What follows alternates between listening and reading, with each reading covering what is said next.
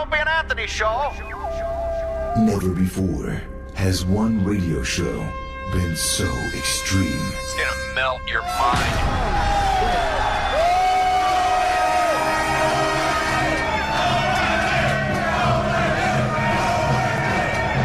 So vulgar. Shut up, you fucking degenerate hippie cocksucker. I would take a shot in the face from him. Very small cock.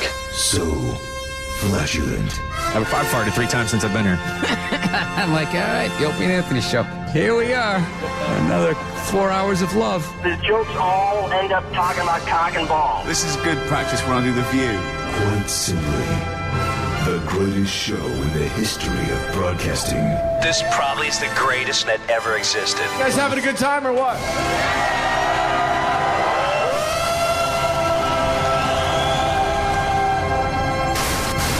Rules are destroyed, and conventions burned to the ground. Don't do it. I can't take it every time I'm on the show. I see his cock.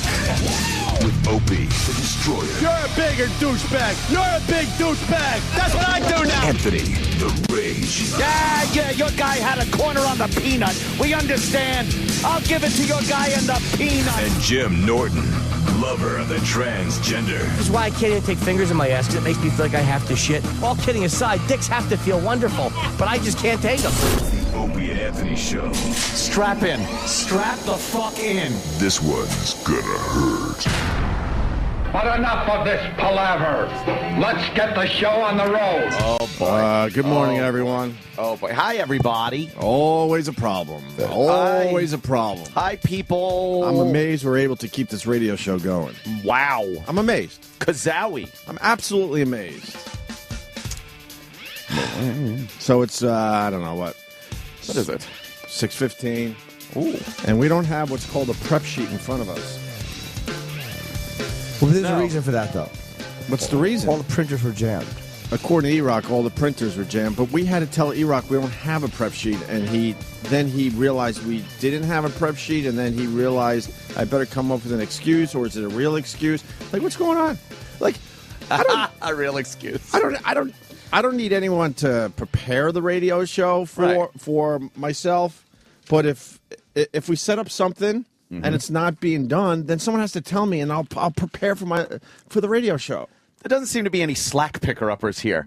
Like when there's some slack, right? It just stays slack. How a radio show goes, we're always preparing in our stupid heads, right? And then we come in here in the morning, and there's a one sheet of basic shit. You know, off the top of my head, Brent Musburger, quote, being creepy. I don't think he was, but we're going to talk about that. Of course, Alex Jones would be on there. Then you got silly birthdays that maybe you could play off, or like the top Twitter trends. You could maybe play off that, this day in history, that type of shit. Sure. And then some of the other headlines, and it might be one that you forgot about yourself, like, oh, thank God it's on the prep sheet, because I forgot about that one. Yeah. So we start the radio show with nothing in front of us. There's no one sheet, none of those lists of things that we might go to. E-Rock had no idea we didn't have a prep sheet in front of us. And then I said to Sam, what's going on with the prep sheet? Sam goes to E-Rock, what's going on with the prep sheet?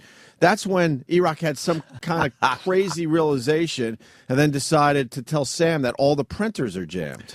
Every printer is jammed. And that he needs to go back to the office. But my point is he wasn't going to do any of that unless we brought it up. I think Sal has something for the program. Sal? I was able to print out my stuff. So why wouldn't you print out everything else? We didn't have it. Or why wouldn't you check up on E-Rock and others? We're down a few staff members. I'm not right even now. going to blame Sal for this one. Why not? Because it should be E-Rock should have been the next guy on the fucking little list that would have gotten together the show prep, printed it out, and laid it out. Sal might not even know. But he knows. He knows what we get. E-Rock knows what we get every morning. Sal, this is how you move up in the business. Well, Sal, you could have. You should be kind of making, taking a little look around every morning. That would have been an extra thing. Like, that would have been like, wow, Sal stepped up. But in our heads, we go, boom, whoa, hey, there's Sal. But they should have been E-Rock's Which, by the way, not one boom yet in my head. Oh, Jesus. Not a one. He's all, I got my stuff. Well, that's good. Good for you. I got mines. Good for you. Yo.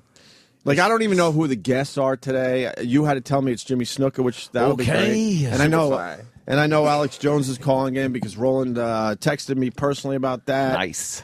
The problem with situations like this is it makes you guys kind of just give up on the fact that there's a staff? You just said we'll just prep ourselves. I can prep myself. Just tell myself. us. Yeah, but that makes the staff. I have no problem doing that. Completely obsolete. You are obsolete. Just tell me that's what we need to do. I'll start tomorrow. It's fine. But we've set up a system that has worked for many, many years where, you guys throw stuff on the sheet, and there are stuff in there that, I didn't think of or anyone else in the room thinks of. That's why it sort of works. You know what you're doing, don't you? What? Oh, boy. Radio Wizard's going to have a field day with this one. It gives him the opportunity to go, I could do something. My job. I'm going to rail the shit out of the staff for not stepping up. Oh, dude, he's going to rip them the fucking part. Well, they laugh. But they laugh. Oh, I know. Not E-Rock. E-Rock's going to get killed, and he doesn't laugh. He's scared. Oh shit. But the rest of you are like, oh, this is hilarious. Well, I mean, call up Laszlo. See if there's a job over at Rockstar there, E-Rock. The fucking graveyard of all of our staff. So, oh boy, that's trouble. I would imagine the other big radio shows here at SiriusXM aren't searching around for a prep sheet after the show starts. What do they need? What song are they playing at 9? I'm talking about like Howard Stern's show, and there's a few others. There's a few others. Is he here? Probably. I don't know. Is he here today? What day is today? No idea. Could have gotten in like 10 minutes early. And shit. See if the printers are jammed. Wait, what time did he get here? Well, if you find out the printers are jammed and you get here at 5:30. But see, and this is where I'm in a tough spot because then you sound like, but I have to say it. Oh, no. Because I don't want to blow up anyone's spot. But Travis is out with the flu really bad. Yes. We're down a couple staff members as is. Is Troy sick? He was sick. Troy but Troy has nothing to do with this. He's just a production guy. Right. So why wouldn't E-Rock and the rest of you guys come in here a little earlier? And there I am blowing up people's spots, which sucks. But then when shit like this goes down, you gotta. And why is it the radio wizard here? He knows we're down staff members, and he knows someone has the flu. Wouldn't it be his job to step up in that spot? He's been fucking bald. Oh, sorry. But what is his job here? I'm What is going to it? say it every day. What is it? If you know the show you're looking after is down staff members, and then the executive producer is out with the flu really bad, he's out for the 3rd day in a row, why wouldn't you take it upon yourself and go, look, might be a little below me, but I got to make sure... I got to make sure this fucking channel runs properly. I got to get in here early. Why wouldn't he get in here early for a few days? Gosh. This is hilarious. Is that printer still broken? E-Rock couldn't find another printer from... Is this him? E-Rock, how you doing? You forgot about the prep sheet, be honest. No, I didn't forget about it. Uh-oh. Well, What then why happened? did we have to ask you about the prep sheet when we went live? E-Rock comment? Yeah. I knew you didn't have it. I was still waiting to try to get it to print. What are you waiting for? I'm just curious. I don't disagree. You're The waiting one until down there 7 doesn't o'clock, work, or- and as I was going through stories and printing stuff out, that wasn't printing, but I didn't know that until I went out there and it was jammed. And then all the Spanish stuff started But printing. why wouldn't it be in front it's of the us? Spanish. But why wouldn't it just be in front of us? All that stuff I understand could go wrong, but why when you figure out all that stuff before we broadcast? This was after 6. I came in and it wasn't here. I know. Oh, boy. And we squeezed, we got on a little late today. What time did you get here? I probably came in at 10 after 6, as I always do. Oh, my And God. and That's the impossible. The sheet wasn't here. Oh. It wasn't? No. I didn't get emails last night either. Did you email out stories or no? Oh, Jimmy Superfly Snuka's in today, Opie. Bonner got elected speaker again? Whoa. Is that really on the prep sheet? Oh, no. That's one of the news stories. Yeah, House re-elects Boehner speaker. But didn't that happen already? Yeah. What happened? This was the prep sheets that I got. Uh-oh. Boehner Travis. was reelected about 3-4 days ago. This is everything that was in the email that he sent me. Justin Justin Bieber and Bieber- Selena Gomez split about 6 months ago. That's an older story, too. Barack Obama re-elected to second term. Oh. Shooting massacre in Sandy Hook. Wow. That's going to be a big one. When did Meredith Vieira say shit on TV? That was Thursday. Oh, my God. That was last week. Oh. That was That's definitely last week's story. Oh, no. Oh, no. Connecticut newspaper outrages readers by placing gun show ad on the same page as Sandy Hook massacre. Oh, Jesus. I remember that. I didn't hear that. That was Thursday. Wait, Meredith Vieira, yeah, that's definitely from last week. That was last Thursday.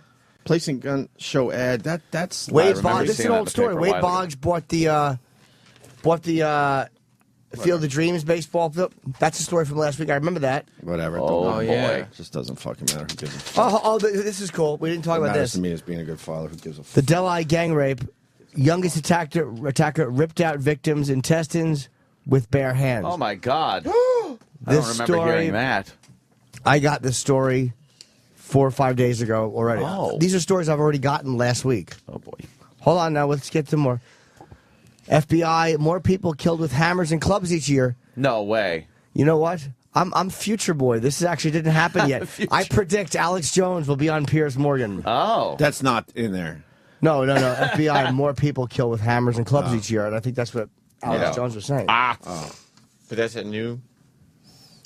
Yeah, it's... Oh, cool. All right, cool. You know what? I stand corrected. Oh, what happened? I apologize. Liberty Media to take control of Sirius XM Radio. I think Opie is future boy then. That happened already. No, but that's one of the news stories. That happened already. Oh. They have to wait 60 days. We're down to 53 or 54. That happened like a week ago. You just said within 60 days. Oh, yeah, it says We're here. down to 53, I Oh, think. no. 54. Oh, it's from 5 days ago. Oh. It's from Oh, you have the actual old emails? Well, no, I just Google Newsed it. Comment, T-Rock, comment. From 5 days ago. Yeah. What Those happened? are old news stories. Oh, okay. Why wouldn't you check your work? Oh, no. Printer was broke, I guess. No, I should have checked it. I just printed Did your out the eyes files fall that were out? sent to me. Doesn't matter. Who gives a fuck? I'm just going to put these here for later. Oh, right in the shit can. That's good. Right in the can. That's great. You got this new company taking over, and we don't know what the fuck they're thinking, and Oh, boy. and we're taking chances like this. That's not really smart. You got Laszlo's number there, E-Rock? Yeah. What's the Laszlo's update? number over there? No, I don't. Rockstar? No, I blame. His name's Gary. We call him the Radio Wizard. He stinks, and he's a piece of shit. Uh-oh. And he doesn't know what the fuck he's doing. And he was given to us like years ago, and he was supposed to take care of everything and get things done. The guy can't even do the basics. Let me tell you something. My brother runs a restaurant, F.H. Riley's, right? He doesn't want to cook anymore because he's the owner of the fucking place. So he gets the recipes, is what all fucking restaurant owners do. And then you hire a fucking cook that can create your shit. Guess what? When the fucking cook gets fired or quits, the fucking owner of the restaurant, my brother, Back behind Brett the Hughes, fucking stove. has to go and cook for a while until it's all figured out. And that's what this idiot should be doing. We're Ever down since he was a young boy, he's been fucking bald. but we're down staff members, and we got the main guy with the fucking flu, and this idiot doesn't think that that's important enough for him to get his ass in here and be the chef for a little while. Oh, Jesus. That's how this shit works. And the reason we bring it up, because I know people bitch that we bitch too much, is because they deal with the same shit with their dumb middle management bosses. Uh-huh. Sometimes you got to step into a role you don't really want to do. Yeah, you think you might be past being the chef, but you're not, Gary. Oh, boy. He's got to get that apron on and get the fuck in here. Right. Until it's all figured out again, and then you move to your position where you come in lazily around, Right. what, 8:30. Start rattling those pots and pans, for the love of God. Right? Right. I completely blame him. He knows that Travis is out with the flu. Travis has been writing us, keeping us informed every day, saying I'm out another day. So then why wouldn't you be the guy that comes in and make sure everything is working properly? Be the man. And now we got a prep sheet with stories that's a week old with a new Stories. company taking over. We don't even know what the fuck these guys are thinking. Okay. I'm coming in later. Opie and Anthony on the radio dial. Maybe he was hoping somebody would rise to the occasion in his absence. Oh. And then he doesn't even understand the whole studio bit we're doing. I heard he angrily ripped down our signs yesterday. Angrily? Angrily. Really? Yeah, when we've turned it into a fun, stupid radio bit. It's a little joke. And I will say Humor. it's stupid. Yeah. It's a dumb little bit we're doing. Martha Stewart's channel is no longer. Her studio is empty, so we're all kind of vying for that spot. Yeah. So we put up signs yesterday saying future home of Opie and Anthony. Who would take that seriously? Of course. They're cartoon signs with Jimmy giving the finger or something. What, did somebody rip one of them off? And Well, go, one of them go to probably management? complained. One of those twats probably complained. Right as you were ending, we were transitioning to the after show. Somebody went over there, took one of the signs, and walked off. Oh. And then about 10 minutes later, Gary came stomping down the hallway and took all of them down while Sam was doing the after show. Did you bring it up on the after show? No, because I didn't see it happening. Oh. Well, now who Make sure you complained to bring Gary? up all that stuff, because trust me, he ain't getting you a raise. He can't do shit for you. Oh, Jesus. And when you realize that, then you're going to be a better broadcaster. He stinks. Oh, boy. This is real. This isn't fucking let's have fun and do a little radio. Guy's useless. Don't listen to him. None of you guys should listen to him. He can't do shit for you. He's been teasing a raise for you for years. He stinks. Fucking You go right dangling. to Scott Greenstein in the fucking corner office. Dangling. It's the only guy in that front could of get your things face. done. Right in front of your face is dangling. Ooh-doo, toodly-doo. And then pulls it away. There's nothing. Oh, boy, look at that. You grab for it. What do you got in your hand? Nothing. More Nothing. air. Nothing. The guy should be in here. We have no staff. Oh, Jesus. With the main guy behind the scenes with the flu. So then you go, oh, fuck, I got to set my alarm clock. It's going to suck for a few days, but, it's important. It's important to the channel. It's important to the guys. It's important to the company. But no, he'll come strolling in here in another hour or so. Can we just grab Mashup's show prep? I'm sure that's up to date. Just some Probably is. entertainment news. That's some what we do. topical. Right. Foot reports, toenails, corns, athlete's foot. Superfly. Yes, get feet shaven. have bunions. Oh, if you go to fucking China, get feet wrapped. Because they do that with the women there. Oh.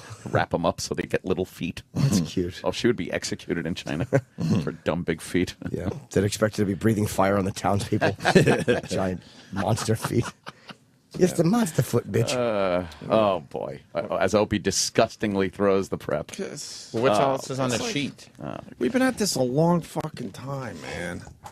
And that idiot is just simply in our way. Because, unfortunately, we don't have the best relationship with Tim Sabian because, he's...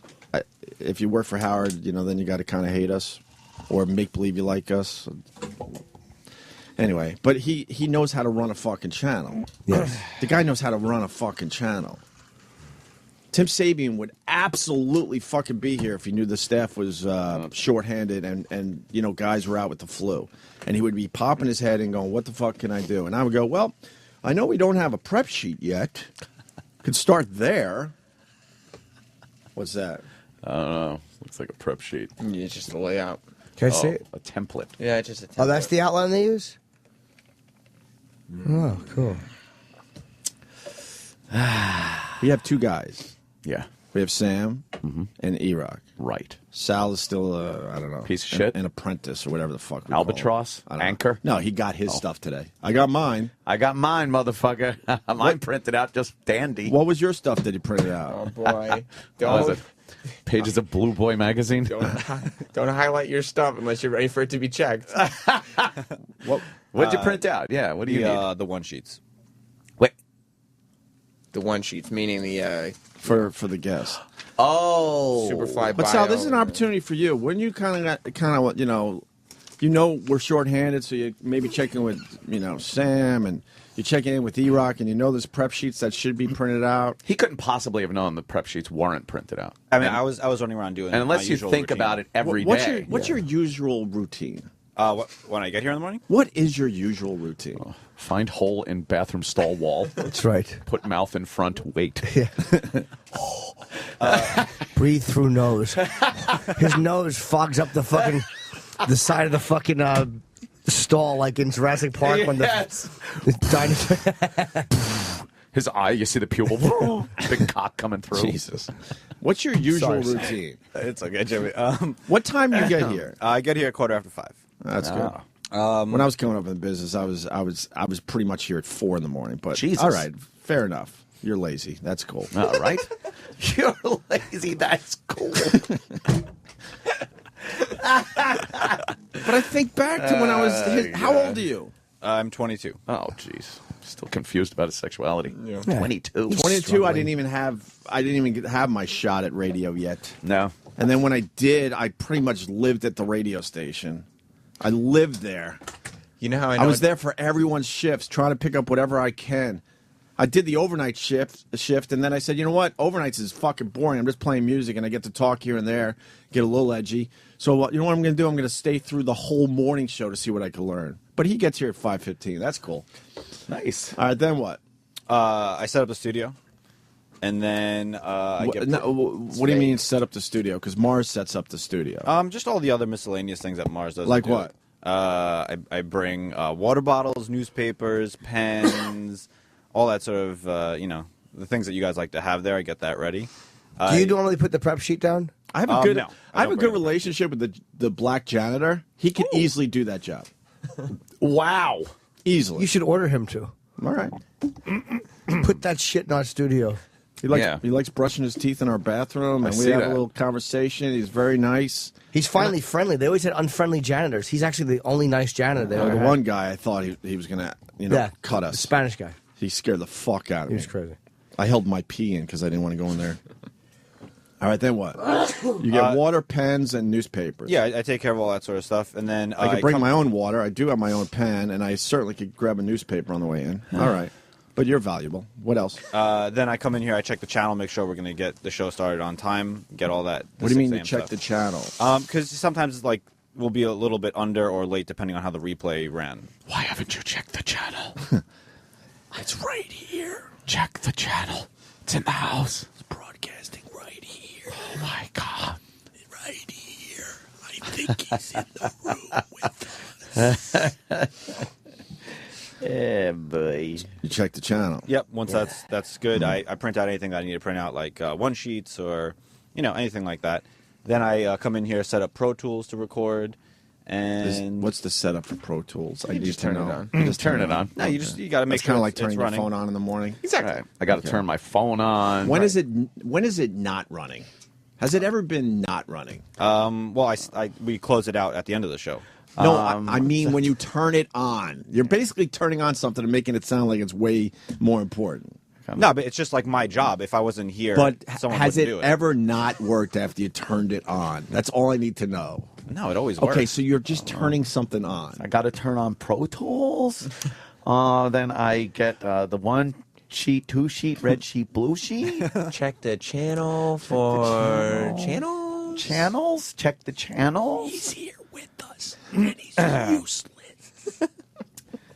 And then what happens, Sal? Then you have some kind of conversation with me that doesn't blow out of sports. proportion. I'm exhausted already just thinking of his I'm day. surprised we didn't talk about Honey Nut Cheerios today. Oh. Yeah. And then since we don't have any interns, I've been doing like the coffee runs and all of that sort of stuff in the morning. And I usually get Ant's Ice minus the cologne. Bing ding ding ding ding ding ding ding ding ding ding ding ding ding ding ding ding ding. Ice, Sal. Ding ding ding ding ding ding. Probably should get in earlier. But Yeah? I think so. 22-year-old kid, I would. Oh boy. That's up to you though. That's your future. Good luck with it. Oh. The future. That's... And then E-Rock, he comes in whenever the fuck he wants. We tried for years on that one. I quite frankly blame mostly E-Rock. This is on this one I put on, and I love E-Rock, but this one is completely on E-Rock because he's the senior guy. And I can't stand Sal, and I'm on Sal's side. Sal's just doing what he normally does. He's just traipsing around, peeking in out cute. I absolutely agree with you guys. But what I'm saying is, there's an opportunity there for him to learn and kind of Here's the thing: show some importance. I can't see that Sal would have even known that the 1 sheet would have had to have been put here. I would assume on a daily basis that the 1 sheet's there because it's somebody's job to get it there. Right. So I'm not going to be checking other people's work to see if it's done. If somebody had said to me, hey, make sure the 1 sheet's out while everyone's gone, I would have been like, oh, right, that makes sense. Like, I would love to blame him, but I really can't. E-Rock, on the other hand, knows that our producer is out with the flu and knows what his duties are and has to step up. But... And of course, then the radio wizard should be, overseeing and saying, all right, look, what does Travis do? who's going to step up and do this and this? You know, He's should the be guy there. that Right. should be stepping up. Exactly. Everyone that owns a business out there's a lot of small business owners listening to us right the fuck now. I'm speaking their language. Hi. There are times you have to fucking do a job below you in your business because you have to have coverage. Right. And then you go back to being the owner or whatever the fuck. Holy fuck, everyone knows that. It's the basic rules of business. Jumping Jehoshaphat. I have a feeling Gary never wanted this gig, but, you know, the money was nice, a little bump up in pay. Let's go back to doing music. I hear you're a good music guy. Oh, and get us a guy that knows this shit. Oh, Jesus. Yes, I wish Wiki was back. Oh, I'll say wow. it. I'll say it. Holy I'll say shit. it. I don't I'll think say that's it. ever been said. No. I'll say it. By anybody. No, not even Wiki's wife has said that. Wiki, I love you. Now text me and say, oh, I know you're out there. Does he still work for this company? Yeah. Yeah. Fucking astounding. Yeah. What does he have His on life all is these so people? much easier. He's like broad-minded and stuff like that. Really? Yeah. Yeah, he's doing well. He's in D.C., right? He's based out of that big empty shell of a facility in D.C. that has 9 employees. I that bet big that cafeteria in D.C.? Oh, it was wonderful, I loved right? going down It was there. like Future World. I loved going down there. It was cool, man. You could get whatever you wanted for lunch. It was awesome. You never had to leave the compound. It was fucking studios everywhere. All you had to do was find someone with one of those fucking lunch badges, and you Yep. were in, man. Hey, All Greg, right. what do you Remember? want? Ooh, let's look. Ooh, that looks Oh my god, tempting today. It was like your high school cafeteria with really good stuff. Now It had Liberty's going to walk everything. around and go, "What's that building being used for?" Oh, nice lunches. Yep. All right, out of there. Think they'll put it in a smaller facility? They might do that. Imagine if they get rid of this and everybody has to move to DC. No. Like I'm out. I'm out. They wouldn't do that. I'm out in No? a second. No problem. It's Not no. guest friendly. DC isn't as guest friendly as No, New you York. need it. You need to be in New York. You have to be in New York. What if they get rid of the Washington facility? I don't know what They'd is run probably out of downsize DC. it. Yeah, what is run out of DC where they need that? There was building? rumors that they were going to throw a lot of the music channels down there. Oh yeah. There are still a lot of the music shows that run out of there. Oh, okay. Oh okay. My Boneyard show ran out of there for a long time until we finally switched it. Hey Sal, if they told you to move to DC, would you? Yeah, of course. All right. Do you think you would? No. I don't either. No, I would love to like move for work. It'd be pretty. No, not ACDC as in lifestyle. Oh. You want to live in DC? It stinks. No. Living in Maryland might be fun, like right around the Beltway. But in DC, I wouldn't want to live in DC. No fuck way. no. I like the suburbs. The suburbs. Suburbs are pretty nice. cool. I want to live by the CIA so I could tell people I work there. Oh, that would be fun. Like Voss would be probably down there as a profiler. Quantico.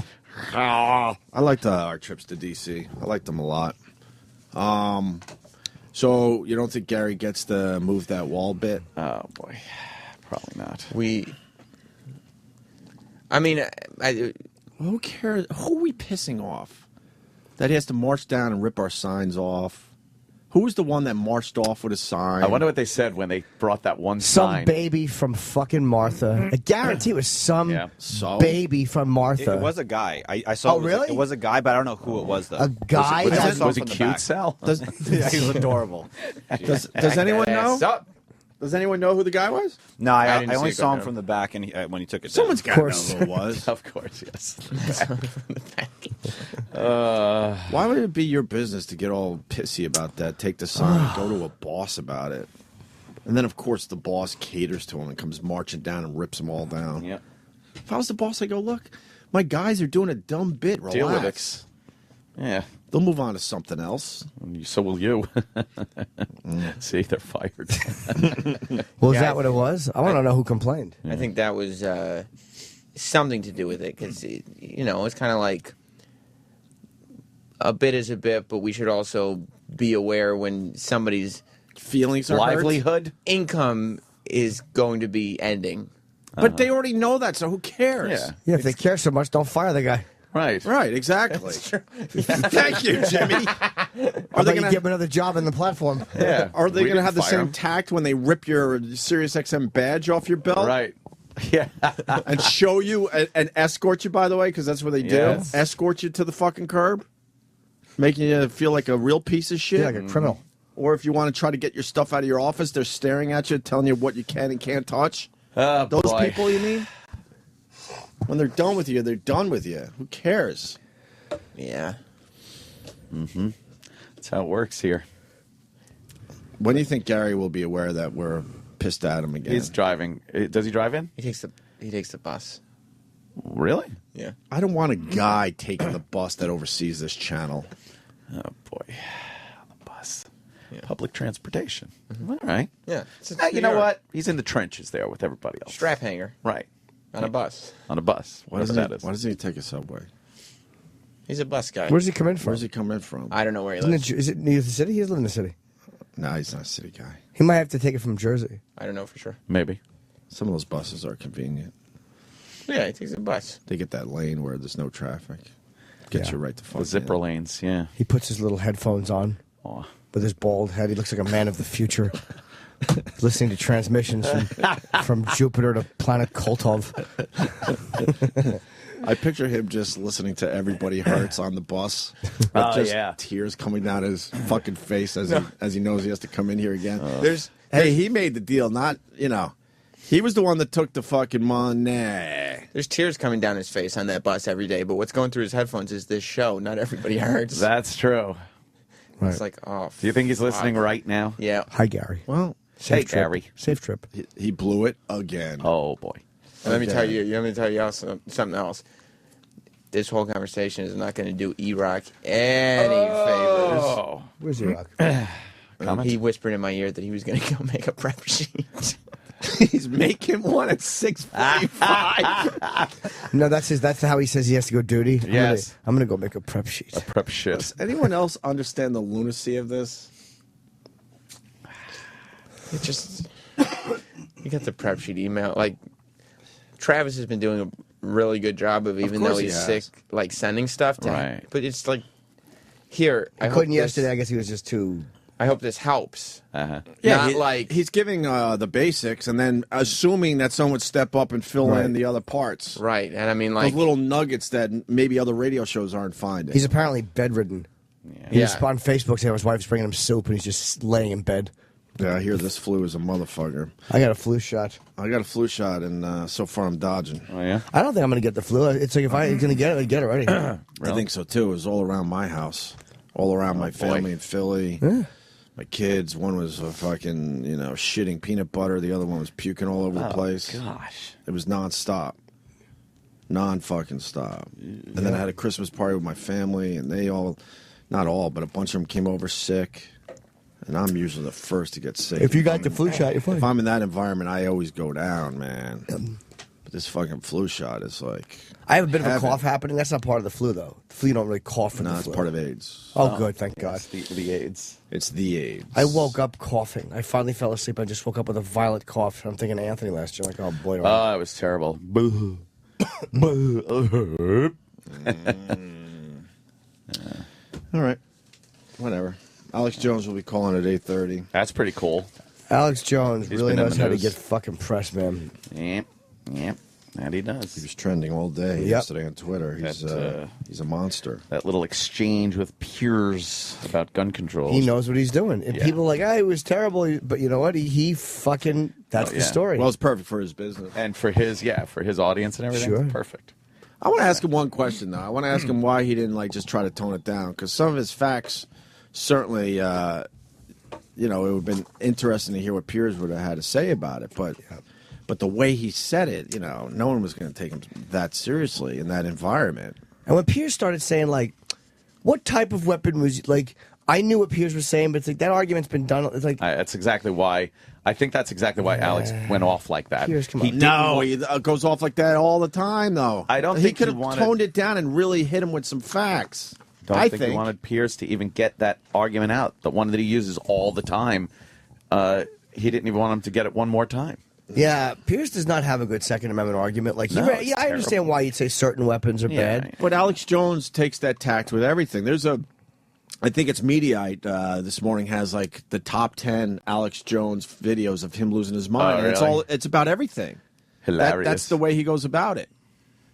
And if it doesn't hurt his business, so be it. But it just seems like he had an opportunity there to kind of, that would have been shocking to Piers if Alex Jones actually fucking mellowed out and calmed down and hit him with what he knows. You know his what? Knowledge. If you're Alex Jones, why go off fucking script? Just do what you usually do if it's working. Yeah, you got And it everyone worked. talking. You know what? It fucking worked for him. Yeah, I'm going to ask him. I'm curious to what he would say about that. And I'll tell you something. That's There's all. no way Piers is going to out-talk a radio guy who does his show by... Because he's like Pharrell in that way. Like, it's hard to talk that intensely for that long. It's not easy to do, man. By yourself. By yourself is fucking hard. Yeah. Yep. And Alex can go on, and then there's a Bilderberg group, and he'll fucking fit that dumb Bilderberg group into every discussion. What did Build-A-Bear do? Is that Build-A-Bear? It's Build-A-Bear. Oh, Build-A-Bear. That Build-A-Bear group. You always see the Kennedys going in, and they come out with a little bear. Oh, Build-A-Bear. Okay. I'll tell you, it just seems like a very innocent right? company. I don't get it. It looks. It's the most innocent store in every mall, but all hell is breaking loose. Apparently, I've heard tell there's some conspiracy shit going on with Build-A-Bear. It's a big distraction. You think they're just building bears. Apparently not. You go behind those walls. Protesters outside. And they're working with the false flag. Wow, false flag. False and flag. Black Ops and Black. Oh, God, where's my list from yesterday? That was a good. Do we have the fucking Alex list. Jones video? The murder pill? Murder pills? Suicide murder pills. Murder pills. I love him. The new one? Yeah, please. So so now, I don't know if everyone has seen this. Pretty much, most people have seen the Piers Morgan Alex Jones thing. Now, right after Piers Morgan, Alex Jones made a video because he had a producer cry. Yeah, hear that he was scared for his life. He thinks that Mayor Bloomberg's going to kill him with crackheads or something. Yeah. He loves a good conspiracy. So he had to make a video of everything he was feeling after the Piers Morgan interview. Cameraman or tripod? Does he get up in this? I hope he stands up at some point, gets right in the camera. It's a bit on the long side, but without a prep sheet, who gives a fuck? This will kill a few minutes. Yeah, check and see what else you guys have to cover today. Yeah. You think E-Rock, were you still working on the prep sheet? Yeah. First hour of the show. Who's working on it? E-Rock has to. I am. But you're in here. Yeah, I'm working on it here. See, okay.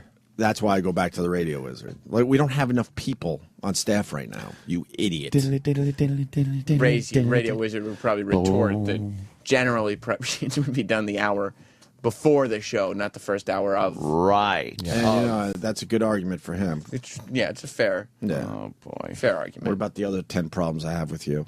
Those are tougher to argue. There you go. Alex Jones, let's hit it. In New York City. And as you know, just about an hour ago, I was on some segments with Piers Morgan on CNN. They had promised me 3 segments if I came here, and then I was going to debate Alan Dershowitz. But they panicked. The producers ran in. The head producer. Oh. Well, pause it there. That's a good spot. I don't think they panicked. I think they ran out of time because that first segment seemed to go a lot longer than most segments. Yeah. I watched CNN a lot. It felt like it was a very long segment. So I think what happened when he started going off, they probably said, "Fuck it, let's make this a long segment, and we'll blow out the third segment." Yeah, I think. It just sounds like every radio guy we've hated over. Plus, Piers probably got tired of not being able to jump in. Like he knows that's good for the viewing, but then by the second segment, when there's no back and forth, if I had a show, I would be like, enough. I can't have 3 of these. Blow up the third. But the audio is 12 minutes, and then you shove 5-6 minutes of commercials in there. That's about 18 to 20 minutes of an hour show. Yeah, that's a lot of time. And that third segment, it's like if you're not getting any word, like he was trying to, like, okay, you have to have a debate here. And I think after the first one where he was kind of patient with it, he just got annoyed by the second one. Right. I would too if I was him. It could be that, or they simply ran out of time. We all know how they produce TV shows and what's not. True. Producer was crying and saying it wasn't supposed to be like this. And Piers Morgan said, "Get out of here." And their security people were like, get out now, you're coming with us. And I said, we'll have to get our stuff out of the green room. That said, I've covered Bilderberg. I've covered That was, I swear to God, I swear to you, I did not see this or hear this. You're a future Jimmy. That's hilarious because he always brings up Bilderberg. I know. False flag. I know. And I Illuminati. I love Bilderberg. I mean, I've known him for years. He's a great comic. Oh. Bilderberg is the new redheaded comedian. He's Bill of Burr. Or you're just using his middle name. Yeah. We never knew his middle name until today. Bilderberg. All right. I've been in news coverage where people are being arrested en masse. I never put out a video asking for people to watch our back. We got here today at about 4 o'clock, drove in from the airport into Midtown, near CNN's main complex. They have several buildings.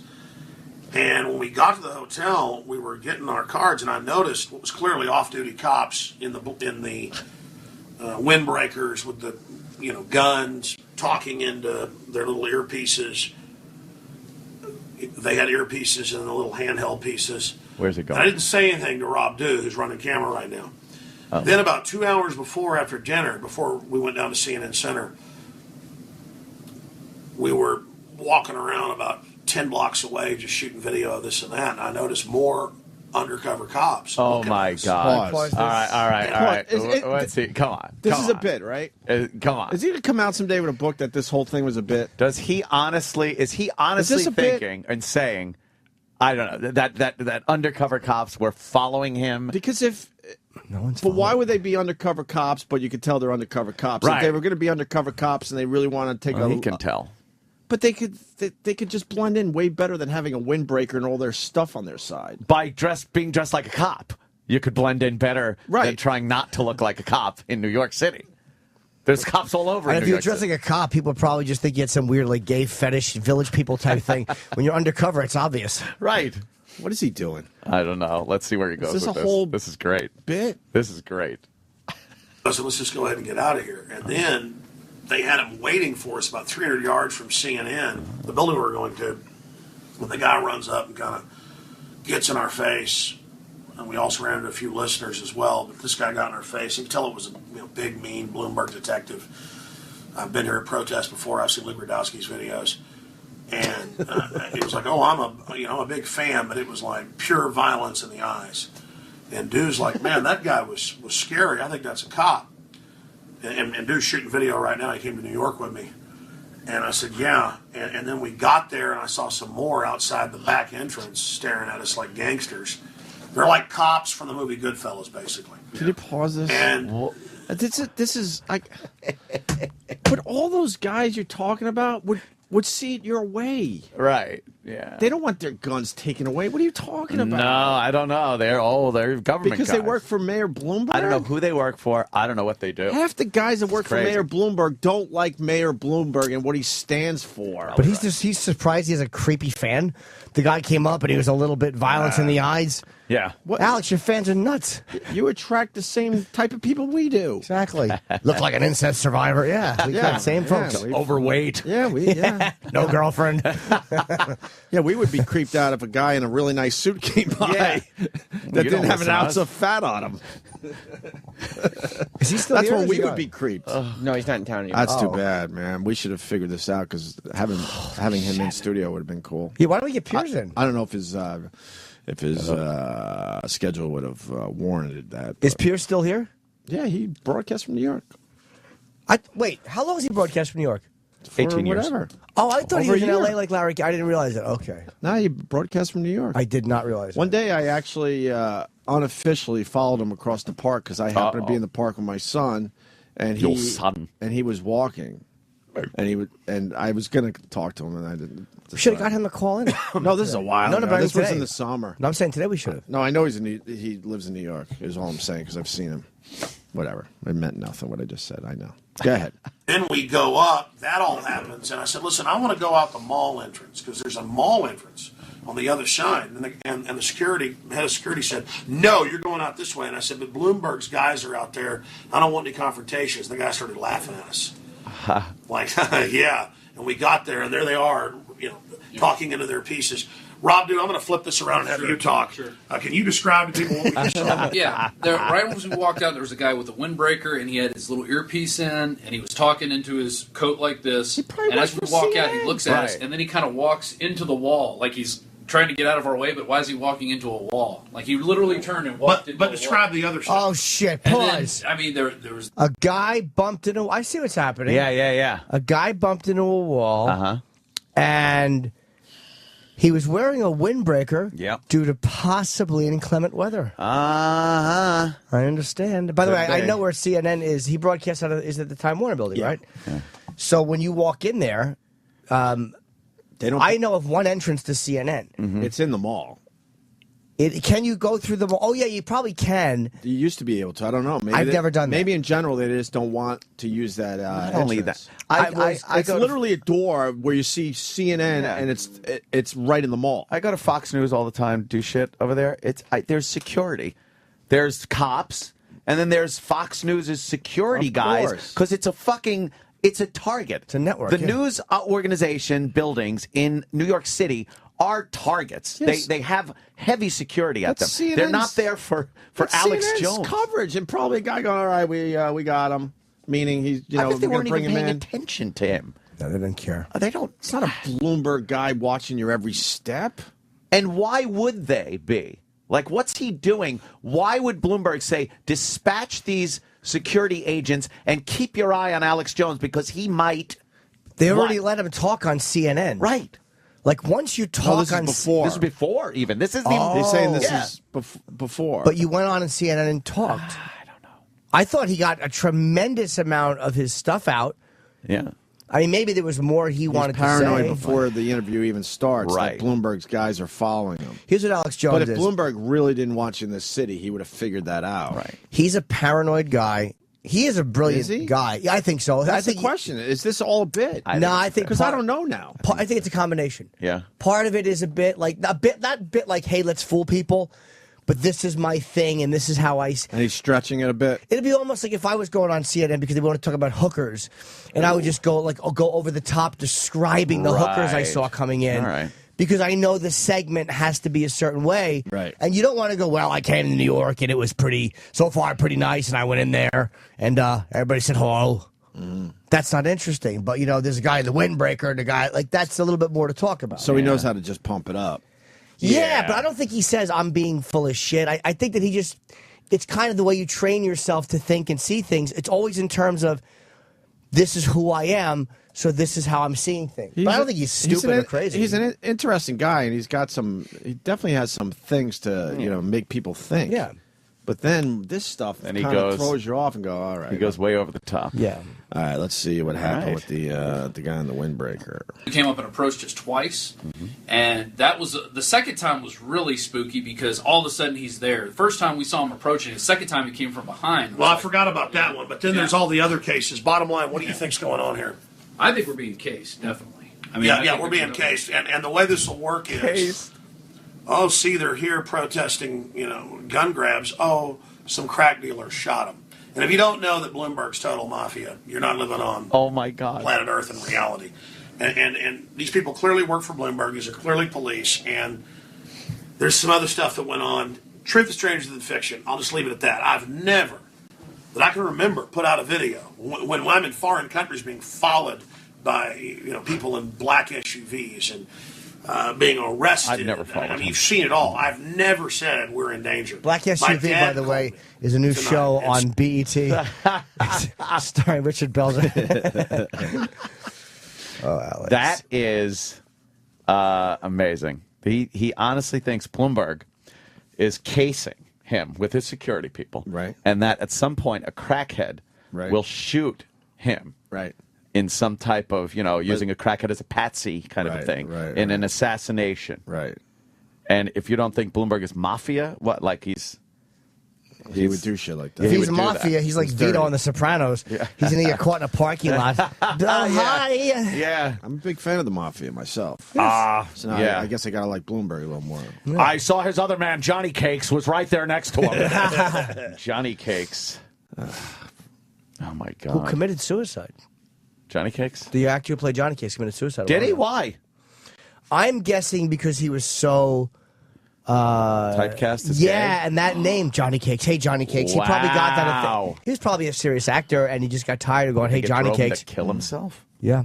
That's terrible. Over that shit? I'm guessing. I really don't know. Jesus. Man, go out to LA and become a surfer before you do that. Yeah. Just chill out on the beach. Why would you do that? So many cool things you could do if you Yeah, just right? given up. Who cares? They call you Johnny Cakes. I don't know if that was it. Maybe it was a relationship. I'd go down to the Caribbean and just make drinks on the beach. Hang. Not a care in the world at that point. Not even. You might not have that kind of money, though. It's all good, as Hendel would say. Oh. Now I'm in a bad mood again. Oh. That's on the show prep. Talk about Hendel. I just got out of my bad mood. Now I'm back in the bad mood because you brought up Hendel again. God damn it. I understand Alabama is playing Notre Dame, according to the prep sheet. Yeah. How's that prep sheet going, Iraq? Iraq coming? It's coming. Oh. Well, what's It's 7 o'clock. Yeah. By the time I'm embarrassed. By the time I he's gotta done, say I'm embarrassed. He's gonna write like what audio you have, and you will have already played it. Played it. Yeah. What are you prepping? Are you prepping for the Jim Norton show at 10 a.m.? That's right. That's all set and ready to go. Okay, good. I like my people here early. So you're writing show prep or synopsis? There's a difference, you know. Any word from the radio wizard? I mean, I haven't heard from Since him. he was a young boy. He's been fucking ball. I encourage more Radio Wizard song parodies, by the way. Completely encourage that at this point. I would like to know why he took the signs. I mean, I look. Because he doesn't get But this. I mean, we already know that. This is a corporate thing where it's like if it's a human resource. Did it get to that? Like, did somebody threaten to go to them? That's what I want to know. I would, Probably somebody who's losing their job.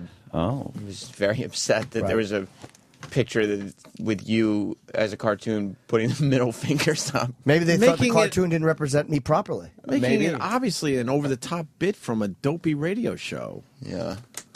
Or an excellent radio show. Dopey / sometimes excellent. Exactly. Let's go, Alex All right. Jones. What else you got for us, All right, Alex? Yo, Alex! After that interview, Rob's older son, he's younger than 10, never says, "Daddy, please don't go on this trip." My wife has never been this concerned, and I'm like, "Come on, quit being paranoid." And let me tell you, we got Imagine undercover Alex cops Jones telling you to all quit being over us who paranoid. look like Who they're else has from he said that to? Quit Rob- being paranoid. For Alex Jones to tell you quit being paranoid, Yes. how nuts do you have to be Bad shit. for Alex Jones to say Yes. this? Quit being paranoid. Quit being paranoid. Oof. I have to be. I have to say this officially. Yeah. This is a massive bit. A massive bit. He has some intelligence. He understands, like he we does, all yeah. do when we were growing up. A good conspiracy got us all. We loved Right. conspiracies. Yes. And he has figured out a way to make it into a huge business. But he has to live his life all the time in that conspiracy Right. world, and Yes. he doesn't give a fuck. He's actually not trying to get anything done. He doesn't give a fuck if he educates the public to a point I where think you're right. where there could be actual change. I think you're right because I don't think a guy this nutty could I'm run a sorry. fucking business and run his life. I'm sorry. This is a brilliant fucking bit. It's in the genre of a Phil Hendry. Yes. He's where brilliant. it's just where they figured out this thing, this niche. They understand people will grab at this stuff. He would be able to survive in life being this paranoid. I think it's a combination. I do because he's a smart guy, but he doesn't. When he was on, he made good points on Piers. He made some really good points. Like, But you he couldn't doesn't- be nuts and make those good But points. he doesn't care. He doesn't care. He's making good points because I think he knows in the end that nothing will ever change. We're never going to take people's guns away in this country. I hope people understand that. We will continue to argue this until the whole country falls apart someday. He's like a committed Art Bell. Like, you remember Art Bell would always leave that crazy forum Right. open for these Right. maniacs, Yeah. and he would you never really knew where he stood.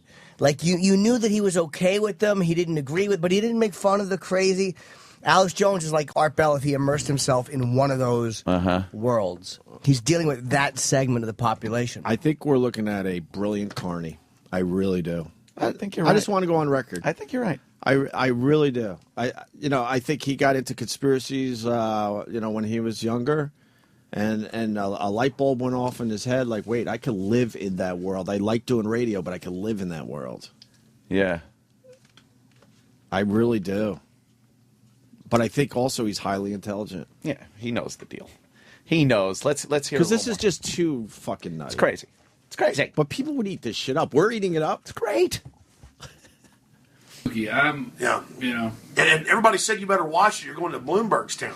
This big They meant cover your insider, asshole. Gangster type guy. So, that said, we're here and we're leaving tomorrow. Whatever happens, happens. I think putting this video out will protect us. And Oh my God. It was just super creepy because, when cops come over and grab you by the arm and go, I'm a big fan, you know what I mean? I'm a big fan. And then you look, there's another cop right there, and they're going, yeah, big fan, big fan. I mean, this country's gone, folks. This is why we have the Second Amendment. And then Dershowitz came on, the guy that wrote memos calling for torture of anybody that disagrees, basically, and that they have torture warrants. Alan Dershowitz, I was supposed to debate him after. Piers Morgan panicked, as I predicted he would do by the third segment. Did I not predict he'd panic by the third segment? Yeah. Kicked me out by the third segment. They broke their promise, which I expected. You went after their money master. See, the problem is people say, why don't you be nice to them? Money They're master. thugs. I know who they are.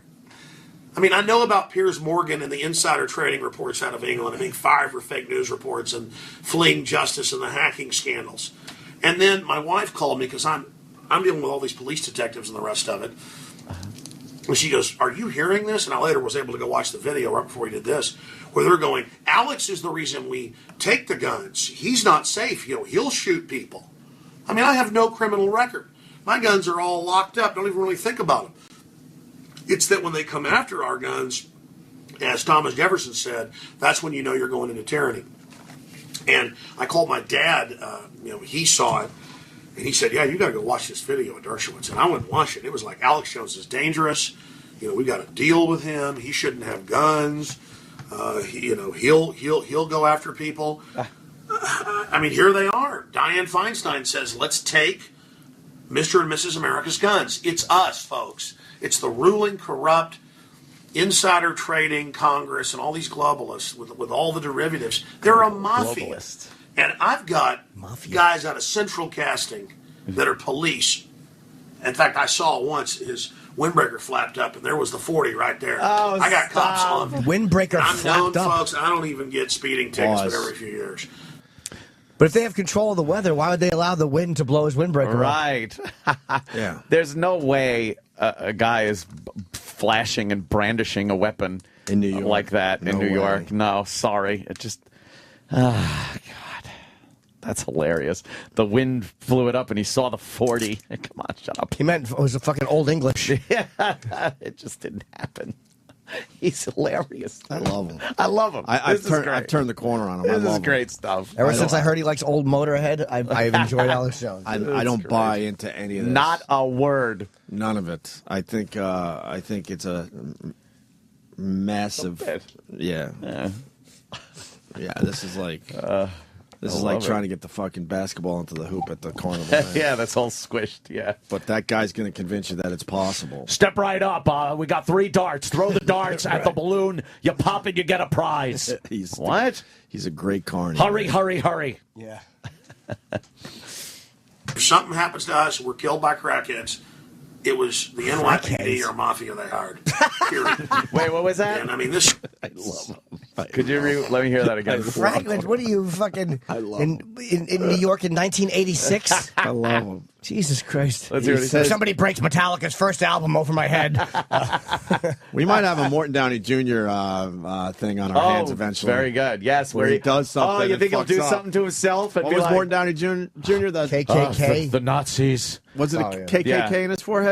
No, swastika, and but it was backwards. It was backwards because he fucking put it on White his own head, supremacists. and he did it in a mirror. Me. And, Oh, God. That was great. Then he got to fess up that he did it himself. All right. Up, and there was the 40 right there. I got cops on me. And I'm known, folks, I don't even get speeding tickets but every few years. So just if something happens to us, we're killed by crackheads, it was the NYPD or mafia they hired. Period. And I mean, this city runs white slaves, that's sex slaves out of here all day. This city, narcotics, you name it. This is Mafia Central. And I came here and told the mafia. And sure, I didn't do a perfect job, I did the best I could. I came here and I told the mafia, you can go to hell. So, Alex Jones reporting from the front lines, the fight for this republic. Right here in New York, George Washington fought the British. Pause. 15-1 odds. What's very funny. He put odds on the Revolutionary War. 15-1 odds. Yeah. I'll take the British and the points. Yeah. Go back for his odds. I'll take the blacks in the under. The 13th Amendment. That's hilarious. You see George Washington's girlfriend?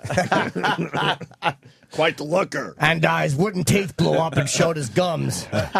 15-1 odds. He rolls, He man. even knows the odds of the Revolutionary War. This is great. He's talking about New York Yeah. the way you thought of New York in the 80s. Like, Right. the way New York was thought of is like, it's like he just saw that movie Central, what was it, with Times Square or whatever it was?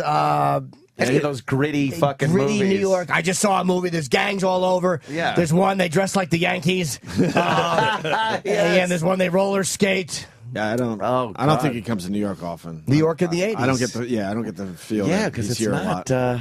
But he's talking to people who don't know anything about New York, and Yes. they see New York that way too. Like New Yorkers get beat up on Times Square. There's a bunch of hookers on 42nd Street. Muggings in Central Park. Yeah. And the mafia would never allow you to talk like this. Well, you know, the cops are following him. And the mafia wouldn't care if you were going after guns. No. None of their guns are legal anyway. They don't give a fuck. Right. Oh, boy. Go to hell. So, Alex Jones reporting from the front lines, the fight for this republic. Right here in New York, George Washington fought the British 15-1 odds. He didn't win every battle. He lost most of them, but he persevered, and that was what was important. And I just hate tyrants and bullies. How long have we been going here, dude? 7 minutes. Here is my little notes that I never even got to with Piers Morgan. And I want to go over some of these. I wrote these on the computer yesterday. I wrote some in the plane. Oh, I guess his printer I went over wasn't the jammed. stats. They hate Pause. guns or Yeah, weapons. jam Like sheet. number- Yeah, jam printer. I couldn't get my notes out. Now that it's 7:15, how are we doing on that prep sheet, E-Rock? E-Rock, comment. Almost done. Oh. Nate, tell me one of the stories on the. Or should we just wait to get them all together? Oh, we should get them all. Let's go get them all. I can't wait. I can't wait to see those little Oh, nuggets that'll yes. make the show a little special today. It's like Christmas. Yes. What stories? Story number one: Alex Jones makes a video. We should go to that. It should technically be on the prep sheet. Should be.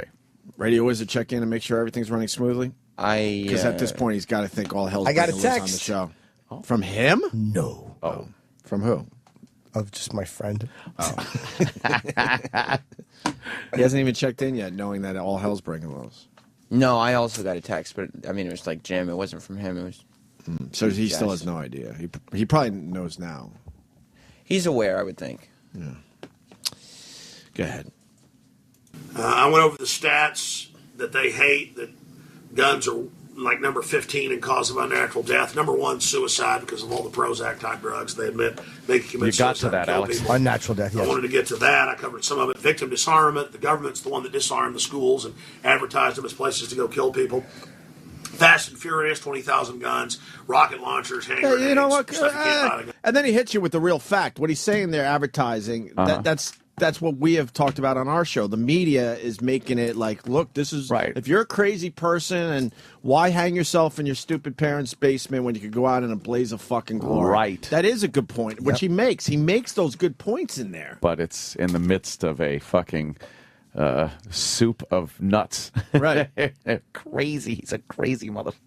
But it is. I think it's a total bit. Guys, as nutty as a bunch of fruitcakes. Fucking right on. Right on the money there, Chippa. And I bet you he started his radio career in this conspiracy thing really thinking that I could change things. Yeah. And then realized, holy fuck, the system is so fucking broken, I'm just wasting my time. But I could certainly immerse myself in this world. Eke out a great career. And you know, start a website. I'll give him the plug InfoWars, and it'll be a big business for him. Yep.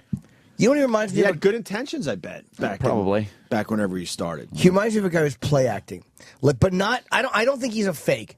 Like, I really think that almost like him and the other guy both kind of on some level know, but they're living in this world where it's like we this is our thing. But I don't think he's being a total fake. But I think deep down he knows those guys were not threatening him. But he'll just see those cops, they'll come up to him, and they'll go, did you see that guy? And the other guy, they both kind of know this world they've immersed themselves in. And the other guy will go, yeah. They're playing their roles. Yeah, but not even being fake to each other, not being phony. It's just they both kind of know this is who we are, and this is what we talk about. Right. And instead of, maybe having a real discussion about it, they just go, no, we're both going to just assume that this is a guy following us today. Because they both know we're going to talk about this on the radio. Sure. Like Alex, like that guy came right up to me, and the other guy be like, yeah, it could be undercover, and blah, blah, blah. And it's just, I think it's just kind of lived out. Like you know how we role play Chip sometimes when we're doing Comic-Con? Mm-hmm. We both, like, you don't actually say to me while I'm being Chip, hey, that's fake. I'll go like, what the fuck? And you'd be like, you don't think so? Like, we're both kind of just joking, but we both know. Well, they're doing that on a serious Chip's level. fake? And when you're on the radio, you pump shit up. Yeah. Jesus. And then we make love. I only mean about 95% of the stuff I say about the Radio Wizard. 95? Yeah. It's not bad. A little higher than 95? 96 and a half. Okay. Alex Jones. Gun shop delivered down there by the White House, blame the Second Amendment. Pierce is in the news having bodyguards. He said he didn't have bodyguards. That'll be a whole other report. That's not true. Drone attacks killing children all over the world, but Obama doesn't cry for that. Mm-hmm. Democide killing 290 million people. Government's number one threat. You did cover that. I did cover that. I covered it all, but not as much as I'd like. We have guns to protect ourselves from you. I made that point. Move to North Korea if you don't like guns. FBI crime stats covered that. Called him a hatchet man. Government arming to the teeth. The 1.6 billion bullets. Preparing for civil unrest. You have blood on your hands again because they disarmed the schools and advertised them as killing zones. Why are Americans buying guns? We don't trust you anymore. You've lost the trust of the people. Amber Lyon, 3-time Emmy Award-winning news producer for CNN, found out that Bahrain was paying money to CNN to kill her reports about them lining peaceful protesters up and machine gunning them with government guns. What? I thought that I was going to be debating Dershowitz, so I was going to say, hey, you said we should torture anybody the government wants. I mean, what a monster. He's, quote, a liberal. Well, he's liberal, so it's okay to torture and have drone attacks. I mean, it's just all a big game. Arrested if you're politically incorrect. That's the kind of stuff he's been calling for. They were implying it again tonight. All of the NSA wiretapping. I was going to point out how in England they've gotten rid of free speech. I talked about Feinstein saying that she would... yes. Take away your guns. Want to disarm Mr. and Mrs. America. How much time do you think he was going to have? I know, right? Dianne Feinstein, Mr. and Mrs. America. Then the third day I was on, I was going to talk about Yeah, I wanted to get into the A-Rod, what a bad move that was when he was with the Mariners and Jay Buhner. Whatever happened to Jay Buhner? Did he retire? Edgar Martinez would always single up the middle. And right. John Wetland was a good closer. I thought Rivera was overused in 97. We heard you. How much time do you think you have? This is almost over. Mr. and Mrs. America, get ready to turn your guns in. That was just some of what I wanted to cover. I'm not obsessed with guns. I've been brought up my whole life with them to where I'm quite frankly bored with them. I like video cameras. I like to videotape like Christmas tree lights, outside at night. I like to videotape the stars. I like to videotape Lego stop-start animation. I mean, I just know that when they come for the guns, it's all about enslavement. And I just don't know what to say anymore. I mean, really? I live in a country where I'm being cased and followed by men with guns who want my guns. Oh, boy. As a citizen, you can't own guns if you live in New York City. But I had guys in windbreakers all day, and I didn't want to freak Dew out at first. And they were following us, and finally it just got so ridiculous they wanted us to know. I mean, these guys were like, hey, man, I'm a big fan. It's like, I'm really like the mafia. I really want to take care of you and your family. You understand that? I really want to, He's really menacing it up. You got a 40 cal SIG right there. 40 cal HK or whatever. Hey, I got one of those. I mean, it's like they got their guns and they don't want me having a gun. And you know what? They're smart. You're smart. Because you're not going to run your BS in places like Texas, no matter what you try. No matter how many false flags. You may have domesticated people in New York City, but you don't have people out in the heartland all across this country. From North Carolina to Tennessee. The camera Texas goes away and close. Northern California. Where the girls are warm. Indiana to Southern Illinois. We're wise to you. You may have bankrupted our pensions and stole our country's freedoms and sold us out to the New World Order, but you haven't physically conquered us yet. And all you Bloomberg Mafia people can go straight to hell. Bloomberg, I know you made billions off insider deals. Oh, jeez. You know what? You got a bunch of armed men protecting you, but you don't want women out there in the heartland of America to protect themselves from all the crackheads that buy the CIA drugs. Crackheads. You know what? You can go to hell. All you can go to All the thugs in their zoot suits. I came to you and I got in your red coat usurper hatchet man's face and told him to go to hell. All right, that's it. Pray for us, ladies and gentlemen. Pray we get back to Austin, Texas. Tomorrow I should be back for the radio show. And thank you all for your support. But we're here in the middle of a mafia-run syndicate. Yeah. Austin. They're crawling all over us. They're down there in the lobby right now. So this could be the last video we put out. But I think once we put it out, they're obviously surveilling us. We'll be okay. You'll make jokes. Oh, yeah, you had people following you. He's stealing your bit, We probably even have some of these guys on tape. He just did a Sal impression. Alex Jones signing off for Infowars.com. And Rob, I told you, I said, folks are all paranoid. They're saying, watch out in New York. They're a bunch of paranoid wimps. Didn't I say that at the Austin airport this morning? Yes. While we were eating what? scrambled eggs. Did I not say that? Yeah. Did I not say these people are a bunch of cowards and they're wrong? Well, you're not cowards. You were right. I was wrong. We've got good fellas climbing out our butts right now, okay? Fellas. Alex Jones signing off for Infowars.com. I love you. Oh, boy. See, and then he does the wrestling angle where he has to pump it up. And ladies and gentlemen, Bring it that all was the home. last thing Alex Jones ever recorded. Shortly after this, nothing happened? Oh, right, he went to Texas and he's fine. I love the fact that he thinks that he'd be allowed to come to New York. Like, if they have all this power, Yeah. why, when you went to the airport, didn't they just go, oh, there's been a mistake, you're on the no-fly list? Right. They tried and to delay keep him your off the trip. plane. They tried. The TSA They did? tried to keep him Aaron Dyke. from going through. Oh. Yes, they were going to. They threatened him with arrest. They set off the metal detector, even though he didn't have any metal on him. Nice. He went through, and then afterwards it went, meh. Yes, further harassment. And he said they smiled at each other. I like that he always catches people smirking. He lives a book. Yes, Alex lives in a Grisham book. novel or something. Yeah, he's like, I went through, and the men behind him were smirking. Yes. Wait, I mean me. The men behind me were smirking. He does a lot of exposition on what people around him are doing. Yeah.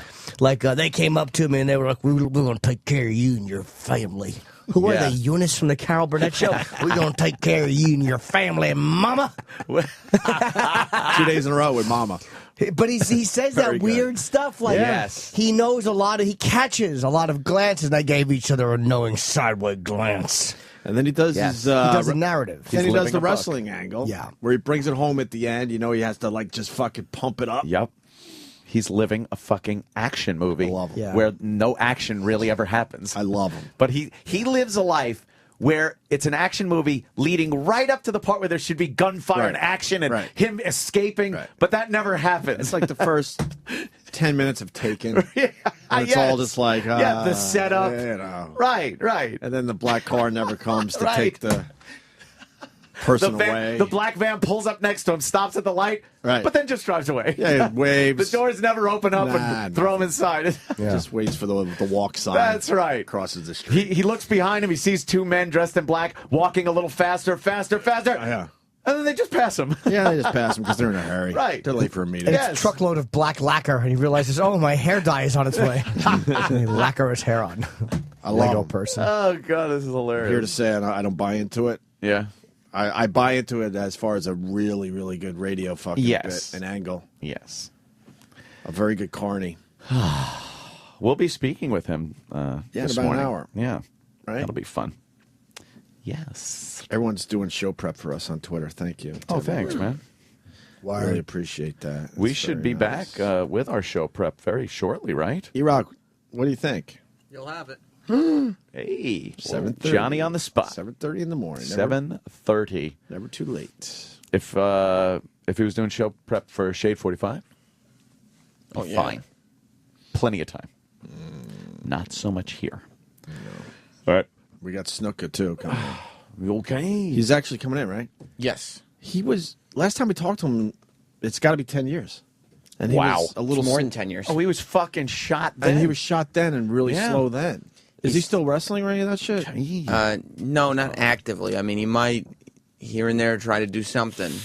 Does he do signings? Yes. Oh, okay. Are we going to be deeply depressed when he walks through that door today? He's 69.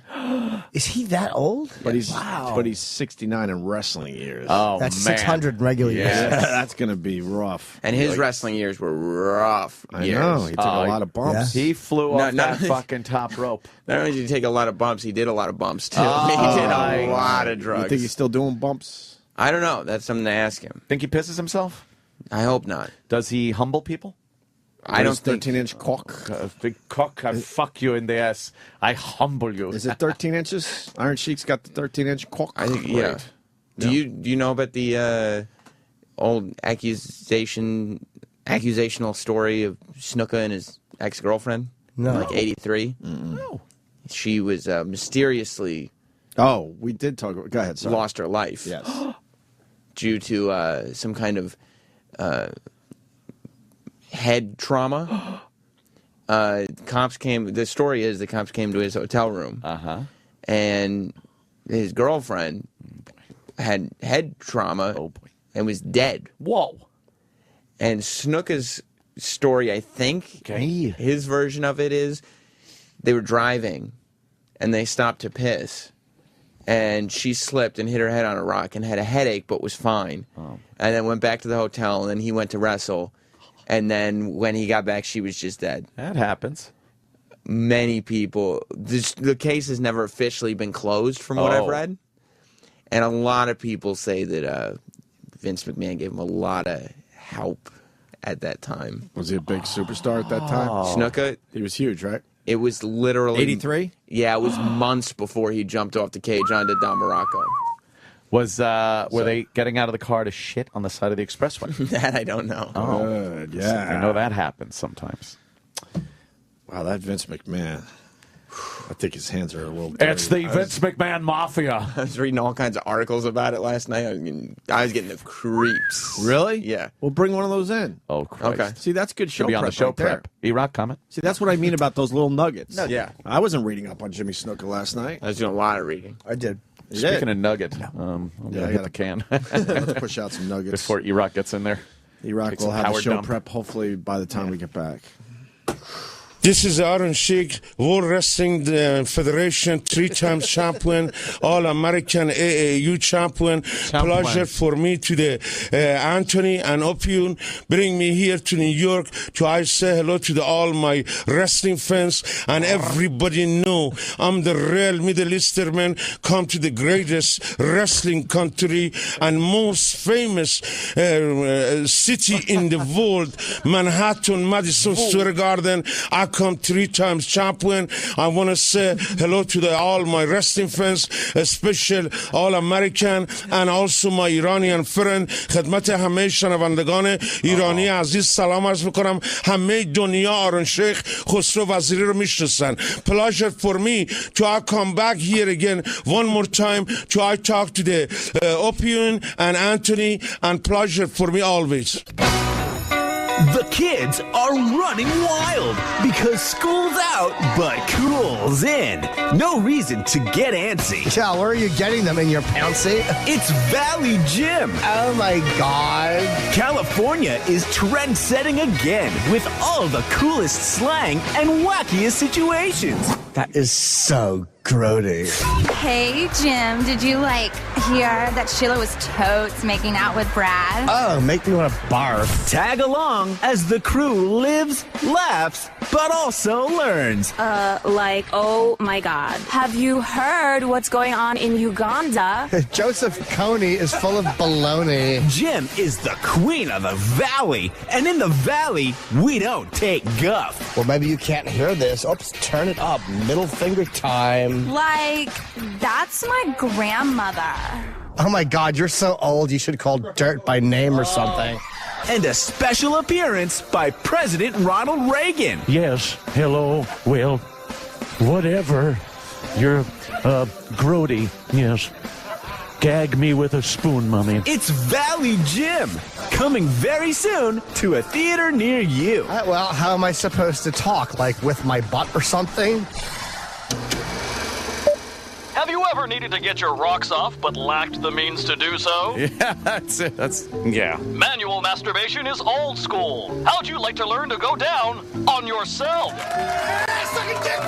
We think that with practice and stretching, most guys should be able to at least make some mouth-to-cock contact. The Anthony Cumia Guide to Oral Self-Pleasure will have you gobbling your knob in no time. You're on your bed on your back, you flip your legs over your head, and you use the wall now to walk down. You're actually walking down the wall to try to walk the dick into your mouth. Almost there! Anthony Cumia's step-by-step instructions will teach you how to cradle the balls, work the shaft, and swallow the gravy like a champ.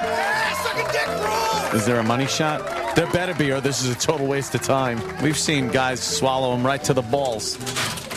Begin reel 2. Anthony Cumia's Guide to Self-Oral Pleasure isn't gay because you're doing it to yourself. If you can't get your mouth over your cock the first time, don't be disappointed. At least that's what you can tell yourself while you're twisted up like a pretzel and your balls are bouncing off your nose. Yeah, and then more tips. Stretch before your session. The last thing you want to do is crack your spine mid-fellatio, lose all bowel control, and crap all over your face. It's more comfortable. Your stomach contents won't get in the way when you double over. The Anthony Cumia Guide to Oral Self-Pleasure can be yours for the low, low price of $9.95. Self-sucking doesn't come naturally to everyone. So take it slow, work with what you've got, and try to have fun.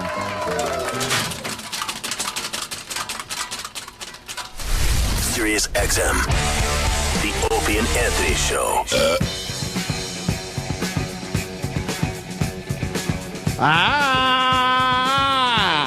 Where's Shivo?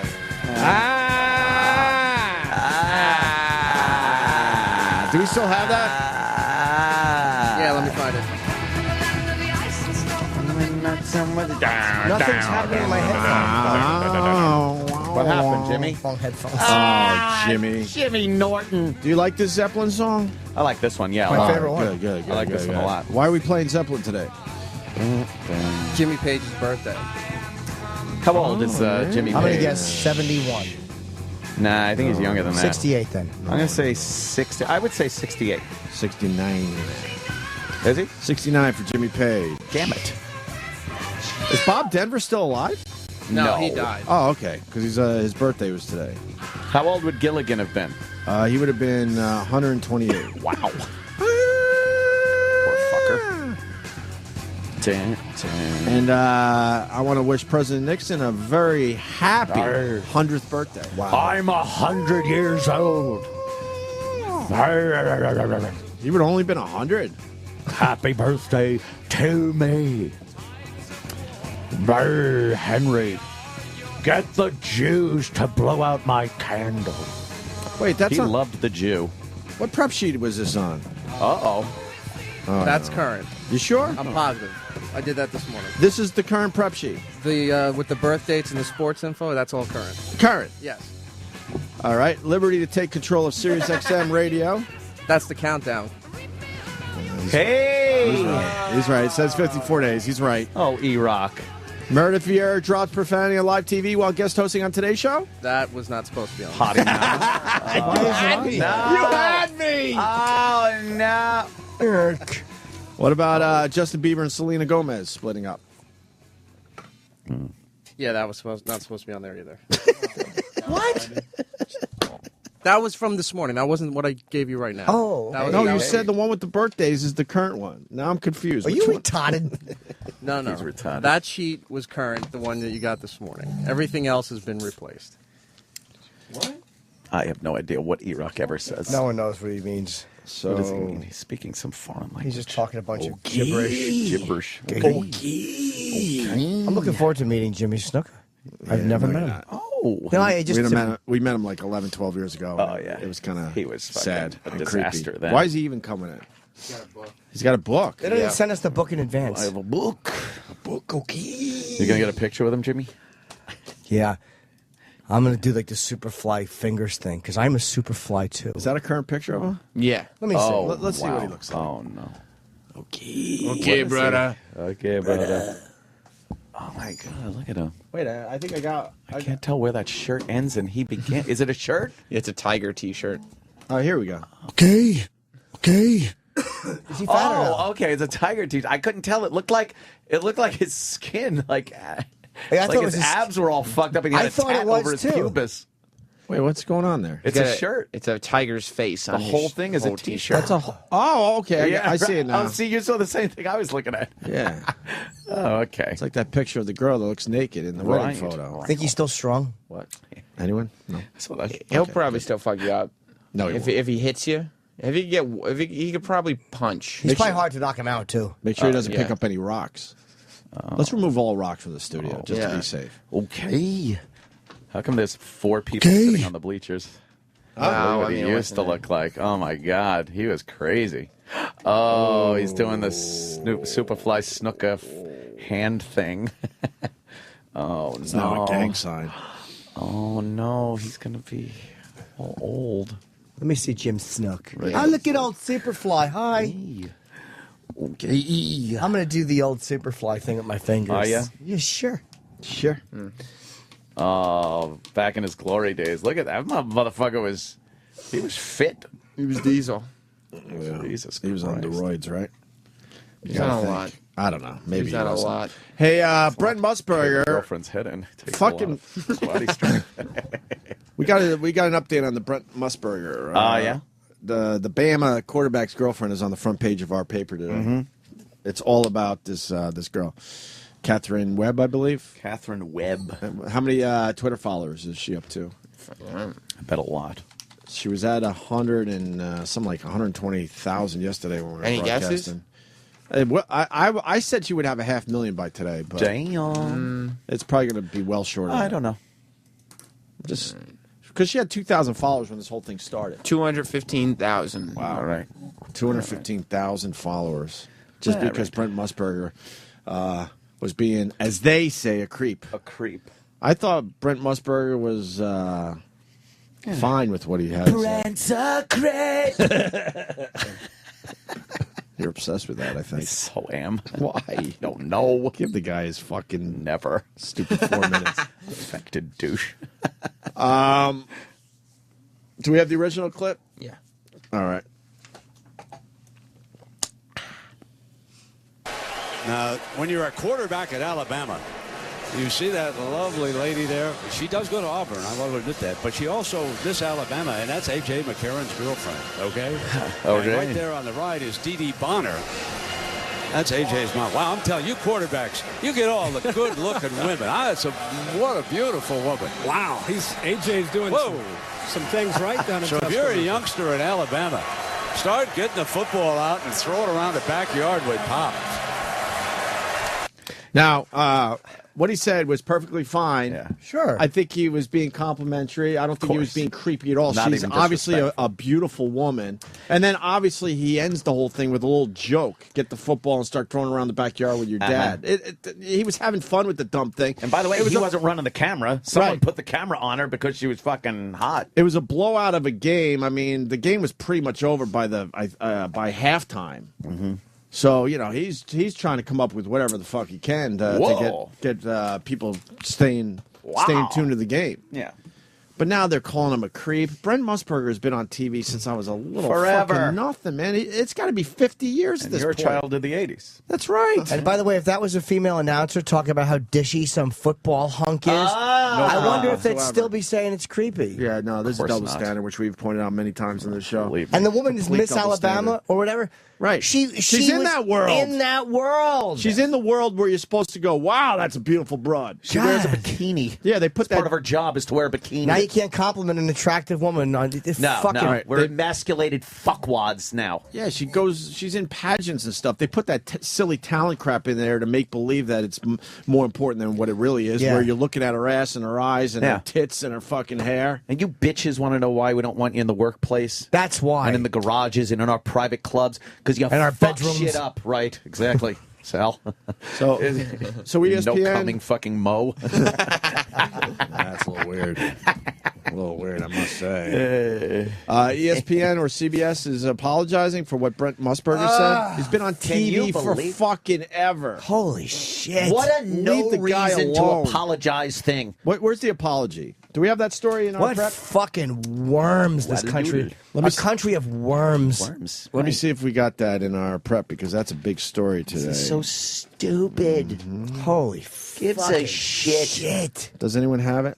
And this all The official started because policy? women wanted to be in the workplace, and they get offended. They want to be just like one of the boys, and then fuck everything up that the boys want to do at work or at a club or at the golf course or anything else. How come people say that we're not as fun or we're not fun? That's why. Brent Musburger should be able to oogle a pretty girl in the stands like that and talk about how attractive she is. He didn't even say anything disrespectful. No. He was saying, wow, look, the guy's got himself a very pretty girl. She's a beauty pageant winner. Right. What an unnecessary apology. I don't see the apology in our Oh, Iraq. It actually isn't that big of a story. I mean, that's true. She's only on the front page of the paper today. Is she? I didn't notice. So jerked off to it. It's funny they don't Do you have the apologize for the way apology? they cover the fucking that kid who did the Newtown shooter. They don't apologize for contributing to mass murders by fucking showcasing these people and by covering it in ways that's been proven to contribute to more. But they apologize for Brent Musburger wanting to fuck a beauty contestant. You got the apology? Yeah. What are they saying? We always try to capture interesting storylines and the relationship between an Auburn grad who has missed Alabama and the current Alabama quarterback certainly met that test. However, we apologize that the commentary in this instance went too far, and Brent understands that. You know what? You know, Brent doesn't understand that. No, he doesn't. And this company could go fuck themselves. That's ESPN. How about for once, Brent Musburger's been on the payroll in sports for look up his career. I think he started when it was black and white, when the whole world was black and white. Exactly. How about his company stands behind him and goes, you know what? I think he knows what he's doing. We think we know he knows what he's doing, and we don't feel that it was creepy at all, like you assholes are trying to make it out to be. Yeah. How about the company stands behind the talent For once. What? By the way, who apologized? ESPN or CBS? ESPN. And then Real sports, Real Guys Network. Ew, right? Real Guys Network. That's what me and Ant were discussing before the show. It's if you're a Guys Network, you should have a little more leeway in general, right? Even though it doesn't matter who said this, it was fine. Fine. He started broadcasting for radio and television. Yeah, 1968. How about you give the fucking guy a break? I wasn't even born yet when this guy started broadcasting. Wait. I'm gonna check my Twitter. You're in high school. I'm gonna check my Twitter now. Almost positive. I'm gonna see. Not only were you born, but you remember Yeah, you are. the year. No, I wasn't born. I'm telling you right now, I wasn't born. They fudged the records. I'm telling you, I wasn't born. 88, 98. I wasn't born yet. I'm telling you. But the company should go, look, sorry, we're not playing this stupid game anymore. It was completely fine what he said. She does this for a living. She looks hot for a living. That's her job. And that fucking...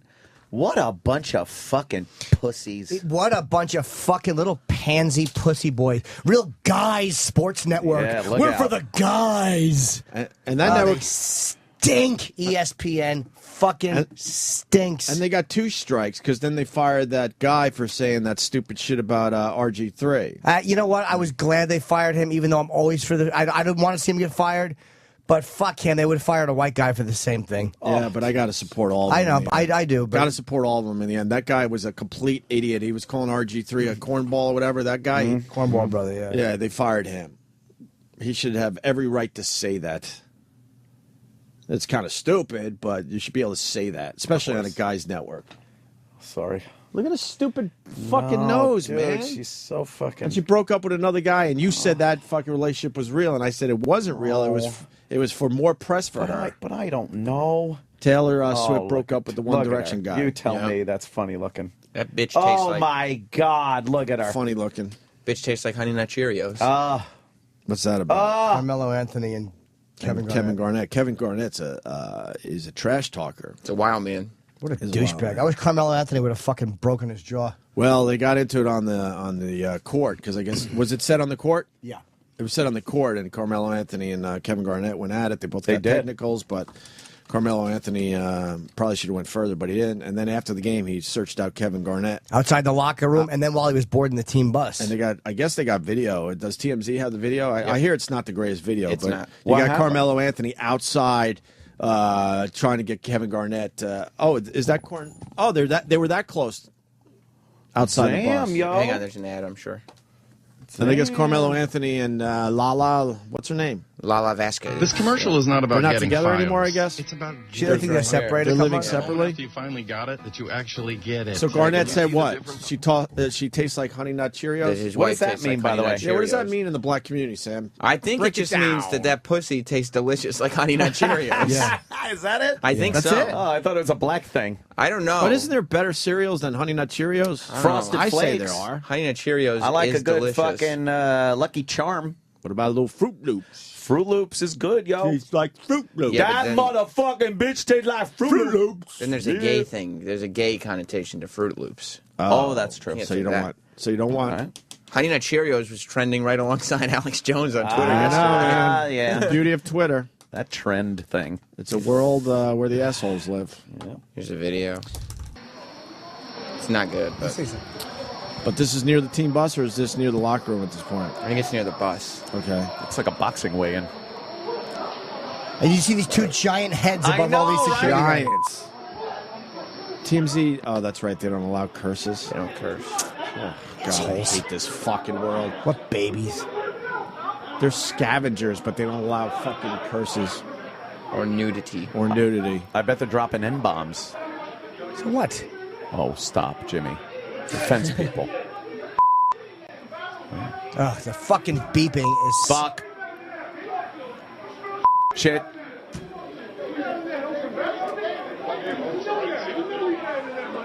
My nigga. TMZ blows. They stink. Why be in business? You probably couldn't even understand the words. Like, Right. you can't understand anything they're saying. Fucking little faggots taking the profanity out online. Their whole business is being vultures, but they don't want to show nudity or cursing.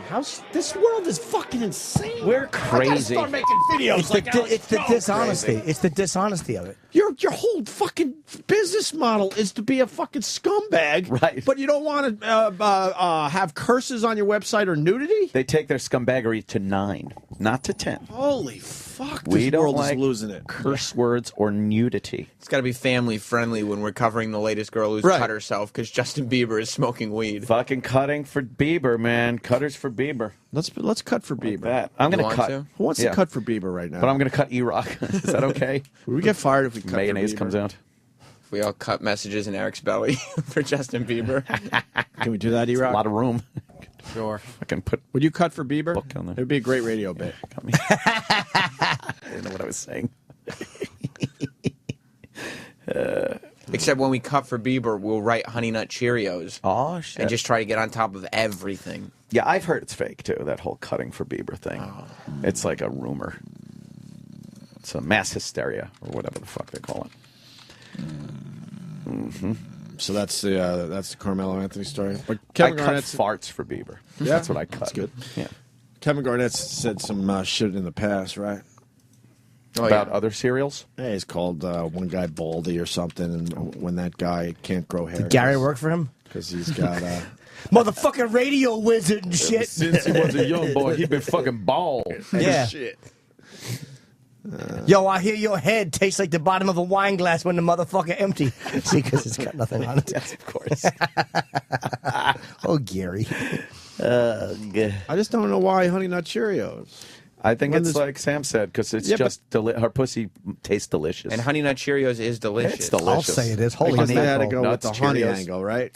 Yeah, yeah. Because there's definitely better cereals. They're sweeter cereals. Yeah.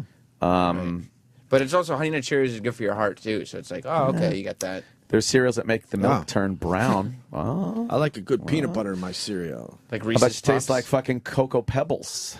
Or Makes Cocoa- it brown. Cocoa Puffs. Cocoa Puffs. Cocoa Ditties. My mother loved Fruit Loops because Lamar would eat them. She'd always have them around the house. Really, Chippa? Yeah, she'd rub coconut lotion on his feet while he was eating coconut scented lotion. Oh, God. He'd put his feet up and she'd rub cocoa butter into his feet while he was eating his Fruit Loops. Did they eat them with water? Because sometimes they don't have milk in the community. No, my mother would always have milk. true. She'd be like, Chippa, run out and get some sweet milk from Lamar. Come back in 3 or 4 hours. Sweet milk. Lamar likes sweet milk. Diabetes. Isn't that fucked up? The brothers, sometimes they pour fucking water on their cereal because they can't afford the milk. Especially towards the end of the month. Ooh. Yeah. It's all about fucking water on the Sometimes it's tough. cornflakes. It's not near the 1st or 15th. You're bringing back on the 1st or 15th. Bringing back memories. Will you stop? Oh, no way you did that. We had to water down the powdered milk. No way. We at least had powdered milk, and then we watered it down. No way. You ever have powdered milk? Never. No. Can we do that now? I want these guys to eat a bowl of cereal with powdered milk. No. And then we'd water that shit down. So now we're making it into skim powdered milk. I would never do that. Horrendous. You like peanut butter in your cereal? Fuck no. I hate peanut butter. Hate it. And I love how they say that it's good for you because it's all about the milk that you're using. Yeah. So they're allowed to say that every cereal is good for you. Part of this complete Look on the breakfast. box. Look on the box. Part of this complete breakfast, right? Right. When eaten with a complete breakfast. Right. Right, with egg Yes. whites and a little fruit. This weight loss program works with proper diet and exercise. Right. Well, Right. wait a minute. Yeah. Commercials are very important. And deceptive. No, they're effective. Misleading. I was on the treadmill the other day, and there was a drug commercial. Yeah.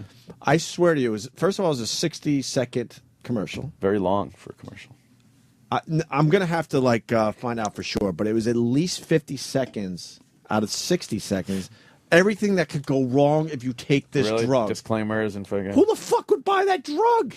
If you got what they're selling the drug for, maybe. It was the one with it starts with a C. Cialis. Not Cialis, And though. all of the Not side effects are Cialis. worth it. Cymbalta? Head may fall off. All right, whatever. The arthritis one? Might be Cymbalta. I was amazed. They didn't have enough time to tell you everything that could go wrong with this drug. It's on TV with the purpose of turning you on to this. It is And really the first amazing. 10 seconds is like, oh, I feel great. But then they have to tell you everything that's wrong. Side effects include, but bloody. And then they basically end the commercial with, there could be more stuff that happens to you. We just don't know yet. Ask your doctor if the risk is worth the reward. Yeah. It's like, Do you have one of whoa, these? Damn, it's like Russian roulette, that shit. This is a Cymbalta commercial. Nowhere. Oh, this is the depression What do you one. feel like seeing? Cymbalta is also for arthritis, I think. No one. Depression hurts in so many ways. For Sadness, instance, arthritis. loss of interest, anxiety. Cymbalta can help. Cymbalta is a prescription medication that treats many symptoms of depression. Tell your doctor right away if your depression worsens, you have unusual changes in behavior, or thoughts of suicide. Pause. This one. All right, now it's coming to light again. There we go. Okay, because I didn't think we were going to talk about this today. It's all nice, right? Yeah, And then they got to ramp it up because they have so much shit they have to tell you that could yes. go wrong that they changed their delivery. Yeah, their cadence has to. All right, watch the cadence go up. change. Yep. Way if your depression worsens, you have unusual changes in behavior or thoughts of suicide. Antidepressants can increase these in children, teens, and young adults. Cymbalta is not approved for children under 18. People taking MAOIs or thyroidazine or with uncontrolled glaucoma should not take Cymbalta. Taking it with NSAID pain relievers, aspirin, or blood thinners may increase bleeding risk. Severe liver problems, some fatal, were reported. Signs include abdominal pain and yellowing of the skin or eyes. Talk with your doctor about your medicines, including those for migraine, or if you have high fever, confusion, and stiff muscles, to address a possible life-threatening condition. Tell your doctor about alcohol use, liver disease, and before you reduce or stop taking Cymbalta. Dizziness or fainting may occur upon standing. Side effects include nausea, dry mouth, and constipation. Ask your doctor about Cymbalta. Depression hurts. Cymbalta can help. That's the cure for depression? Holy shit. Take cyanide. Side effects may include death. What a terrible commercial. It gets That's crazy. panicky, though. It gets does. panicky. Very panicky. I was watching this in the gym the other day. I'm like, That's a suicide murder pill. They couldn't do a How are they 30-second selling commercial. any of these? Dude, they couldn't fit the disclaimer that's in what a I'm 30-second saying. commercial. And that's not even the one I saw. No, but is there another a one? lot of them. There's every fucking prescription medication. But I is. love how the cadence changed and then they ramp it up. Oh, ask your doctor about yellowing of the skin and eyeballs. Your liver could fall out your asshole. Holy shit. How does that help sell product? I don't know. I'd like to enjoy things again. All right, look. I feel these aches and pains. The guilt. All right, get a pen. Sleep just isn't right. I couldn't get the show prep together. I need to focus. They call me fat. I'm gonna. Cymbalta can help. I'm gonna see with many symptoms of how much could depression. go wrong. Tell your doctor right away if your depression worsens, you have unusual changes in behavior, or thoughts of suicide. Antidepressants can increase these in children, teens, and young adults. Cymbalta is not approved for children under 18.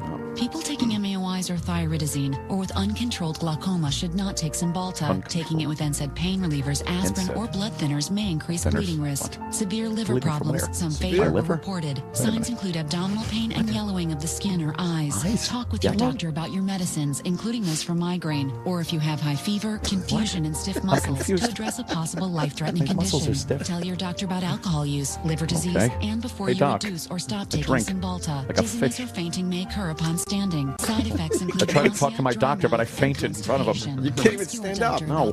Yes. Everything's yellow through my yellow eyes. Exactly. Holy shit. I look like a coward. We got a pharmacist on the line. He says, I'm a pharmacist, and I think those ads are a joke. Oh. And I think Sean's got the one I was actually watching the drug. Because there's another drug that starts with a C. Go, Sean, in Florida. Hey, good morning. How you doing, buddy? Hey, man. Hey, it's Chantix. It's that shit that you use to stop smoking. It Chantix. all kinds of fucking crazy shit. I think he's right. Can we take a look at the How do you say it? Chantix. Chantix. Yeah. Yeah, I think he's right. I think it was a to make you stop smoking. Can you play one of those? Oh, what the hey? Please. Chantix.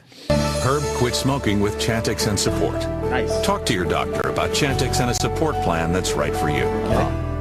Some people have had changes in behavior, hostility. Holy shit. How many seconds was it a positive message? 9. 9 seconds out of how many minutes? Out of a minute and a half. Can we see the Start first bit over. of news it gives you? What's it say that's positive? 9 seconds before they had to get into everything that could go wrong with this drug. You quit smoking with Chantix and some support. Cool. That's positive. Let's go. Herb quit smoking with Chantix and support. You Herb. Talk to your doctor about Chantix and a support plan that's right for you. All right, good. Uh-oh.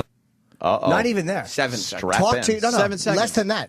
Herb quit smoking. Right. With Chantix and support. And support means nothing to me. Right. So after Herb quit smoking, let's say with Chantix and support. Yeah. Then talk to your doctor. That's part of the disclaimer. I don't want to talk to my doctor about that. Let's see where does it go up until Herb quit smoking with Chantix and support. Herb quit smoking with Chantix and support. Talk to 3 seconds. 3 seconds. First of all, I hope Herb kills himself. Yes. It was for this drug. Because I thought the other one was bad, but I remember it being even worse. Okay, so 3 seconds out of a minute 21 was positive. Let's hear the rest. All right, let's hear the rest. Probably some good news. Yeah. about Chantix and a support plan that's right for you. Some people have had changes in behavior, hostility, agitation, depressed mood, and suicidal thoughts or actions while taking or after stopping Chantix. If you notice agitation, hostility, depression, or changes in behavior, thinking, or mood that are not typical for you, or if you develop suicidal thoughts or actions, stop taking Chantix and call your doctor right away. Talk to your doctor about any history of depression or other mental health problems, which can get worse while taking Chantix. Some people can have allergic or serious skin reactions to Chantix, some of which can be life-threatening. What? If you notice swelling of face, mouth, throat, or a rash, stop taking Chantix and see your doctor right away. Tell your doctor which medicines you're taking, as they may work differently when you quit smoking. What?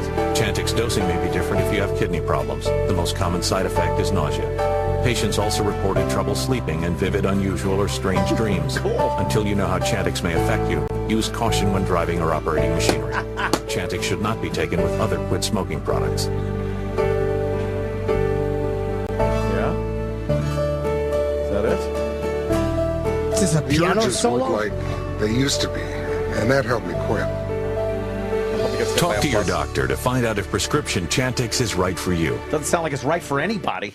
What craziness? It seems like it would be healthier to keep smoking. Just smoke, you At fuck. least with smoking, you know it's going to be your lungs Know or your where you heart. stand. By That's the way, it. all those fucking symptoms are symptoms that you go through when you quit smoking. Irritability, true. thoughts of suicide. Right. Yeah, you're detoxing off a drug. Yes, Right. So yes, you might yes. as well just fucking That's true. Cold quit, turkey. throw a patch on yourself, and hope for the Just best. stop fucking Isn't that amazing? And something else I just picked up on, because obviously they have to do this. There's some law, I think, now. Jesus. You hear how loud the music was? They were trying to bury everything that could go wrong with Of course. It's like the car ad disclaimers on the radio. And yeah. Check the side effects for Abilify. What? Abilify? And a lot of people saying those are the same symptoms you Yeah. get for quitting smoking. Yeah, that's I'm a true. sales rep for a drug company. I know why they list the side effects. Yeah, we all know. Yeah, it's the Amanda, go ahead. Lawyers. Yeah, it's required by the FDA for fair balance. Like if you're going to promote a drug on TV, they want you to list everything. They make you do that. It's Amanda. But Amanda Love? It's Amanda. Oh. All right. Go ahead, get it out of your system. Go ahead. All right, it's we're Alistair. done. Kevin in Ohio. Kevin. Hey, yeah, there's one for a testosterone jelly that the side effect cause your children to grow beards and early puberty. Yeah, there's that one Really? where you, it's like you put it on under your armpit or something. This Kevin? Oh, Kevin Finnerty? What's that? Are you Kevin Finnerty? No, Kevin in Ohio. Oh, okay. I wasn't sure this was Kevin Finnerty. Oh, who's that? Oh, I'm sorry, no, guys. I mixed up my briefcase with his. Oh, all right. That's not me, but sorry. I had his briefcase. I wasn't sure. Oh. We So where'd you leave it at? Well, I don't know. It was we must have mixed it up, and I'm being accused of like selling him a bad heating system. I'm not sure. Right. Sopranos. Oh, okay. No, mine was a cooling system. Oh. It wasn't a heating system. All right, Androgel, that's it. All right, let's go. Let's look at Androgel. Androgel. Millions of men who have used Androgel 1%, there's big news. Oh. Presenting Androgel 1.62%. Oh. Both are used to treat men with low testosterone. Androgel 1.62% is from the makers of the #1 prescribed testosterone replacement therapy. Oh. It raises your testosterone levels and is concentrated so you can use less gel. And with Androgel 1.62%, you can save on your monthly prescription. Oh. Dosing and application sites between these products differ. Women and children should avoid contact with application sites. Discontinue Androgel and call your doctor if you see unexpected signs of early puberty in a child. Signs of a woman which may My 8-year-old daughter's got huge tits. What do I do, Doc? Take more. exposure. Men with breast cancer or who have or might have prostate cancer and women who are or may become pregnant or are breastfeeding should not use Androgel. Serious side effects include worsening of enlarged prostate, possible increased risk of prostate cancer, lower sperm count, swelling of ankles, feet, or body, enlarged or painful breasts, problems breathing during sleep, and blood clots in the legs. What? Tell your doctor about your medical conditions and medications, especially insulin, corticosteroids, or medicines to increase blood clotting. Talk to your doctor today about Androgel 1.62% so you can use less gel. Log on now. Oh my God! Wow. I think we were better off when we weren't taking drugs. Yeah. The Holy drug thing fuck. is fucking out of control. Out of control. Got the phones lit today. Ray in Philly. Ray. Bo, you could call me Ray. Yo, I started that Chantix on a Thursday. I didn't take a shit until the following Friday. that was with. I had to stop taking it because they said if you keep taking that, you're not going to go. We're going to have to rush you to the hospital and pump you out or something. Wow. So they got to add that to the commercial. 8 fucking days without taking a shit. I was terrified. I've never had that happen to me. Wow. What kind of shit did you take when it finally released? Oh, it was great. Well, I was looking forward to one like perfect shit. Yeah. But if that didn't happen, it was just like 7 measly shits. He celebrated with a cigarette. It's nice. No, Take a nice shit. I stayed off it because I figured if I had to suffer. Were you through taking those very narrow shits? Oh, or was it marbles? Very narrow. Where you know marbles. We know everything is pretty much clogged up, but there's just enough of a hole. So that's terrible. You're shooting straws like a out your Play-Doh ass. Fun Factory. I hate the fucking nuggets. The fucking milk duds that come out. You take a shit in the water, it's plopping in there. It sounds like that old song Popcorn. And you walk for 20 minutes. Just shitting fucking. What about the one where it's a lot of work and you're like, all right, man, I want to see what I just got done, and it's like a little nugget? What the fuck is that about? That was a lot of work. A lot of work, no fucking result. It's amazing how proud I am of taking a big shit. Like when I drop one that like wraps it, it's just one long tapered Like monster. a python? Yeah, I want to just call people and yell, "Look what Big Boy did! Look what Big Boy did!" I want to jump up and down and point at the fella. Perfect double tapered shit. Yep. A good George Brett dump. Yes. Shit, man. Oh God, I'm a paramedic. Let's see what this guy has to say. But who gives a turkey? Oh, man. And look up Klaxon, Claxon. Supposedly that commercial has 23 side effects. We're looking for the one that has the most. Yeah. That's the bit today, I guess. Ooh. Joe in Texas, what's up? Home of Alex Bennett, who's going to be on the show in 15 minutes. Yeah. Black Ops, false flag, Bloomberg's Mafia. Go for Tonkin. This is the last you hear of me. It was a crackhead that took me out. Yes, sir. Hey, what's up, guys? Good evening. And I picked up this chick who was whacked out of her gourd on Chantix. She OD'd on Chantix, but she also had 12 nicotine patches on her. Oh, wow. And was smoking when we picked her up. All right. That's a problem. See, that's not following the instructions. No. Yeah, Chantix. No. No. All right. Thank you. Sir. Thanks for It's that. hard to get Chantix. Chan's always sold out. You got that other drug, Sam? No, huh? Yo. Oh, God. Sam's a fucking pecker. Yo, Scott, you're giving us false info there, Scott. I've never heard. No, I said it was the one that you were talking about, Opie, the Chantix. False flags. I've never heard Klaxon. Well, horn. Sal wrote Klaxon, Claxon. No, I said it was the one that you brought up earlier. I counted it. The commercial has 23 side effects. 23 side effects. Yeah. I don't think there's any other ones that exist. Yeah, and they can't put that in a 30-second spot. They need more time. Celebrex is a bad one, too. Celebrex. Celebrex was the one people were taking for arthritis, but it was fucking killing a lot of people. But they still sell it, but they sell it with so many disclaimers. Wow. Play one for, Celebrex. Oh, Let's man. hear. This one is Celebrex. Yeah. You can do Kung Fu, apparently. If you have arthritis pain, there's reason to celebrate. It's Celebrex. Celebrate, celebrate. Dance to the music. Powerful 24-hour relief from I got in trouble for singing osteoarthritis pain and masturbate, dance to the music Celebrex, when I was a the kid. first arthritis medicine that targets only the COX-2 enzyme. Oh, the COX-2 enzyme? Nice. So far, so good. Yeah. Celebrate. Have fun. Celebrex should not be taken if you've had aspirin-sensitive asthma or allergic reactions due to aspirin or other arthritis medicines, or certain drugs called sulfonamides. In rare cases, serious stomach problems such as bleeding can occur without warning. Tell your doctor if you have kidney or liver problems. Celebrate, celebrate. That's not bad.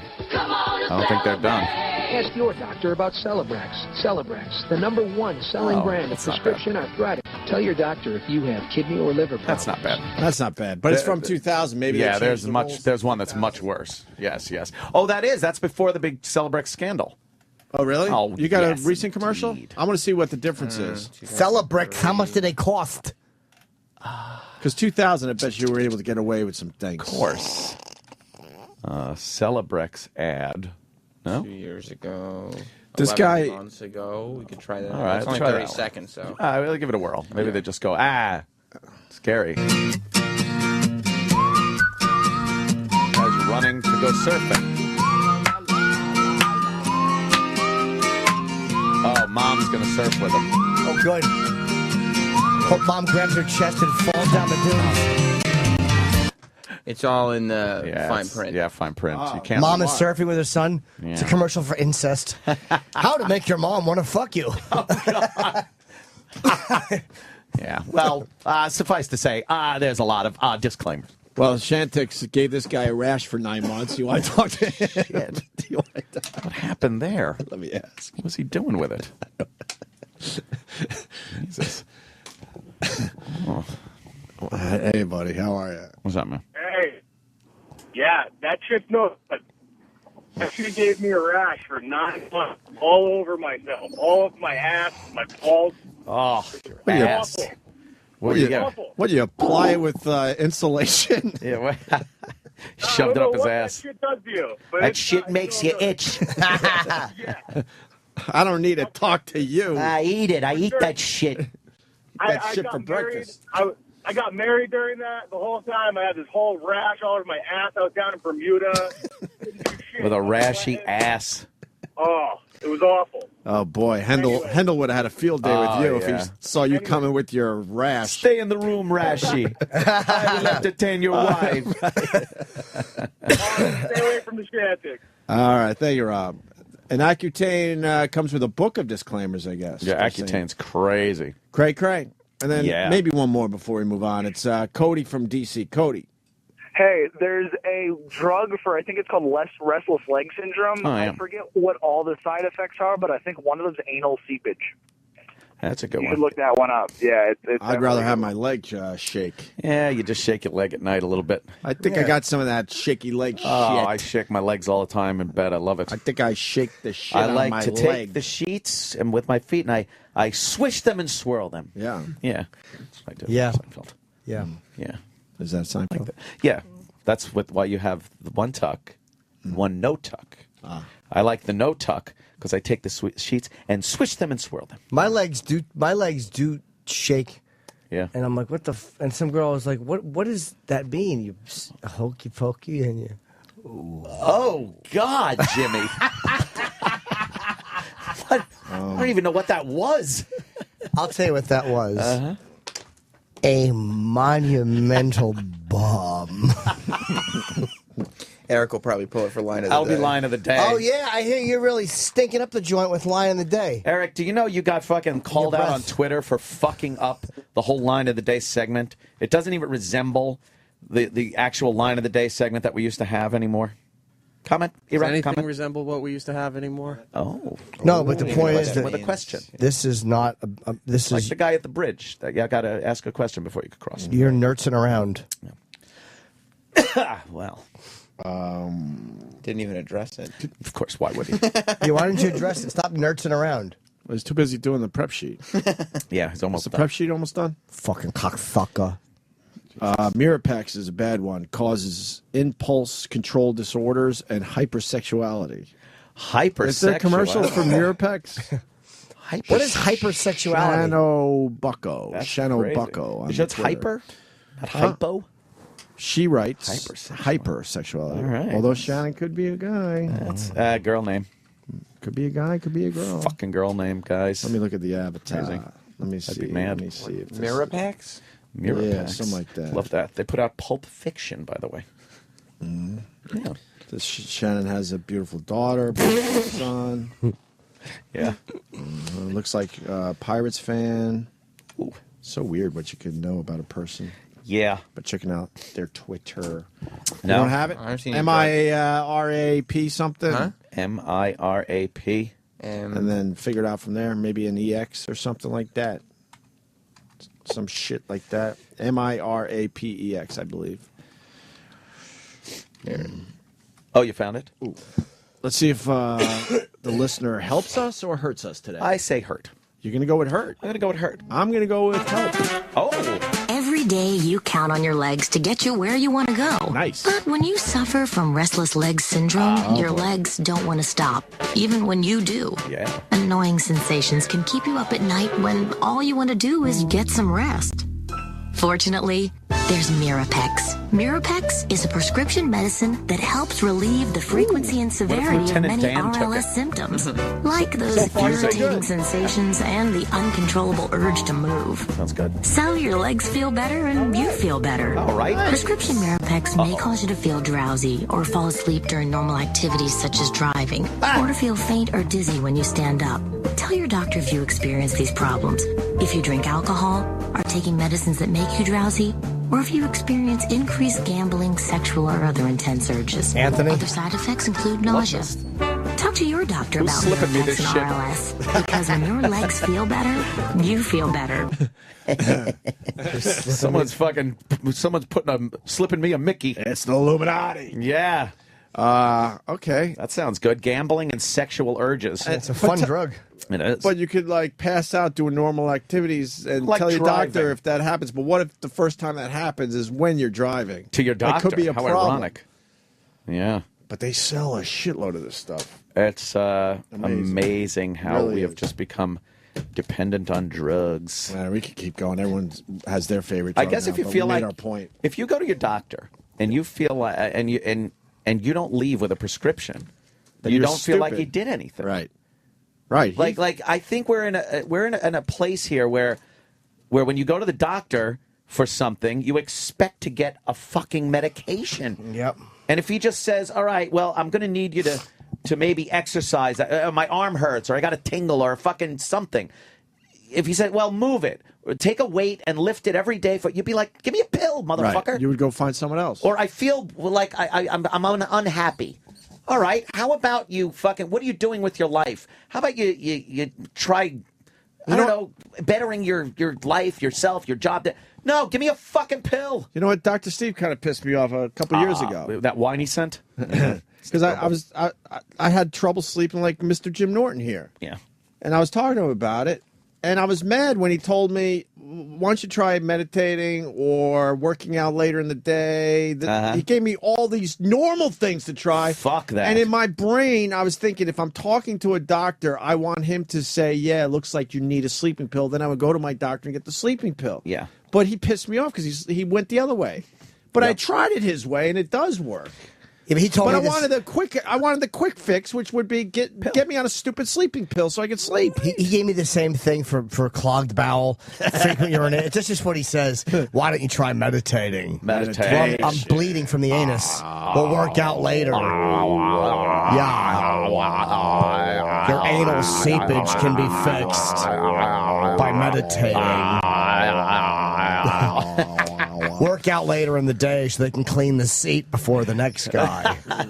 But it goes to your point. I got mad. Yeah. Because it's in your head like, okay, something's wrong with me. There's a quick fix for everything. Yeah. All right, time to figure out what pill I need. Because everyone else has their pill, right? Weird. I think it's affecting our society. Society. To tell you the truth, my friends, and this is what Alex Jones was talking about, the suicide murder pills. You know, you get some of these side effects. You get somebody that might be on the edge but never would have done anything, and then they take these suicide murder pills, and, you know, suicide murder. I was at CVS getting a dumb prescription the other day. No, you weren't. Just some stupid, silly, who gives a fuck thing. And as I was waiting, I saw the tech. Valtrex? Valtrex, sure. For the swamp lip. Oh, I thought you meant for genital herpes. Oh, no. God, no. I only got on my fucking lip. Thank You haven't God. gotten those in a long time, though, right? No, because I got my shit together, man. In the old days, it was gotta be fucking healthy. crazy. You gotta like have less stress. In the old days, I remember those things popped up all the time. Because of the fucking stress. It's like, oh, look, Ken Stevens is here. Pop, pop, pop, pop, pop. Oh, geez, Mel wants to meet with us. Pop, pop, pop, pop, pop, pop, pop. Oh, God, no. Not on the genitals. No. But I saw the tech take a whole bin of bottles of pills, all waiting to be picked up and then put into a bigger bin. And I was thinking, this is only one stupid drugstore a couple blocks from my house. Yep. In my area alone, I said the other day, there's 5. I could count real fast. 1, 2, 3, 4, 5. There's 6. There's 6 drugstores within walking distance of where I live. 6. And they all within, and I'm telling you, that's 2 blocks that way, 2 blocks that way. So within like let's call it a 3-by-3 block radius. Yeah. There's 6 fucking drugstores. And this was one tech with a bin of fucking pills waiting to be picked up. Are you counting that little one on No, I'm not. I know what you're talking about already. It's good for old people, for kids, whatever No, it is. because it's not we have Dwayne Reed's, we got CVS's, we got Rite Aid's. And I say it like that because there are multiple ones in our area alone. Yeah, there's that one too, that little one. Hey, when you pick up a prescription and you first walk into the drugstore and you see somebody else walking at the same time, do you do the foot race thing? Like you walk a little faster down the aisle and you like cut and you're trying to head them off so you get there first? Because I don't know what the fuck the problem is. Because the person in front of you will is always a piece of shit. Will always be the asshole. Always the one that is picking up fucking some drug from outer space. Self-checkout? Love it. Really? All about self-checkout. How do you pick up your own dope?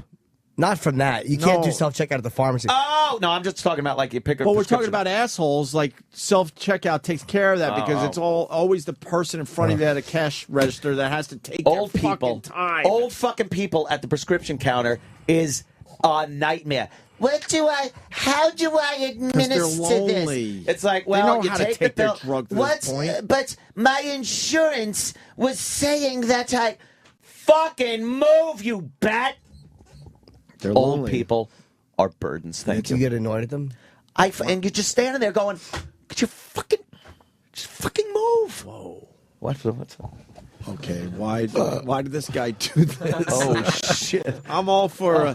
I'm a big fan of the assault. Oh my god! I'm a big fan of the assault on the media shit. Hilarious. But that guy just took it way too far. That's the best thing I've ever seen. He just blind tackled that bitch. No, he charged her with a football in his hand. What? Could we find that video? It And should have knock been on it the out. prep sheet. Yeah. But we're still waiting for the actual prep sheet to show up. Is Gary okay? I know Gary. Is he here? And Oh, does he's he gotta know be that here. we're- He's here. I saw him in the back. Gotta be here. I thought there was a giant roll-on deodorant until it said hello to me. With glasses. Does he understand we're annoyed with him again today? I don't know. Old Mr. Peabody. You don't Is give that the no guy? fuck. Who's the guy with the baldy head on there? Is it Mr. Peabody? I want to see this video. Oh, we got to break because we got to do some commercials before Right. Alex Jones. Alex! There's a cameraman that tackled her. That was a camera guy? Yeah. Well, I think they were doing a spot on football, Wait, right? wait, Because what? she's wearing a jersey. He's got like a football. Oh, he was supposed to do a thing for the stand-up shot, whatever they call these dumb things, and he fucked up. But he hit her it was a instead mistake. of just getting He past fucked up. her. It wasn't some idiot. Have a high fashion Oh, that holiday makes it even at the better. season's lowest Well, thanks for prices. including the commercial, Score Sam. top I designers didn't at put the Century commercial. 21 What? department store and But you could. You're running the show. Make it bigger. I am? It's your show, liars. one. A fourth great. Side effects of Red Bull. How dare you? Well, we're going to talk a little bit more about protein because we're going to toss Thanks, down Fez. to, of course, Lee Balswick. And now you're up on the rooftop. You got to show us around. It's Minnesota Fez. Oh, it is so beautiful. I will do that. And Uh-oh. by the way, Jim Christensen, Oh, boy, executive this ain't chef, is good. going to grill us up some salmon with red wine, oxtail sauce. He only makes delish. that up here on the rooftop at Union Restaurant. And Johnny Michaels, mixologist, plays some football up here. All right, he's going to pass the ball to someone else. Yeah, well, go ahead. I'm not going to get in trouble. It worked in practice. He's going to catch and run. The ball. Oh, he laid her the fuck out. Wow. That could be better than the grape fucking clip that we played forever. God, is that Dude, great? I've got to see that again. And E-Rock, put it on our Facebook page, Opie Holy and Anthony on shit. Facebook, if you haven't seen it yourself yet. That's hilarious. And give me the link. I got to tweet this one. Lays her out. Someone send me the link. I'll give you the fucking Holy plug. shit.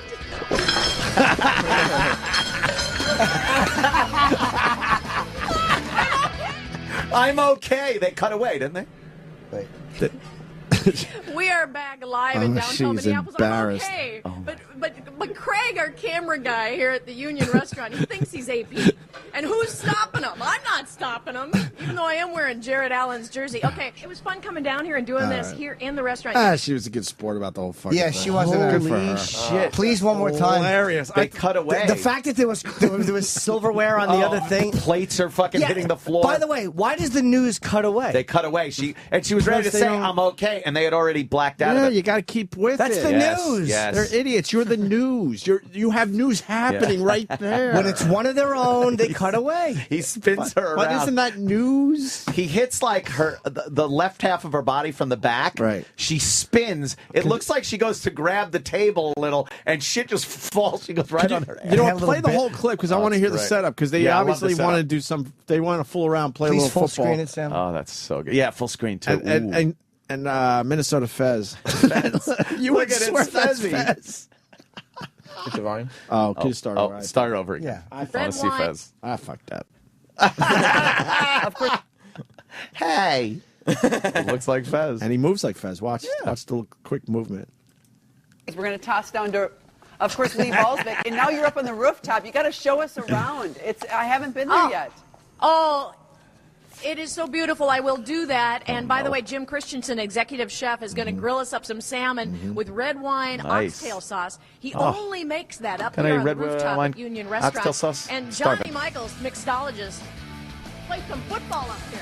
Yeah, it sure is nice playing under retractable Yeah, well, glass. go Now ahead. he- I'm now not going he to get in passes trouble. it to another worked in guy. practice. Guys are At the end of the bar.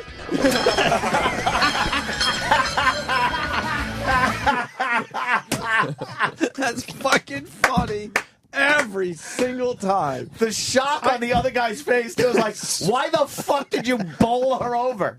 I swear to you, I could watch that easily. That could 20 be more times. that could be a movie of just that. Dude, what did he think he was going to do? He was trying to squeeze past her. But he laid right into her. I guess that's the owner. He throws just because we have to paint the picture. He throws the football to the other end of the bar, Yeah. and Go she's ahead. still I'm not facing gonna the get in camera and trouble. It doesn't worked see in him running practice. right at her.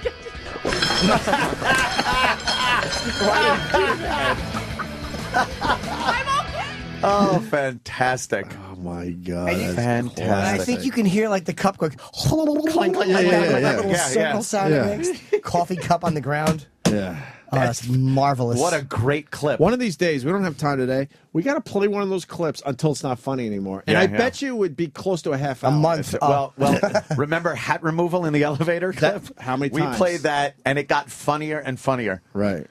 If someone tweet that, I'll retweet you. Oh, so good. Yeah. That is a great clip, Someone man. tweeted me. I'm trying to find one. And watching with the entire setup where she's doing her little fucking little voiceover Dude, he thing. spins her around. Oh, fucking. That's like good for her. fucking. Jack Tatum didn't hit Daryl Stingley as hard. All right, I got it. Opie Radio on Twitter. Superfly was fucking Thank you to the listeners 13 for years ago? saying that to me. What happened? Dude, Superfly Snuka was 13 years ago. How do we look? About 12 and a half years ago. good, man. How do we look, man? Fucking hot. Hey, is that Triple H? Yeah. No. Who's the guy all the way to the right? Oh, no. That's Okay. not Triple H. Oh, I remember. Right? He's a local guy. I remember fucking- this day. That's not even single H. No. He's Who's on the nobody. left all the way? I don't know. Those guys, I think, were an independent wrestling company out of Jersey. Oh, right. And Jimmy, what the fuck? Superfly. Snuka. Was wrestling for them. Oh, look, he's got a fanny pack. Of course. He's wrestling. Okay. Look at our shitty jeans. Just had shitty jeans. I think mine were acid washed. They're shitty. Shitty jeans. All right, yeah, we got the Superfly Snuka coming in about an hour, and after the break, we got Alex Jones. God damn, that was a long And we got that video on our Facebook page, and if you follow me, I just tweeted it, so we're all good. We're good for now. We were in our 20s, dude. What? I know. Amazing. You were fucking older than that, cocksucker. I was pushing champ. 30, I'll be honest. I was pushing 30. Pushing? Photo, Yeah. All right, You why don't we tweeted ta- it? Yeah, Like so a did you. hockey star. No, I didn't. I thought you tweeted it, too. No, I'm waiting for you. I tweeted it. Ah, gosh. You don't follow me? You motherfucker. Yeah, I do. It just didn't show up. That's why I'm don't asking. follow me. I see it here. Oh, Go ahead, Ant. shit. Are you doing something now, or we have to do it? Yeah, they take a break, and then they come back, and I fucking recite something so eloquently. People fucking cream in their pants, and then we do other shit. Why don't we do that right now? Here at the Church of Norton, we believe in preaching the true word of the Lord. A man shall not lay with another man unless they discuss it first. Can I get an amen? Join us and be inspired by the wonderful sermons led by Pastor Jimmy. I am like Davy versus Goliath. He's tall, so he can put it right in my mouth, much like those youngsters did. Can I get an amen? Follow in the footsteps of God. Honor thy mother and father, and occasionally take the penis of another man in your mouth. And become a true disciple of Christ. Eat my cock, drink my cum. We've all read the book. Can I get an amen? Everyone is welcome in the arms of the Lord and at the Church of Norton. Can I get an amen? How about a boy? I prefer a boy or a few. The Church of Norton. If there's no hair on him, I'm going to fuck it. Can I get an amen? Sirius XM. The Opie and Anthony Show. All right, we got to go right to the phone. The man of the hour is on our hotline. Man of the hour, man of the day, man of the week. Man of the week. This guy's getting some heat. Alex Jones. Alex, Hey, guys. how you doing, man? You're a All regular. right, it's good to be here on your transmission. I know it's pretty prestigious, actually, to be on the phone with Norton, who That's true. changes Ozzy Osbourne's diapers and eats the shit out of them. Yes. Oh, wow. I do, and I will gladly continue to do so. Alex, we're all very glad that you're alive after your experience in New York. Yeah, we saw the video afterwards, and you were genuinely fearful of your life in New York City? Sure. I mean, let's be clear. I've been to Bilderberg many times. We've had the guys in black sedans following us. We've had, the Marines pointing guns at us. I've been to a lot of places, but it was like something out of a movie where, cops would step out of alleyways. I'd be like, let's go down this street. And there'd be another plainclothes cop all around CNN up to like 7-8 blocks away. Jeez. And they'd go, hey, big fan, and grab my hand and just look at me like I want to kill you. What do you think their end game was? Like, what were they trying to do? Scare you? Why would they let you know they were there, though? They were trying to scare us. And so my bottom line was, quite frankly, after the interview, I said, let's get our stuff. We're flying out of Newark. Let's go stay at a hotel by the airport. And I actually got out of there. Oh, really? Wow, you couldn't take it anymore. Yeah. Well, I mean, look, I'm not a wimp, but at the same time, if I can get myself out of a position where it's a corrupt city with a corrupt mayor in control. I'm going to get out of. Yeah. We're not accusing you of anything, sir. No. You live in a much scarier world than certainly we do. No. I mean, I wasn't talking about you guys, and I was joking about the Aussie thing. I mean, Oh no, Jimmy took that as a massive compliment. Yeah, I certainly did. Exactly, and it's totally the truth. I got to tell you something. I loved what you did on Piers Morgan's show, because that guy has the same line over and over again about his view on gun control, which is gun confiscation. And you went in there, and I loved the fact that you wouldn't let him do that same friggin' line over and over again and hit him with facts. And you came across very rational. I liked it. Very rational, I well, thought. look, I mean, I'll be honest with you. I also had a chest cold. I still have it when I was in New York. Had one hell of a headache.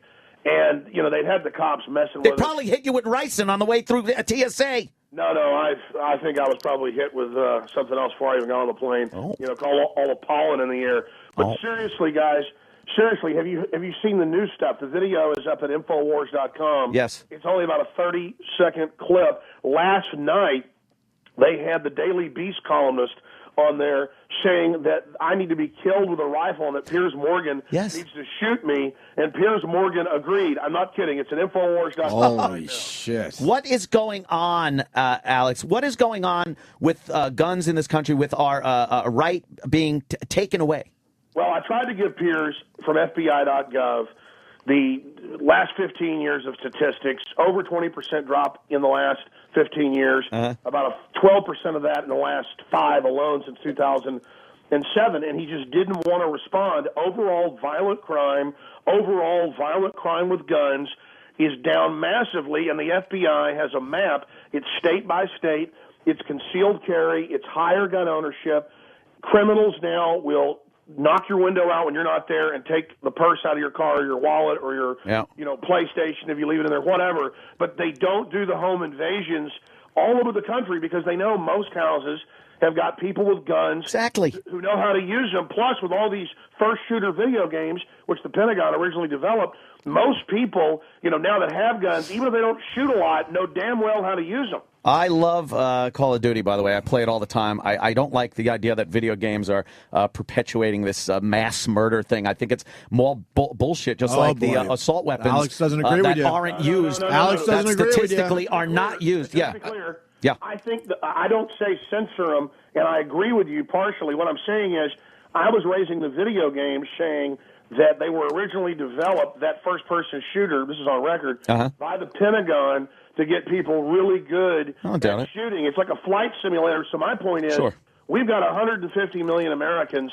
and especially the 30, 40 young adults that are all video game players who are, they've got studies showing the shooting is getting better and better and better and better. And it's because people are on shooting simulators. Now, 1 out of a billion, or 1 out of 50 million, whatever the real numbers are, but very rarely you're going to get somebody who's already mentally ill and who's on a bunch of different hardcore antipsychotic drugs, who then sits there and plays one of these shoot-'em-up simulators. It's like a flight simulator, and they're going to then go off the deep end. But you can't blame the video Of games course anymore. not. You can blame the gun. Exactly, but that's what they're doing. You got to blame the murder-suicide pills. We just did a whole segment on our show about pills and side effects. And side effects, everything that could happen to you for just taking care of your arthritis. Yep. Well, it says on the major serotonin reuptake inhibitor inserts, mania, insanity, rages, suicide, murder, and then we're going to put listen, I said this months ago. It's now officially come out, Denver Post. The Batman crazy Holmes guy, a whole bunch of prescription psychotropics. Listen, they're psychotropics. They're in the hallucinogen class. And if you're a normal person who doesn't have something psychotic lurking, for a lot of people, those pills aren't even bad for them. But you give them to the wrong person, and then the media hypes up all day, hey, don't go, just commit suicide, or don't go commit suicide by cop. The way to do it, an option, A, B, or C, is go to a school and shoot a bunch of little kids. And you made a great point on CNN where the media certainly helps this, by glorifying the shooter. Why is that never looked at, Alex? A lot of times the press will use video games, guns, everything, even they'll delve into the psychological and medication thing, but they never talk about how their reporting itself might be influential to these people that go out and shoot up They want to completely ignore places. that because that's bad for business, right, Alex Jones? No, I mean, that's it. And they're not talking about the real issues that actually affect everybody. And this is what affects you guys and affects your listeners. Dianne Feinstein's introduced a bill along with 11 others, and she's the lady over the committee. Senator Feinstein's bill says that they make you take all your guns you already legally bought, went through the FBI NICS, which is a registration, folks, of the basic type, long gun, shotgun, or handgun, but they know what you bought. They know it's at the store. It's Absolutely. all computerized. Now, get this. Her bill says that at the ATF's discretion, when you have to bring your guns into them, and let me tell you, one time they sent me a letter saying a gun you bought here, the serial number has an issue, bring it to our offices.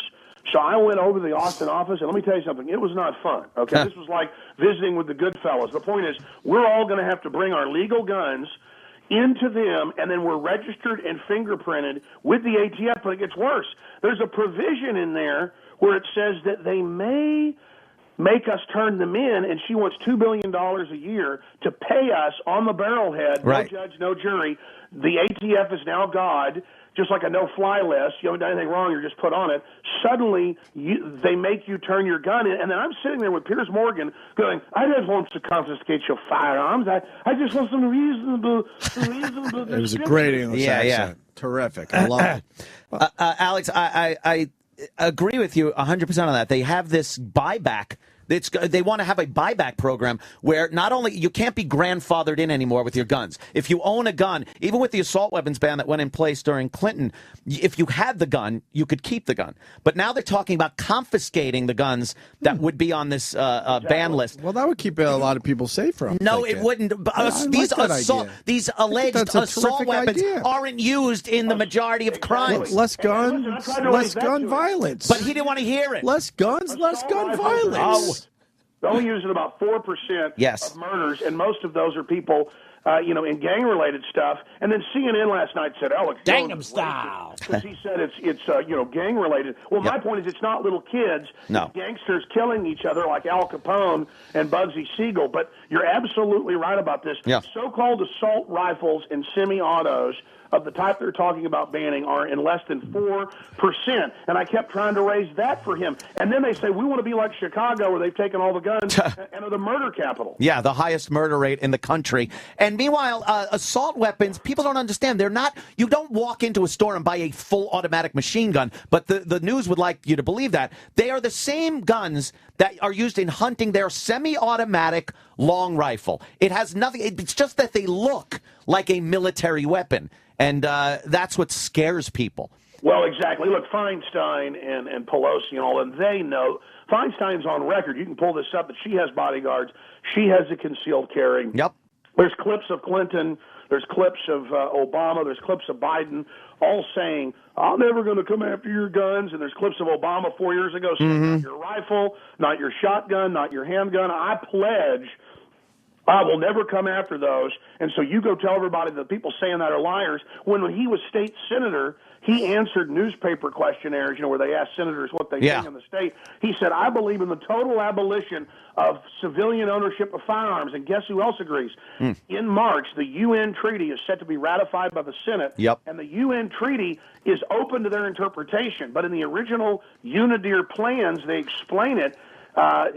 July 7th, 2001, they said the civilian ownership of firearms threatens the legitimate power monopoly of the state, and we want worldwide civilian total disarmament. Disarmament, absolutely. Nice. On a global scale, and how does that help us? And these people that are willing to just throw their rights away without even any information or knowledge about what they're giving up, astounds me. I'm sick of the musket argument. I'm sick of the militia argument. These are twisting the words of the Constitution. They couldn't have been simpler when they wrote the Second Amendment. And they're twisting this around to make it where they're trying to say that we never had the right to bear arms, when in truth, that's exactly what we have the right to do. That shall not be infringed. So the solution is that we should all go out and buy a gun. I would love that. Yes. They had Professor Lott that Morgan wouldn't let talk when he was on a few weeks ago. Yeah. And see, that's why I blew up at him. I loved it. Well, I mean, here's some of the backside story, because this is really important if you guys have a little bit of time to tell this.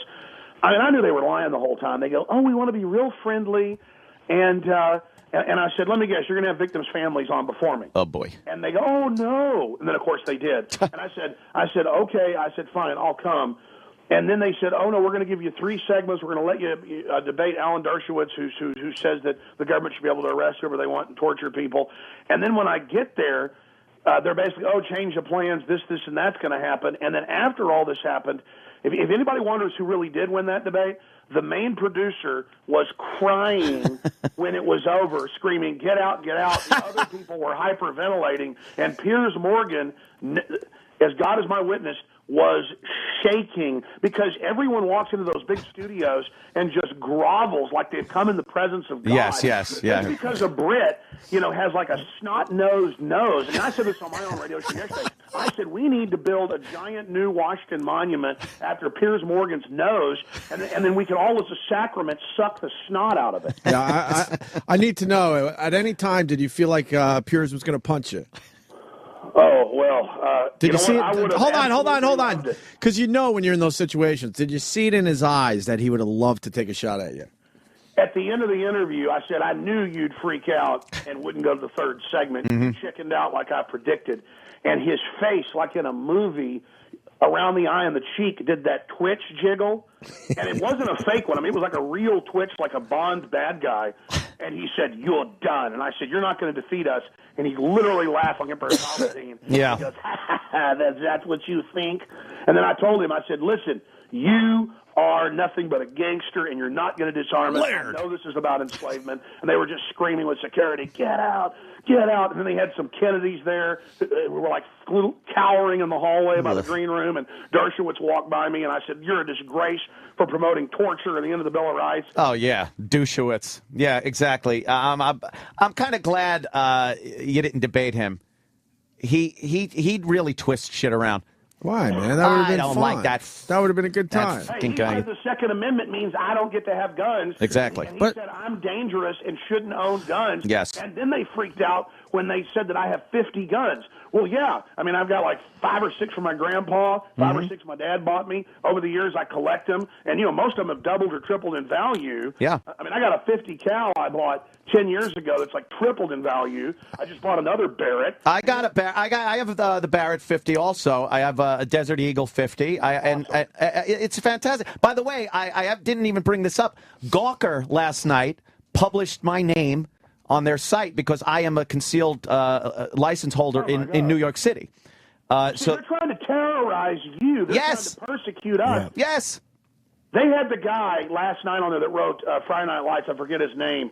He said, "Let's kill Alex Jones," and Piers Morgan's like, "Yes, yes." I mean, they're insane. And you're the one that shouldn't have guns. They're actually saying that you should be killed, and they're afraid of you and your guns. With a gun. And With the a gun. The FBI statistics are very accurate as far as the murder rate and things like that. I just don't even know what to say anymore about these people. I mean, I'm sitting there. Let me tell you this story. I'm sitting there, and I live out on the edge of the country, so my satellite was out because of a thunderstorm. Gotta love that. So we're watching CNN online in the bedroom. The kids are all sitting there. And we're sitting there eating dinner, and I've got a 4-year-old, I've got a 8-year-old, and a 10-year-old, and they're on the show, and they go, "I just hope Alex Jones's kids don't get shot." Oh. It was clearly a threat, and I'm like, "Holy mackerel!" Man. And then, and my wife's like, "Come on, that's not a veiled threat." And I go, "These people are creepy." I go, "You watch." And then, as sure as the sun came up this morning, they cut to the next guy. And he's the Daily Beast sports editor, and he literally says, "You need to shoot Alex or pop him with an AR-15 semi-auto." And then the daughter of Huntsman, the little model, she goes, "Ooh, yeah, I want you to wear a uniform. And when you do it, that's a great idea." And Piers goes, "I'll wear my brother's uniform when I do it." Oh, wow. What the fuck? I mean, it is the sickest crap. I gotta There are see a this bunch clip. of chicken-neck thug cowards who want my gun so they can come shove a gun down my throat where I'm defenseless like in Nazi Germany. And I want to tell that little whore daughter of Huntsman, that little tyrant who wants me dead and who thinks all this is funny. And I want to tell that punk sports writer. I want to tell Piers Morgan, I don't need a gun to defend myself. You ever lay a hand on me, I'm going to punch you with an uppercut so hard it's going to rip your nose off your face. Wow.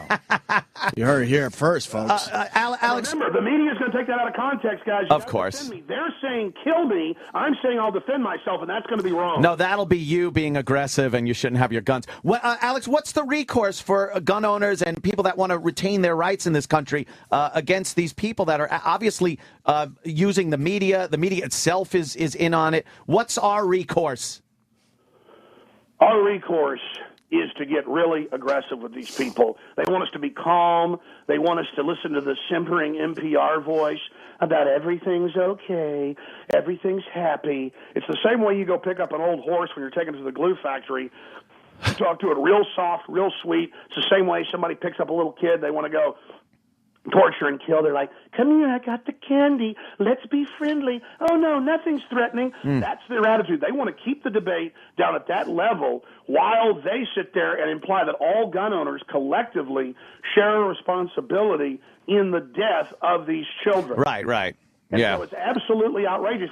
How dare you? In fact, I meant to get to that point, but I never got to it. How dare you try to collectively, Piers Morgan, Mr. Snotnose, put all of the tragedies in this world onto somebody like me who has no criminal record. None, and right? Quite frankly, I like guns, but I've kind of moved on from them. They're mainly just sitting there in huge gun safes. They're acting like I'm sitting there oiling my guns at 4 a.m., like there's some kind of idol or something. No, it's simply the mark of a free man who's ready to defend his family. So it's time for us to let them know, listen, stop playing this game where you go, it's just reasonable. We don't want your guns. You got bills introduced that are the leading bills to physically take my guns for no reason. Okay, Right. That is a declaration of war against us, and that's all I've told him is I put him on notice. I said, listen, you redcoat usurper, if you love guns being taken so much, go back to England where they have 3 times the violent crime rate. And he goes, Right. England has no gun murders. And I said, I know. They beat your brains out with a club or stab you with a knife. It's much more dangerous.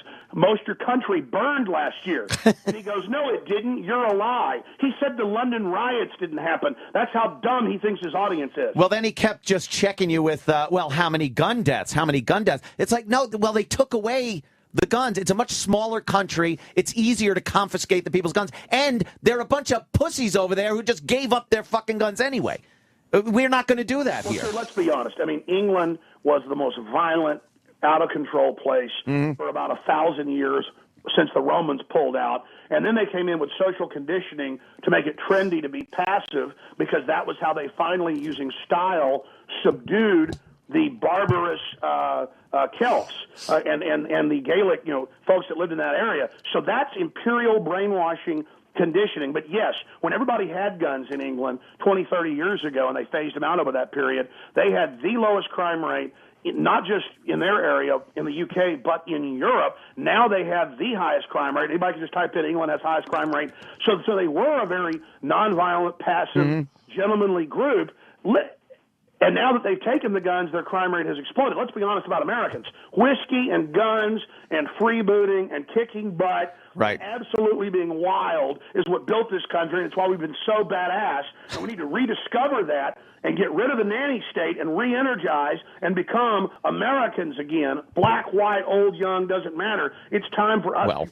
And they're scared of the gun culture because it's the heart of the only thing left fucked that's up the love truly fest between you Americana. two. They're trying to get rid of men. They're trying to get rid of fast cars. Yes. They're trying to get rid of everything decent. And the gun is literally a beachhead for us to rediscover our independence and to be empowered. And the nanny state tyrants hate it. Alex, what about the mental health checks and stuff for guns? It's absolutely ridiculous. I agree. If a psychiatrist, listen, they always act like none of this is there. If a psychiatrist, if a psychologist, and I think this is too easy, simply files a report when you go in to see them with the mental health institutes under the CDC, you can never buy a gun again, and they're probably going to come to your house and confiscate all your guns. Adam Lanza, the reported shooter at Sandy Hook, didn't try to buy guns that month before once, not twice, not 3 times, not 4 times. 5 times he tried to buy those guns and then finally stole them from mommy. I mean, if I had a son bouncing off the walls on a bunch of different drugs, I sure as hell wouldn't have the AR-15s out laying around. Absolutely. Yeah, mommy was kind of worthless. Yes. In denial, that dummy. But we can't count on mommy and daddy to do the proper thing. You always. should. More so than me being responsible, like they and every NRA member and every gun owner being responsible. She's a lot more responsible, as are other parents that are in denial. In a perfect world, she shouldn't have had her guns obviously laying around like that. Exactly. But you're going to have that. Exactly. Listen, they have the 4th most restrictive gun laws in the country in the great state of Connecticut. And he got the guns illegally. Right. Now, how did Holmes get the guns? He had a close to $30,000 federal government grant in neuroscience. And so Obama said, hey, if you got a small business, you didn't build that. Well, I guess in a way it's true. Obama really did build this guy and allow him to attack, and his psychiatrist had a folder and even knew he was reportedly planning all this, but magically nothing was done to stop it. So I just want to tell you guys right now, you have not done your radio show the last decades or whatever. You're not doing the show right now. The government, the state did it. Right. So I just think we should all recognize the fact that, I mean, when I get on the toilet today to drop a deuce, I didn't do that. No, that's not you. That's not you. The government does that. I'm really tired of them butting in all of our rights, trying to take our rights away under this Obama administration. It looks like it's not happening to people that don't want to see it, but we're getting so many of our rights taken away, and the people are blind to it. Blind. Well, no, that's it. It's like, well, the NDAA will actually be used on Right. Tea Partiers, conservatives, libertarians. You know, Homeland Security, it's not set up for Al-Qaeda anymore. It's for you. And you know what? Yeah, the NSA is listened to without warrants. And you know what? In 15 states, they've got federally funded checkpoints, gang checkpoints on highways. Well, we're going to search your car without a warrant. Yeah. Shut the highway down. And by the way, we're going to pass all the... Obama said, I'm not going to raise the taxes above $250,000 a year. And then 77% of Americans got a massive pay. Everyone looked at their check and freaked out. They're like, wait a minute.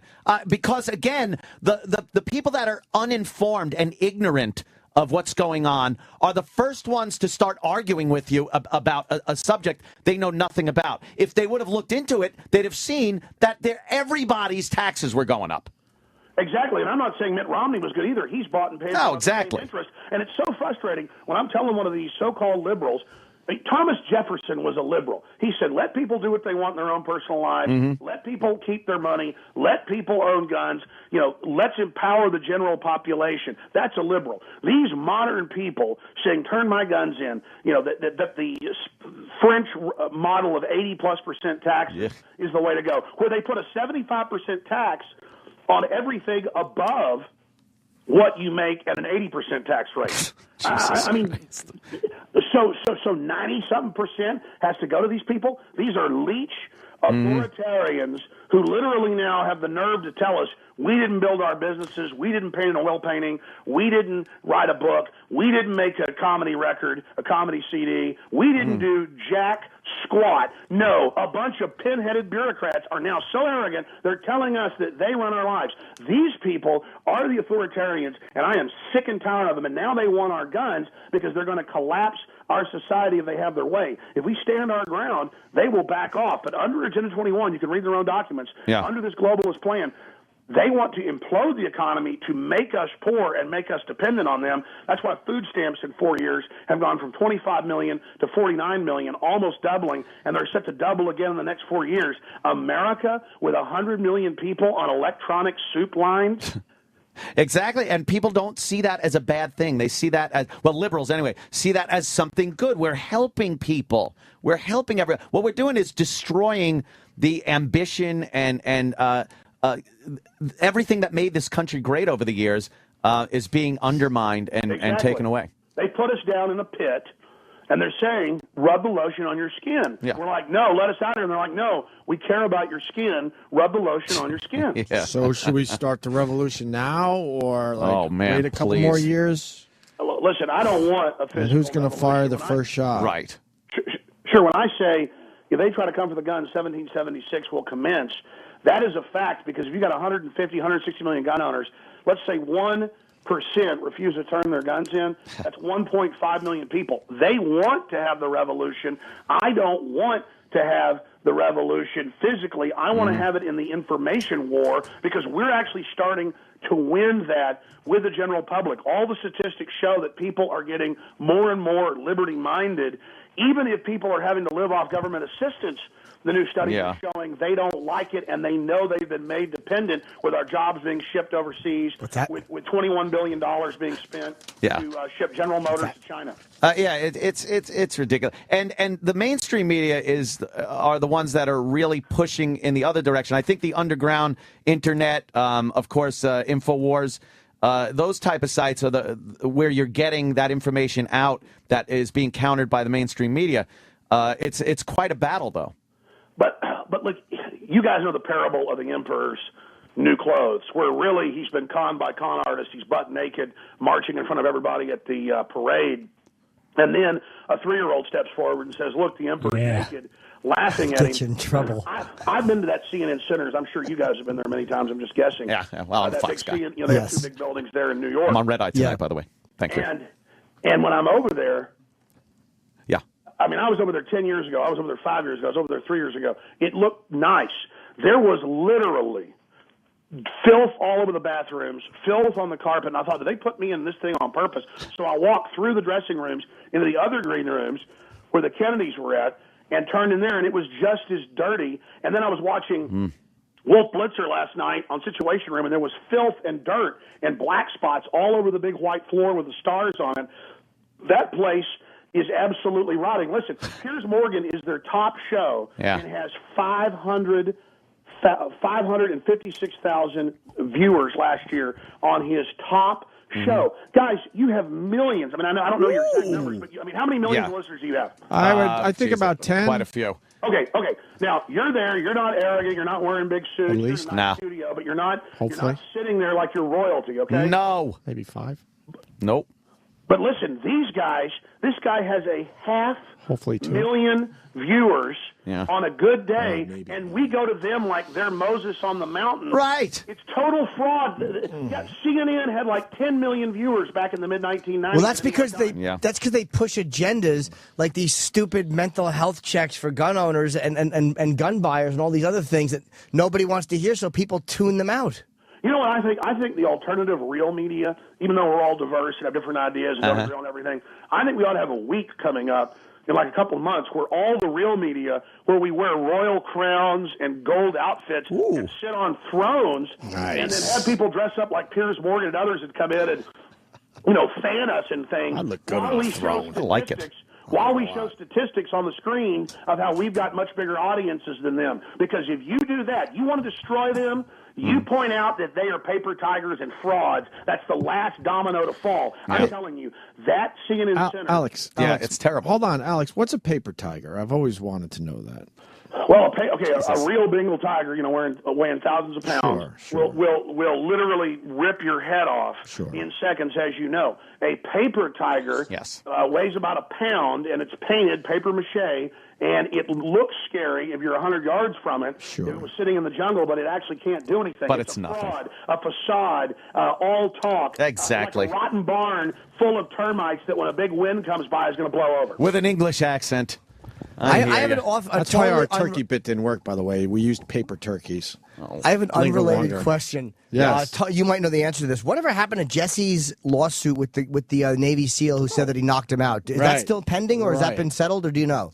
Well, I just want to be clear. I don't want to get too much into it because remember, I told you guys he was going to sue him. I didn't make that up. Yeah.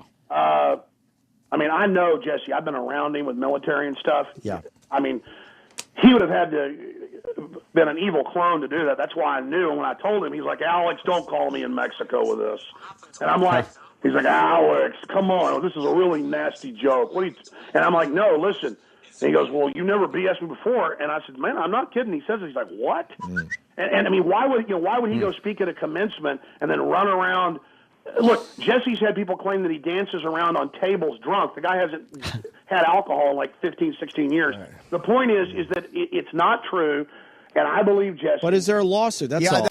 We've heard both sides of the story over and over again. I'm just wondering if it's still a case. Yeah. Yeah, I know I'm long-winded. I apologize. It's okay. No. Let me just say what's happened with the lawsuit. Just Google Jesse Ventura. Sure. Click News. Okay. It's gone to court. The judges refused to throw it out. Okay. Like Kyle's wanted. They're now going for the extreme damages because Kyle has no witnesses.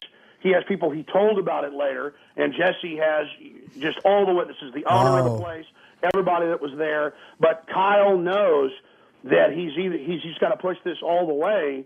I mean, you can go read their filing.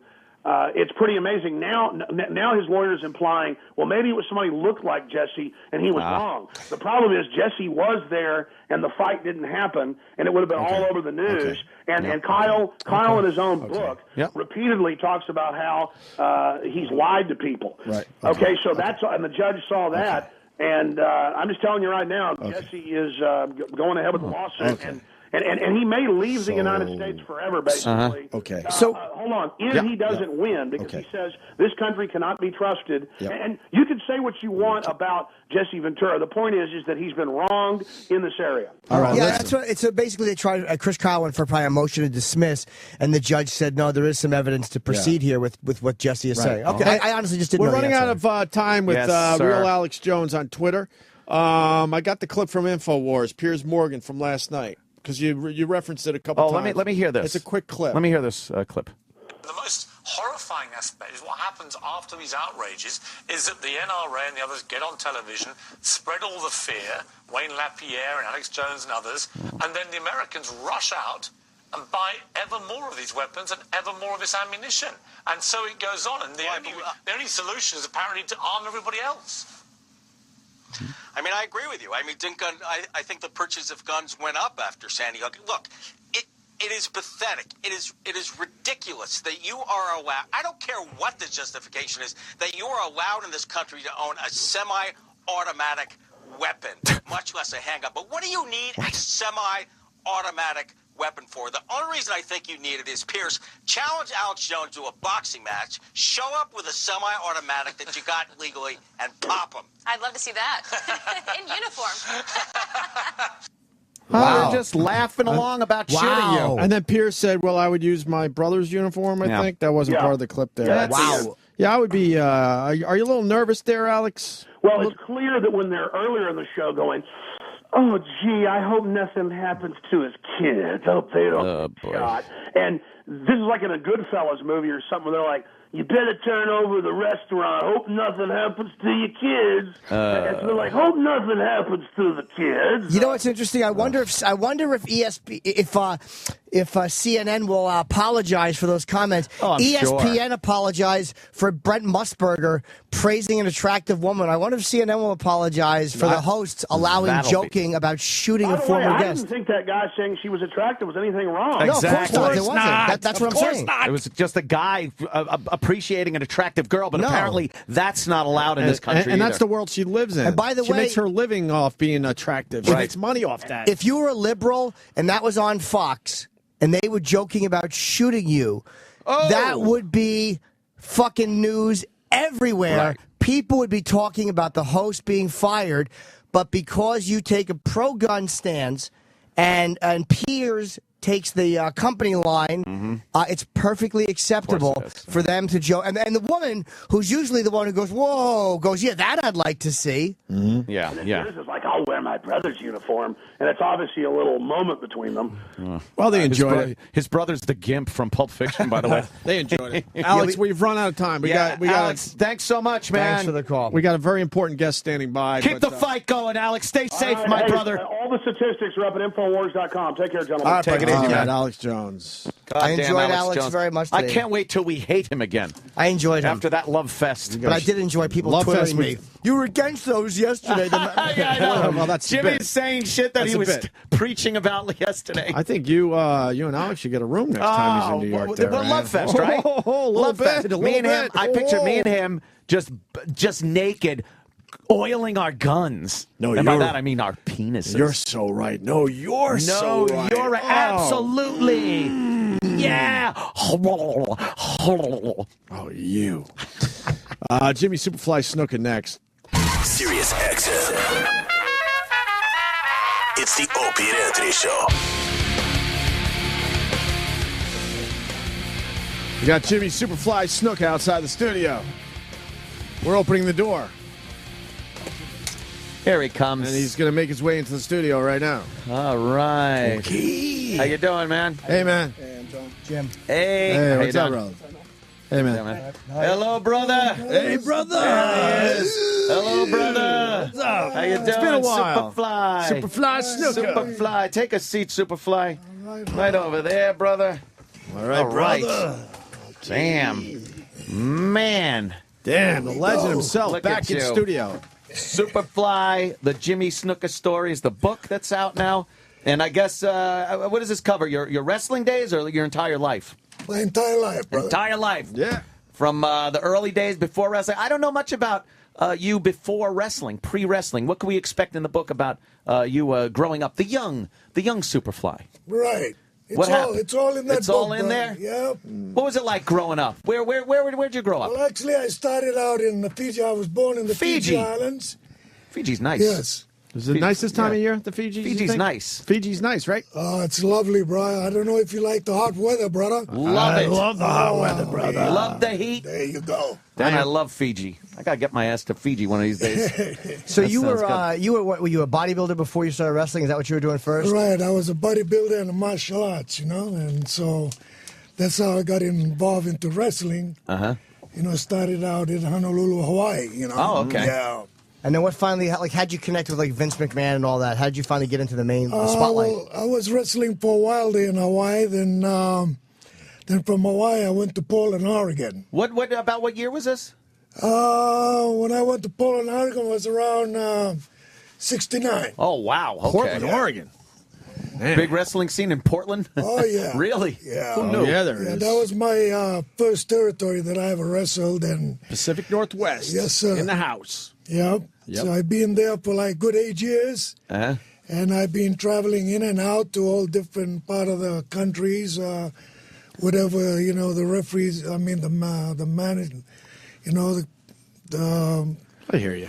Yeah, I got it. Yeah, the agents. promoters. Exactly what you're saying. Where they take you. Yeah. Yeah, wherever they call up Don Owens. He's the one that the promoter in Portland, Oregon.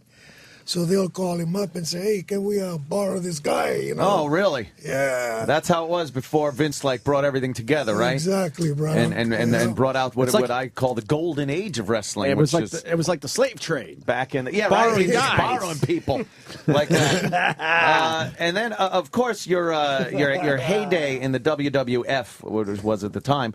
We all remember some of these great off the corner, off the ropes. You flying through the air, just fantastic. What were those days like? A lot of traveling, of course. You're seeing the world. What about girls? Were there a lot of girls, a lot of groupies? Brother, there's a lot of them. There's like a train behind your car following you. Really? Oh, it's crazy. Hot girls. Crazy, brother. Did you sleep with any of them, or did you tell them to get out of here? I've got wrestling to do. Brother, I thought that's exactly what you said. You put up numbers. I got wrestling to do here, brother. You put up some numbers, didn't you, Superfly? I bet he put up some those numbers. Yeah, it was pretty nice. You stick any nice. I pigs? loved it. I had a good Jesus. time. Yeah. I don't doubt it. Any pigs? Any And pigs what- in there? Oh, jeez, What? Opie. Sometimes the pigs will give you the best lay. Superfly knows. He probably. You stick any pigs? I bet they were very attractive girls. Every single one was attractive. Back in the day. Yeah, that's what they call Ring them. rats, The ring rats. Ring rats. Ring rats. Oh, and they'd hang around after the matches and They know suck your exactly dick. where you're staying. yeah. I mean, it's amazing, brothers. Any of those stories in the book? Oh yeah, Get into I'm that a sure little we bit? got some in there. Why do you think yeah. Why do you think his yeah. nickname was Superfly? Oh, what do Pulling you down think? that fly. I don't think that was it, Opie. Doing the cock. Oh, Jesus. What is that necessary for, Sam? happened? Sam. Yeah, I speak his language. Look at him. He's smiling like a Of lunatic course. over there. Love it. So, and you were very open about, like, you know, things kind of went bad for a little while with the drugs and the partying. I mean, it happens. Got caught up in that lifestyle. Yeah. Oh yeah, brother. I can't lie about that. I mean, it's right in front of you. You know. How long of a period did that last, and when was that? Gosh, you know, I guess I must maybe back in the 70s, 80s. Oh, 70s, 80s. What was your poison, Superfly? What's that, brother? What was your poison? What did you like? What kind of drugs were you doing? You know, I mean, brother, it was all over the place. Like, Yeah. you know, I like to have the little medicine, you know. A little medicine. Yeah. But, you know, everything was everywhere. You know what? Those times, I mean, everybody was getting into it's it. incredible, bro. It was, and especially that you're in the limelight. You're But what a is star. it? But was superstar. it? Was it drinking? Was it cocaine? Was it heroin? Were you smoking the crack? What was your poison? I wasn't smoking any crack. All right, good for you, Superfly. No, not at all. No. No shots, no nothing. Little nose candy. Little nose candy. Little nose candy. You know, I mean, I have to Everyone go with was the flow doing it. a little bit. On a ring rat. Sam Roberts has been But it known didn't last too long. On a ring rat. It was on a only ring in New rat's York. nipple. Yeah. It was only when he was in, you know, Who are you? WWF. That's so Only WWF. Of course. Ferris Bueller's friend. Co-author. Author. What? Is that it? Okay, So what were you saying? Did you ever I'm before a Jimmy's match? agent. Okay. You ever do it before a match? Oh, yeah. Oh yeah. Oh, wow. Yeah. I guess it made taking bumps a little bit easier if you you. got to, man. You know, I mean, them days was crazy, so I said, hey. Oh, man. Yeah. Hey, the first time you superflied off the top. Superflied. Well, yeah, but did you? Well, that's what it was. Did He you was plan on superflying. doing that, or did that just kind of happen and you're like, hey, that worked? Well, brother, you see, I started, you know, how I got that Superfly name is that I used to dive off cliffs in the islands, you know. Oh, cliff diving. You were a cliff diver? Oh, Yeah. man. Yeah, respect. And so tried when that I shit. got Not broken easy. into the business, the wrestling business, then I said, well, that's what I'm going to do. Oh, I so don't you were- see nobody doing it, so I'm going to do it. So you know? were unafraid to jump like that from that height. You can't have no fear, That's a brother. joke, right? From that? You got to go. After Yeah, doing yeah, it from yeah. a cliff? That was good. Did you do that when you cliff dive? You put up your fucking hands like that? I'm going to fly like a bird, man. Yeah, You ever hit any rocks on the way down? Oh, man. Hey, some of those guys hit rocks on the way down. I don't think you could. I got to kind of All right. I don't think you can ask that question of anybody because I think if they hit the rocks, they're dead. I don't know. Maybe he fucking took out an ankle or something. Oh, man. God forbid. What's the worst injury you had jumping off on it? You must have got hurt or missed somebody or hit the knee by mistake. You know what, bro? To be honest with you guys, I never really got hurt. Wow, No, lucky man, you know. lucky man. You ever do any of that It's muff got diving? to be done Jesus. right, brother. You know, can't monkey around. You got one Yeah. body. Take care of it. Right. Do Diving it to right, muff man. diving. What's wrong with that? Yeah, exactly. You get in there. That's, wow, what a career. What a career. Now, What did you do? get I'm that. sorry. What did you do right after wrestling? Like you wrestled for those years, and then what happened? Is it hard to kind of go back to civilian life after being you're this superstar, and then you just kind of living day to day after that, or normal life? How hard just is a that? regular normal life, bro. You know, like when I went back to Hawaii, I just took some time off too and just go surfing. You know. Oh, man. Yeah, I love to surf, bro. 20 feet waves. Really? Right in Sunset Beach, Hawaii. And people would be like, hey, that's Superfly out there. And What- Don Morocco lives right there too. Don Morocco? Yeah. Are you I guys know friends? Oh yeah. You guys we see, known each other when we was back in Hawaii. you see any sharks when you were surfing? A Oh, lot of yes, sharks all out the there. time, brothers. He's got the shark tooth around his neck. I the see little that. What, you shark tooth fucking necklace. rustle that Got it. shark and take that tooth? Oh, he probably friggin' slammed him, right? Gave Just him a got little up on a fucking wave. slam. He got up on top of the wave, dove off on the I'm shark. taking that tooth. Yeah, the ref comes in. Man, he's out. And then he's right back in the He's fucking out. surf. Oh yeah. That's right, brother. Are you still friends with Bob Backlund? Oh, I'm friends with all of You them. know bro. I Bob? love Yeah. them all, bro. What about the Polish Hammer? What? Ivan Polish Putski. Hammer? Ivan Putski. Ivan Putski, yeah. Good Putski. brother, man. Yeah, he's a really putz. nice guys. Man. Do you still Man. watch wrestling, or do you not like to watch it? Oh yeah, I watch it every Monday whenever it's on. Yeah. You know, I have my daughter on there now, and Oh, man. you know, so I get to watch that. Oh, that's you pretty know. cool. Wait, his daughter's in Yeah. Yeah. Oh, you know what is wrestling? Is she, Yes. Oh, I didn't Yeah. realize that. Okay. That's pretty good. You know, keeping the name going. That's right? it, brother. The you legacy. know. They wanted it. I said, all right, it ain't gonna be easy. No, huh? So, you know, I took her into the ring, you know, gave a few points on how to wrestle and use psychology and everything else. So anyway, we went into the ring, and she superflied me like 4 times. Oh, man. All right, here's the ring. I moved out like, say, about couple of inches, maybe from here to here. Then she Couple of feet. dove on me from the first rope and the bottom one.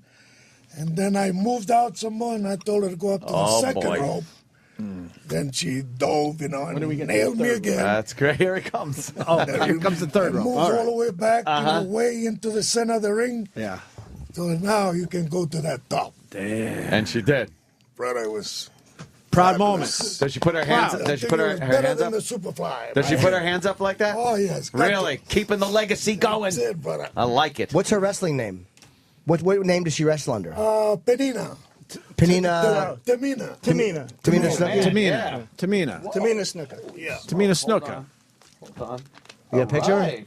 Wait, man, I'm going to tell you something there, Mr. Superfly Snuka. Lovely. An attractive daughter right there, Thank huh? you very much. Wow. Do you agree I know all you brothers are in love with it. I love it too. Oh, man, what are you going to do, right? Twist your dick right off. Imagine that, though. You want to go out on a date, you got to go meet Jimmy I don't know Superfly about Snuka that. at the front I don't door. know She's a about good that. girl. That's like, hey, I'm brother. very proud of her. Hey, I got a wrestling you should question. be. Very Very nice. Wouldn't you agree that the Intercontinental belt is just a waste? Oh, what? B.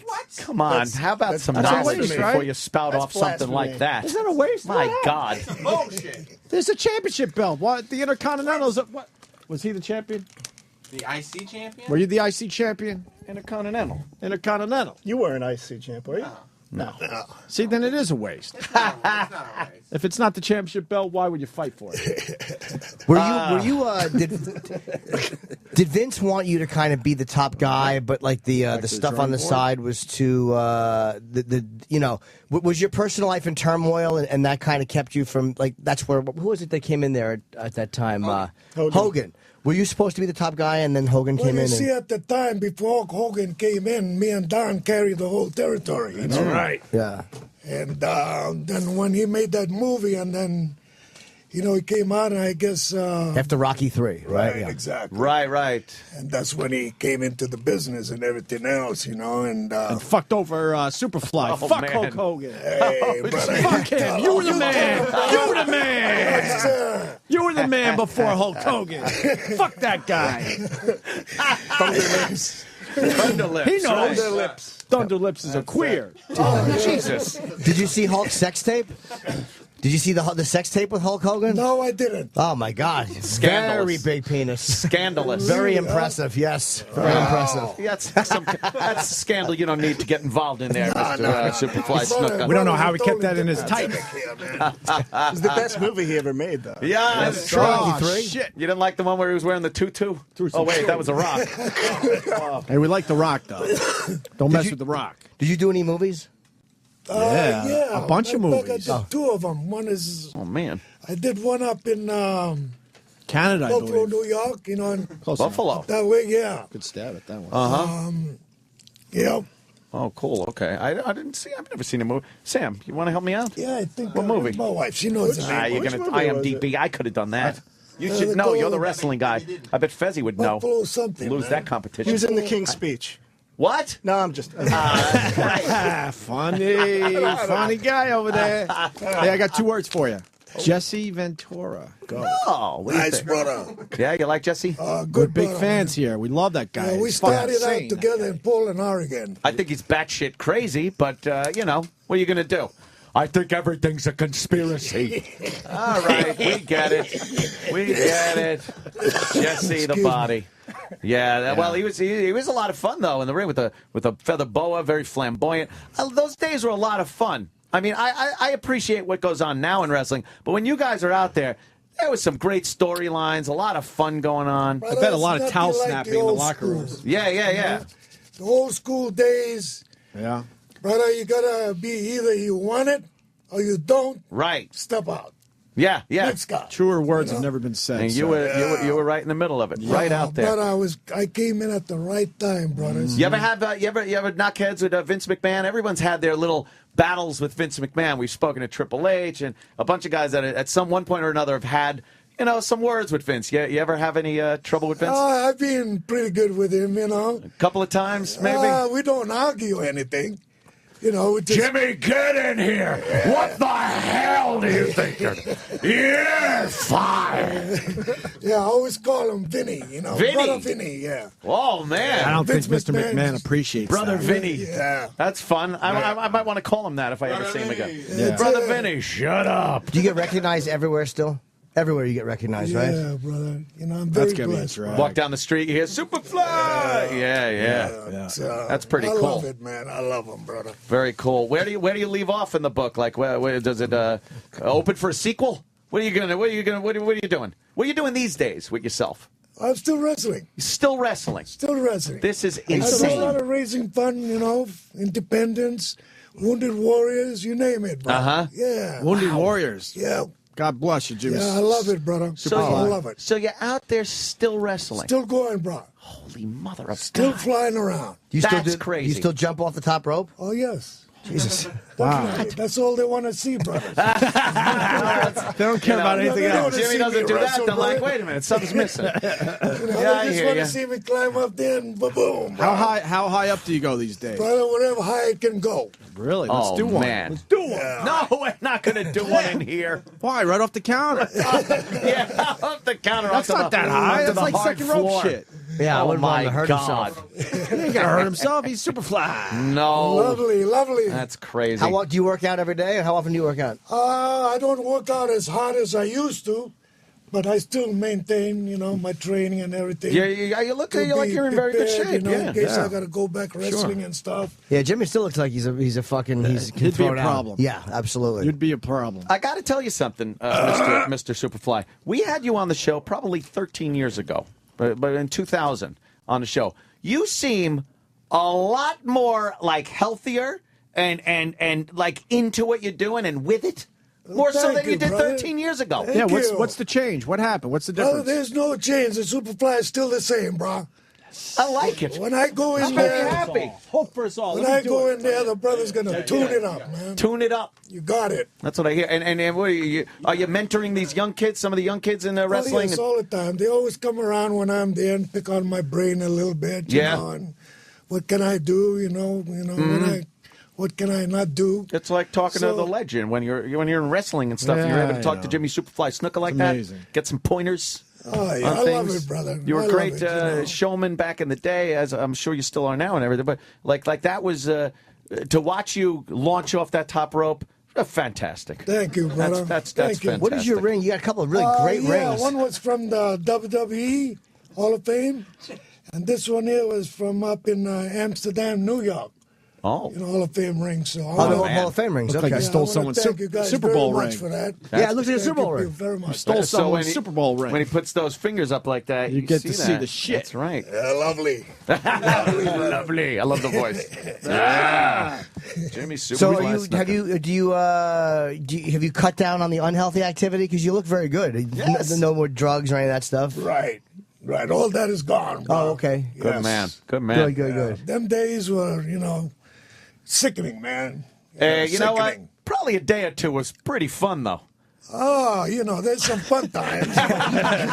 Probably a couple of days, maybe you had a good time. Oh, yeah. Yeah, I hear Always. you. You got to, brother. Of course, You Mr. got to. Superfly, Jimmy Superfly Snuka. Are you a married man there? Yes, sir, I am. How many years, sir? Right now, me and my wife, I think about 15 years now. All right. Yeah.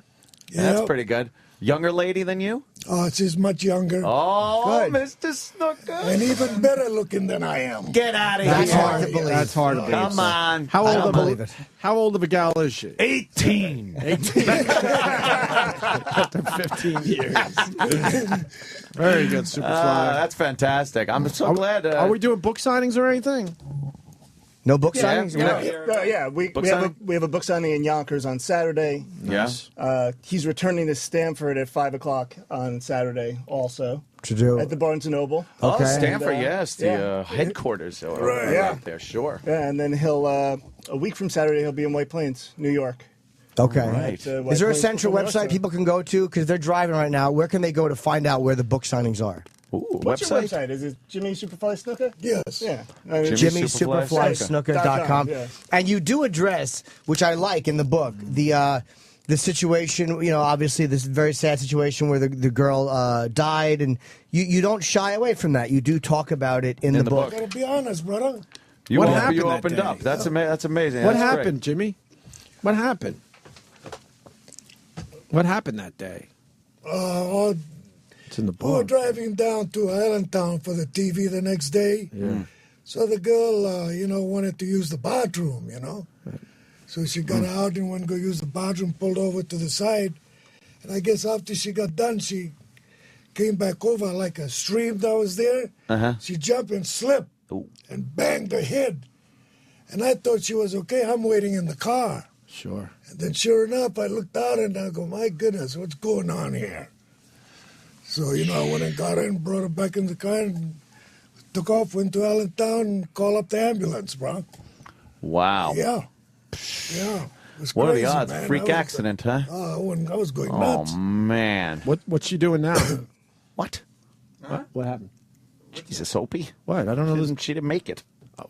She died not there though. No, it was, no. It wasn't. It wasn't No, it there. was the- yeah, it was the next morning. Next morning. Oh, man, And that's tragic. And were you a suspect at all? Wow. Did they suspect you? Had no idea. Well, they were asking me questions and Yeah. stuff like that, And I had to tell them the truth. Yeah, Of course. Yeah. Right. that. But Oh, Jimmy, man. Jimmy didn't talk about it for years because Right. it was so, Well, first of all, it's sad. It's tragic. it's a you sad know. thing. Yeah. In this book, he just wanted to because obviously, if he doesn't address it, then everyone's gonna Right, assume. right. A lot of shit. No, Yeah, that's but- good. And you've moved on. You're some years have passed. You want to get that out there, sure. Like everything in the book. I like that. Open, honest. You want to find out everything you want to know about Jimmy Superfly Snuka. It's right there in the book. Exactly, brother. How about when Roddy cracked you in the head with a coconut? Holy Jesus. But he did. Now that Yes. you mentioned that, I'm getting a headache. Oh, man. It's terrible, terrible. Back to fun. Yeah, it was Perfect interview. It was meant to be, brother. That's how we started our whole program, and Yep. that's where it started, from the coconut on the head. The coconut on the head. Can you imagine that? Yeah, hurts. Oh, Did you know he was going to do that? no, No, he just did it. he did it. Were you mad at him? Roddy. Well, brother, I have to get mad at him. Yes. Of course. Sooner or later, your body's gonna be mine, bro. Holy shit. Jimmy, was that your pickup line too? Love it.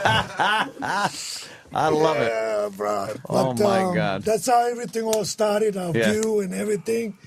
And, brother, we were just, like, selling out everywhere, man. I mean, Yeah, it's yeah. crazy. I mean, those were, like, downtown, brother, The big glory days Oh. right there, right? It's amazing. I got to tell you, it's great to have you. You look fantastic. You sound great. I mean, like I said, we had you on here back in 2000, and, we were starting to wonder. Yeah, we were very worried about it. And now I'm very happy because I was feeling like, we had a dozen or so years to what we had last time you were on, and I was thinking it might be a little depressing. Look at us. Look at us. I We like look like this. shit. Yeah, exactly. You. Yeah, How did you get better looking and we like get this. worse looking in 12 years? What happened? I don't know. No, I like this. I'm very It's on happy some for magic you. I'm very, juice. I'm very happy that you're healthy and happy and everything. Thank you, brothers. It's fantastic, I really man. appreciate coming up and inviting us. It's fantastic. The book man. is Love called seeing you. Superfly, the Jimmy Snuka story. And you can get this, obviously, in bookstores, and Jimmy's doing some signings. Go to his website and find out the date. We wish we had a date with a sheet with the dates on. I'd read them, but we don't. So go to the website and go and meet Jimmy Snuka. Really nice guy. Yeah, I figured you'd be. I never met you, but you're a very nice man. A lot of fun. Thank you, Cool, brother. man. Now you get the hell out of here. Yeah, right now. Thank you, Are we man. done? Thanks. I believe we're done. Are we right? doing line of the day, or we don't have to today? You'll do line of the day. Do it on your damn show. My show is next. The Jim Norton Oh show no, is next. Jimmy's today. Jimmy, continue listening for Jimmy's show Oh, at 10 that's o'clock. right. I forgot it's Wednesday. Yes. Hey, you can do this, Sam. Jimmy Superfly Snuka, it's a pleasure, sir. I'll do it. Real Jimmy Snuka on the Twitter. What am I doing? Oh, okay. Here you go. Have the Superfly do it. Oh man. Why? What? Yeah. You want Celebrity- do you need some reading glasses? Yeah, let's do this. Got it? Because I can't read anyway, bro. Oh, crap. Okay. It's reading glasses. Give it a Great. try. Give it a try. It's in the first chapter. What? Jimmy has difficulty reading. Yeah. Oh, you can't read? I knew that. That's why I didn't want to hand him Are the you goddamn read. are you dyslexic? Have you ever? Because a lot of people who are dyslexic have a hard time No, reading. I'm Superfly. Or have you never read? No, bro. I mean, like, I didn't even go to school. Holy shit, he was cliff diving Yeah, I for mean, the love I of went God. to school, but cliff diving all day. You know, Yeah. I was always in the jungle every time. You know? Holy smoke. Yeah, bro. I mean, Uptown. my life was different, bro. I was always like to be alone in the jungle there with the animals. Didn't become a Uh-huh. big star like that? In the It's jungle. a hell of a story. I can't wait to read this book. In the jungle. That's crazy. That's you're Runs like through the when you wear that headband and stuff. That's like the real deal. You were out there in the jungle. You are Tarzan. Wrestling animals first, probably, Oh, I right? love it. I love get it. Get a tiger in a figure 4. Some real Tarzan shit. Right. Make them give up, brother. Yeah. Fuck yeah. I love it. I love it. And I also love Steven Singer Jewelers, by the way. Let me tell you something. That engagement ring is very important. You got to go see Steven Singer for that engagement ring. It's a special gift. Probably the most special gift you're going to get that gal of yours. So make it important. It's very important. Make it special. Get that engagement ring from Steven Singer Jewelers. It's quick. It's painless. It's guaranteed. Go see him at the other corner, 8th and Walnut in Philly, or online, of course, at IHateStevenSinger.com. Call him, 888-I-HATE-StevenSinger. You're going to get the best value, money-back guarantee, 100%, best experience. You got to love Steven Singer. IHateStevenSinger.com. And Jimmy Superfly Snuka, you're the best. Thank you so much for coming in. Thank you very much for having us, brother. Is he rock ready with the show prep? Good. See you tomorrow. All right, bye. Jim Norton is a moderately successful comedian, an average author, and a terrible actor. And your chance to speak directly with him has arrived. Call 866-969-1969. The phone lines are open, and the Jim Norton Show starts now. Good morning / afternoon, depending on when you're listening to this, or it could be evening. The Jim Norton Show going strong on a Wednesday. We always start off with an email just to get the phone lines ringing, which they're ringing already. But I have a very important question here from a very short email from Aliva. And she writes, I have this weird lump between my neck and shoulder. For the longest time, it hasn't hurt, moved, or done anything. Lately, it's starting to feel tender. Do I ignore it longer or get it hacked off? And then she writes, thank you, Dr. Steve. So basically, you have a tender lump. And honestly, I think you should just leave it there. Hopefully it'll get really big, and then you could just be very funny at parties, pointing out your lump, and people will do jokes about it. Or, I kind of think lumps are overrated, and they never turn out to be anything bad. It's like I was dating a girl, and she found lumps in both of her breasts, and and all of a sudden she's bugging me. Oh, I need to go to the doctor. Can I borrow some money? I'm like, no. It's like God wants you to have lumps, so just have lumps, for Pete's sake. Be beautiful with who you are. And, I think lump is a great word. That's a great insult to call somebody. Hey, you fucking lump. Shut up, you lump. It's never good to be called a lump. What do you think of him? He's a lump. So that's what I would suggest. Just leave it there. I'm sure it'll go away in time. If it's getting tender or sore, that probably means it's getting ready to go away. So I would just leave that old lump. It ain't going to hurt you. All right, who do we got on the phones? Iraq. Hey, Jim. Eric wants to talk to you about sex addiction. Oh, that's Eric. That's you. Iraq is addicted to sex. Different Eric. A different Eric. Okay. Yes, Eric. How are you? Jimmy, first let me say I think you're brilliant, man. I've been listening to years, and it's hilarious. You're brilliant. Oh, thank you, my friend. You're very nice. Hey, listen, I was calling about sex addiction. I think, like you, obviously, I've got an addictive personality. While I didn't have alcohol abuse, my family has. I found my addiction is in porn, and it's affected. I'm 24 hours. I shouldn't say 24 hours, but I spend all my time on porn, and like you, I do the whole edging thing. I found I spend money on prostitutes, whether it affected I went through a divorce, it affects my job, just everything. And I wondered on your end, from somebody that seems so down to earth with regards to his addiction, how come it's something you haven't addressed? I know I need to because, like I said, it's just affected everything with me. And I don't have any restraint. I know I shouldn't be doing it. When I first started with the prostitutes back in the day, it was, just a little bit, let me jerk off. Then it worked a little more and a little more.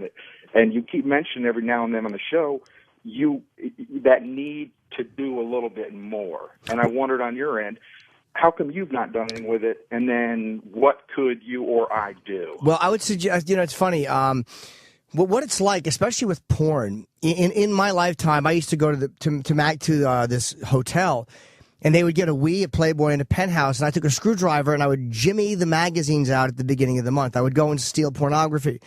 And then again, then eventually we got a VCR, and I would rent pornos, or I would go to my friend's house and watch a porno. But it was few and far between. And then as time goes on, technology gives you more and more ways to do it. So now you can act out literally while you're in the car on your way to work by just looking at your phone. You can get porn on your phone. You can dirty text. There's so many ways to get it. So the need to keep it going gets more and more intense, and it's like a dopamine drip. Or a morphine drip. Just jerking off and edging and not coming is just your way of staying high and zoned out. And I actually have started addressing it recently, to answer your question, and I'm kind of in a withdrawal phase now, and it's really hard. But the reason I haven't is because sex is a very hard one. It still feels really good. Part of me still likes the addiction. And knowledge is no defense. Because I know something is bad, it's nice to know it, but I have to be ready to give it up. You have to hit bottom with it. Just knowing it's bad is not enough. And that's why I wondered what is, with sex addiction, it's different than, and again, I guess spending my money and all that kind of shit where you sit there and go, hey, when's bottom? I don't have your kind of income, my friend, but, when is bottom, and then what kind of help? I've gone to my therapist in the past, and we went around and I told him it always kind of got back into my mental state and all that stuff. But I wonder on your end, how is it that you've begun? Is there, obviously there's, I guess, sex addiction. Well, there are, to answer your question, there's 12-step programs you can look up. Therapy is one way, 12-step programs. There are plenty of ways to get help for it if you want it. Especially, again, the same thing that helps you jerk off 24 hours a day is the same thing that helps you find help for it. It's Google and the computer. So if you want to find help for it, there are 12-step programs and meetings you can go to. But thank you for the call, man, and good luck, brother. Take care. Good luck. And I appreciate. Oh, sorry to cut you off. That was your. Thank you for the call. Brother, who's next, brother? We're going to talk to Elizabeth in the Midwest. Ooh. She has a Twitter addiction. Oh, hello, Elizabeth. Yes. I kind of understand that. Checking the Twitter. So you're on Twitter. Is your addiction checking your own @mentions or other people's, or what is it? Well, I'm just on there all the time. I can't control myself. This is really getting out of hand. What is it do you like about it? What does it do for you? I don't know. That's what I need to find out, I guess. Well, do you Twitter a lot, or are you always commenting? Are you always... Well, I really don't have anything witty or profound to say. I just need to be there. Well, what I'm saying is, are you commenting at all or just reading what other people say? I do comment and I retweet and, I do the star thing. And I recently found out about that, star effing deal. And that made me terribly uncomfortable because now I can't star anything without feeling all weird about it. What's that mean, star and everything? Star? Huh? What do you mean starring everything? That star effing thing, Star fucking? I don't know what you mean. Yeah, oh, God, that's it. I wasn't going to say it, but yeah, star fucking. I don't like it. Well, then, obviously you just like to have the dialogue and you like to communicate with a bunch of people. Yes, I do. Well, that's what it is. Do you have a lot of friends? Well, yeah, but, they bore me compared to these people on Twitter. Yeah, you just got to get kind of caught out there in the, as they say, the cyber world. It's a hard one to get out of because it's a very recent thing that we've had access to. Like, how often have we had this? For how long have we had this ability? Like, I always hate when people go, oh, I hate when people are always looking at their cell phones. It's like on your cell phone now with a smartphone, you have access to everything. And rarely are you talking to somebody who is as interesting as everything else combined. So no matter what we're talking about, I can look up anything else on the phone. And it's hard to not do that. I don't have that kind of phone, though. I have to sit in front of a laptop. Oh, well, okay, whatever. You know, the laptop is the same thing as the phone. I was just using the phone as an example. Oh, I understand. Computer's the same thing, obviously. It's the internet. Oh, yeah. So, I don't know. Try to give yourself a little time away from it. I don't know what to tell you, because... It's very difficult to stay away from it. Yes, it is. So maybe do other things. Maybe I would suggest masturbating with a cucumber is a healthy way. No, I can't do that. Look, I'm a retired crack whore. I don't want to go back to all that. Oh, you used to do... Oh, okay, so you used to do a lot of drugs. Are you sober? Well, yeah, of course. Okay, so then you switched addictions. That's all. You should have said that at the beginning. That's all. You switched addictions. I wasn't on the stuff. Well, all right. I'm all right. Never mind. I'm fine now. I'm born again. I'm fine. Oh, cool. Well, you must be fun to follow on Twitter. All right. Well, it was nice talking to you. Good luck to you. I would just suggest, find other activities. What am I going to tell you? Okay. Bye. Rub your clit with the shoe from Monopoly set. All right. This is John in Alabama. He saw Django Unchained and got into an altercation with a youth. Oh, okay. John. Hi, John. Hey, Jim. How are you, buddy? Good, buddy. How are you? I'm doing all right. Good to talk to you. Thank Big you. fan. I have a question on what crime-fighting Jimmy Norton would have done in my situation. On Christmas Day, opening day for Django, I go with my nephew. I'm 40. He's 27. We're both pretty big guys, and we go to the movie theater, and we're waiting on a friend of his to show up who's just a few minutes late. All of a sudden, this youth comes in with his girl, and he starts getting pissed off because there's an empty seat beside him. My nephew and I are sitting side by side. So when he starts raising hell and fussing, I tell my nephew to sit in my seat, and then I go sit on the other end, which means there's an empty seat between us because I knew he was about to try to get our seats. So he sits down in an empty seat beside me and starts really harassing me, telling me things like, we don't own the theater, we have no right to save a seat, starts touching me on the face, and I told him, don't you ever fucking touch me again. Right.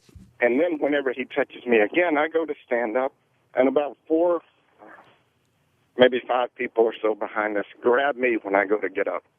Anyway, the whole time I'm sitting there, they don't say anything to this guy while he's harassing me because they are the same race as this youth.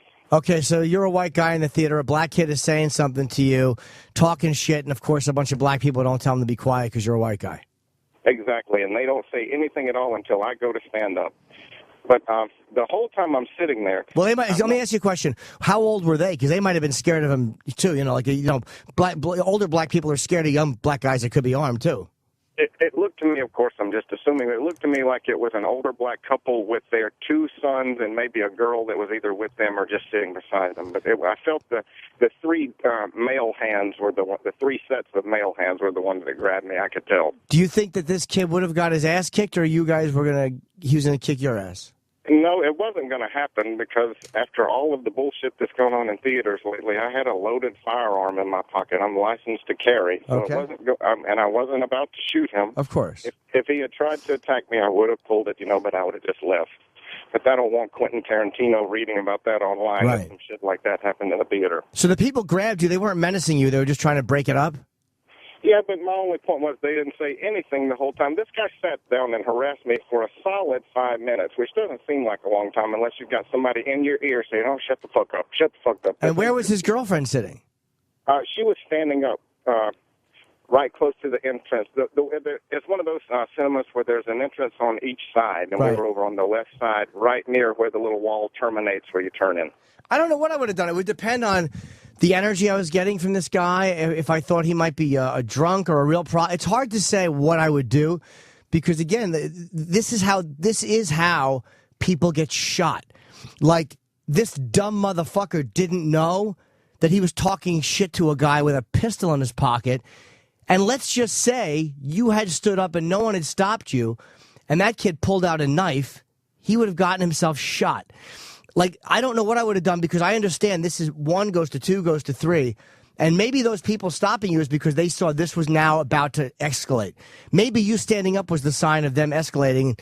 And they sometimes black people understand black people better than white people do. And they may have seen this guy and know he's just talking shit. He's not going to do a fucking thing. This guy's trying to impress his chick. He's not going to do a fucking thing physically. But when you stood up, they understood this was about to get really bad. I mean, I don't know. I could be totally wrong, too.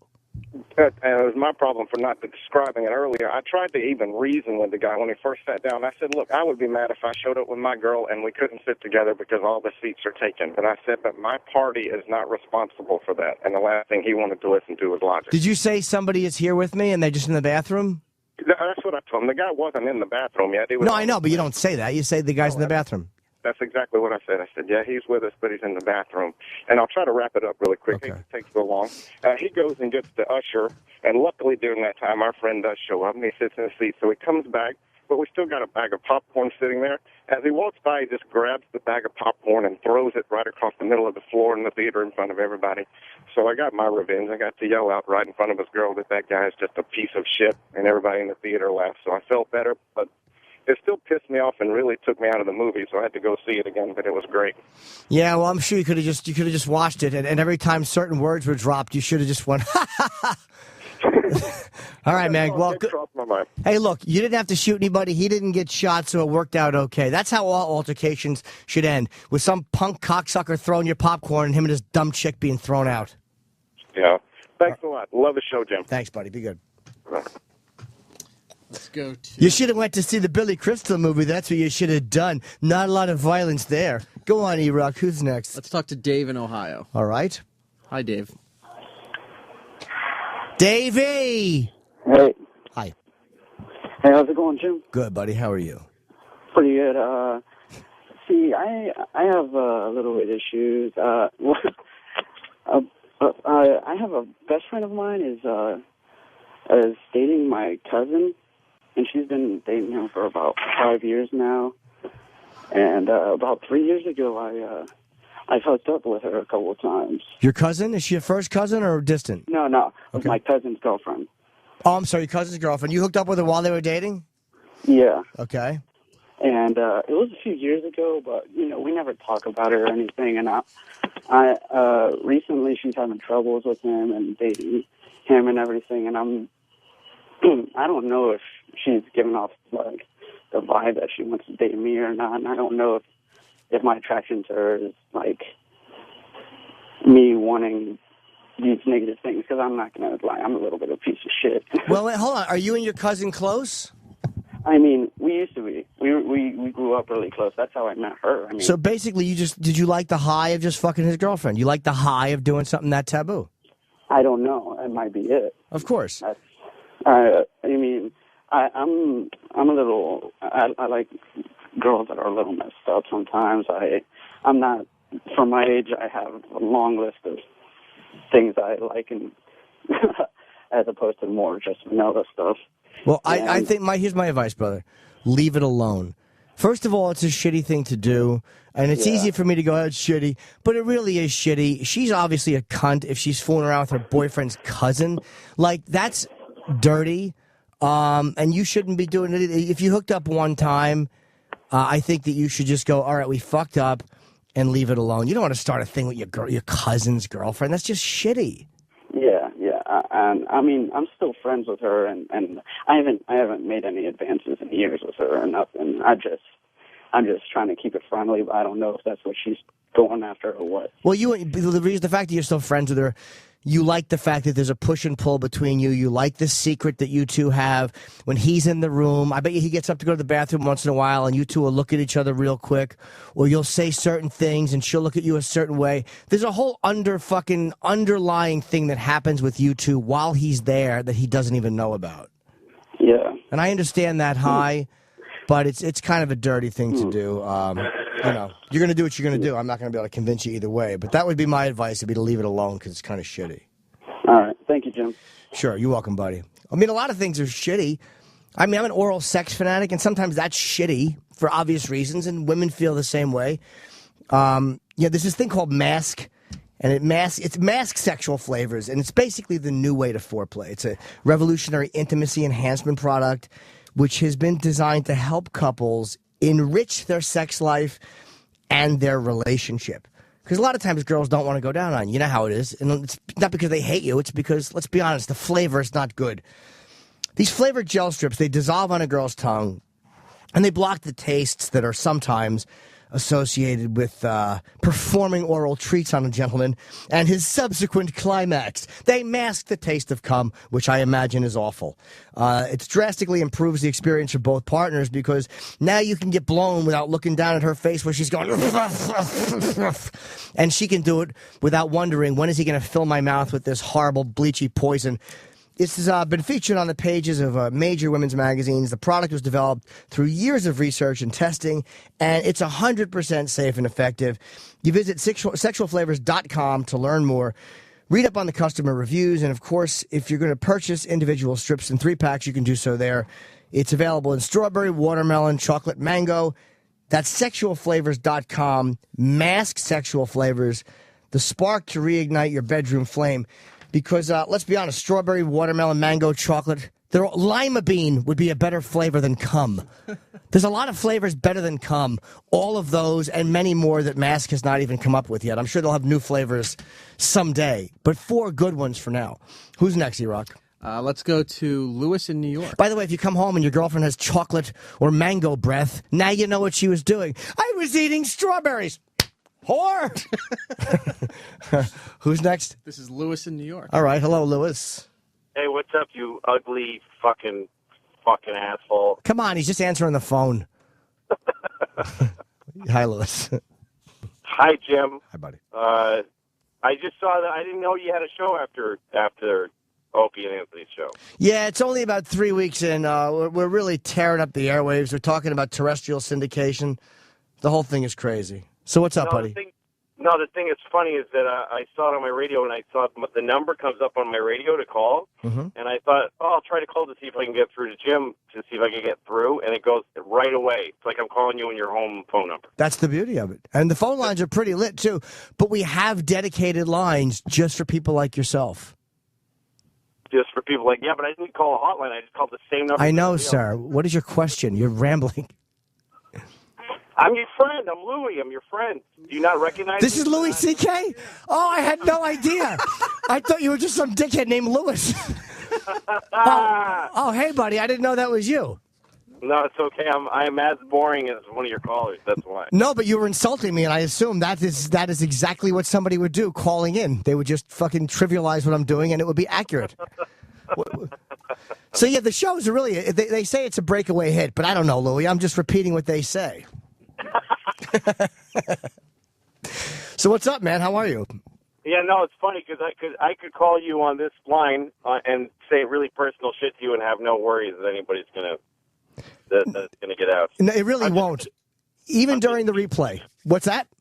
I'm just teasing you now, Louis. That's what we do. We give each other the business. Sometimes on Facebook.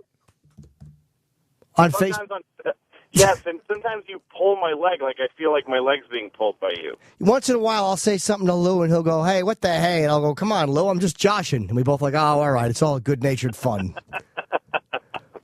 I didn't even know it was you on Facebook. Louis Facebook requested me, and I'm like, I didn't realize that it was actually you. Yeah, I didn't have a Facebook page for a long time, and then I reactivated it, and I don't think I'm going to keep it, though. I have no reason to have it there. You don't think it's a good way just to keep in touch with high school friends and chums that you haven't seen in a while? Yeah, that's like saying it's a good way to kill yourself. I mean, I have no need to do that. I don't want to know any of those people anymore. Were you an outcast in high school, or were you a guy who was like loved in class clown, or were you kind of an ostracized guy? I had a handful of friends, but it was a huge high school. Like, you really had to be, you had to really stink to not have a couple of friends. Okay, so basically it was the odds are that, unless you're a complete zilch, you're going to have somebody who likes you just because of the numbers. Yeah, somebody will try you out at least for a few months, and then they're not friends with you, and then you see them in the hall, and then you kind of wave like a girl you fucked once. Yeah, we used to be friends, but we're not talking anymore for no reason other than we're both just not interested type of wave. Yeah. Yeah. Oh, it's so sad. So are you now? Do you not want to see them because you're annoyed at them, or do you just have no interest because they didn't interest you then? I'm just being vaguely negative. I don't know. I guess for me, it's like it's an all or none thing. Like, there are a few people from high school that I'd like to be in touch with, and then there's a whole bunch that I really don't want to be in touch with, just because 90% of anybody is awful. Do you find they enhance what your relationship was like in school because of who you are and where you are now? Like, dude, you remember me? We used to, and you're like, no, I said hello to you twice.